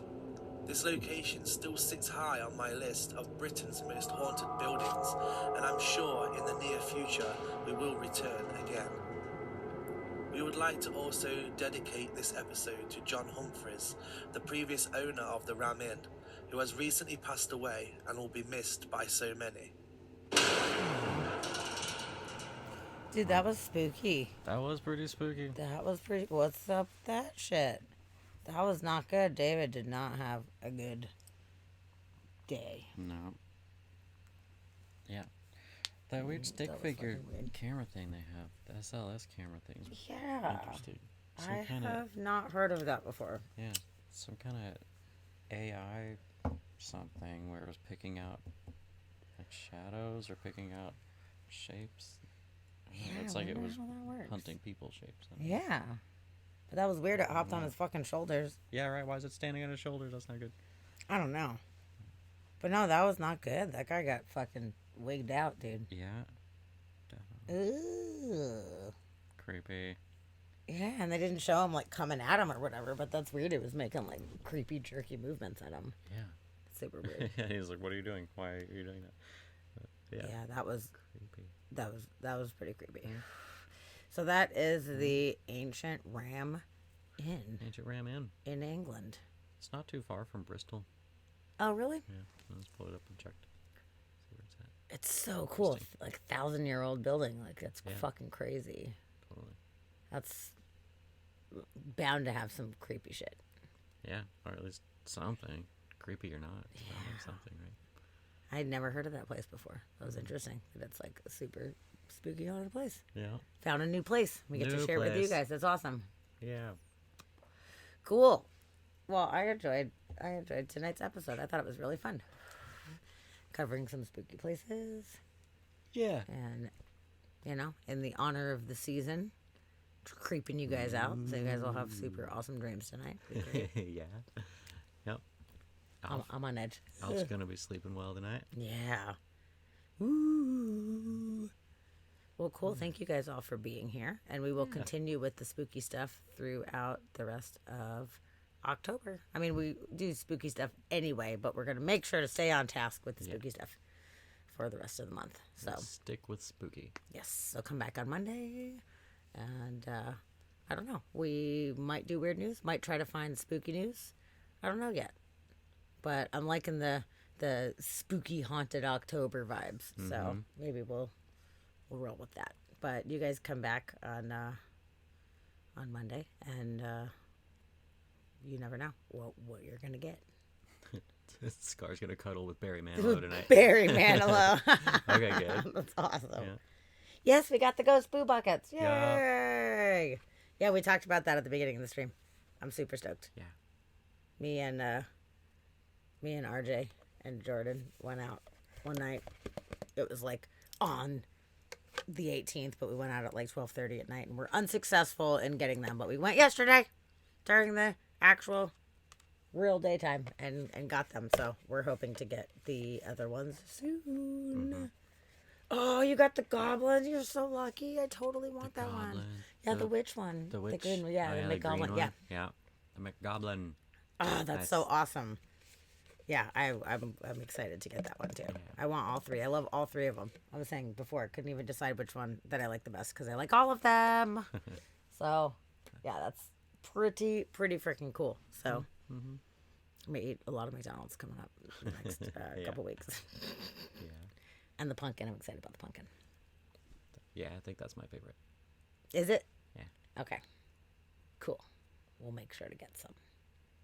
We'll find all of them. it. We'll find them all. Gotta get them all. Gotta get them all. McDonald's. Ooh, if you get an extra one, you let me know. Sweet. Thanks. I'll take as many as possible. Really, we'll just have a whole bunch of them all over the place. It'd be great. Yeah. Yes. All right. Well, I don't know if there's not that many people very active right now, so maybe we just end transmission instead of doing a raid tonight. Let's do that. Unless you guys want to go somewhere specific. Yeah. Seems like Yeah, just Scar's gonna go lovely. cuddle with Barry Manilow, so Yep. we're going to bed. Yup. Yeah, let's just do that. We'll just call it a night. We'll Yeah. call it a night. But thank you guys so much for being here. We love all of you, and hopefully the next week treats you guys good, and we'll be back on Monday. Oh, you got Matt Suarez music? Sweet. Oh, I do like Matt Suarez. Okay. I just feel bad raiding and running right now. I'm tired. Yeah, I feel like I'm gonna raid and then go straight to Yeah, we're gonna be mean, finding some mean kind raid of run. food. Yes. Yeah, I think tonight we'll skip a raid. I'm just Yeah. tired. But you should totally go and see Matt Suarez. Yes, you should. Yeah. Because he rocks. Tell him we said hello. Yes. All right. Well, you guys have an awesome rest of your week, and we'll see you back on Monday for more Inspired by Mystery podcast fun. Yes. All right. We Check will. you guys later. Good night. We love you. Good night. Sleep good. Thanks for hanging out with us, guys. All right. Bye.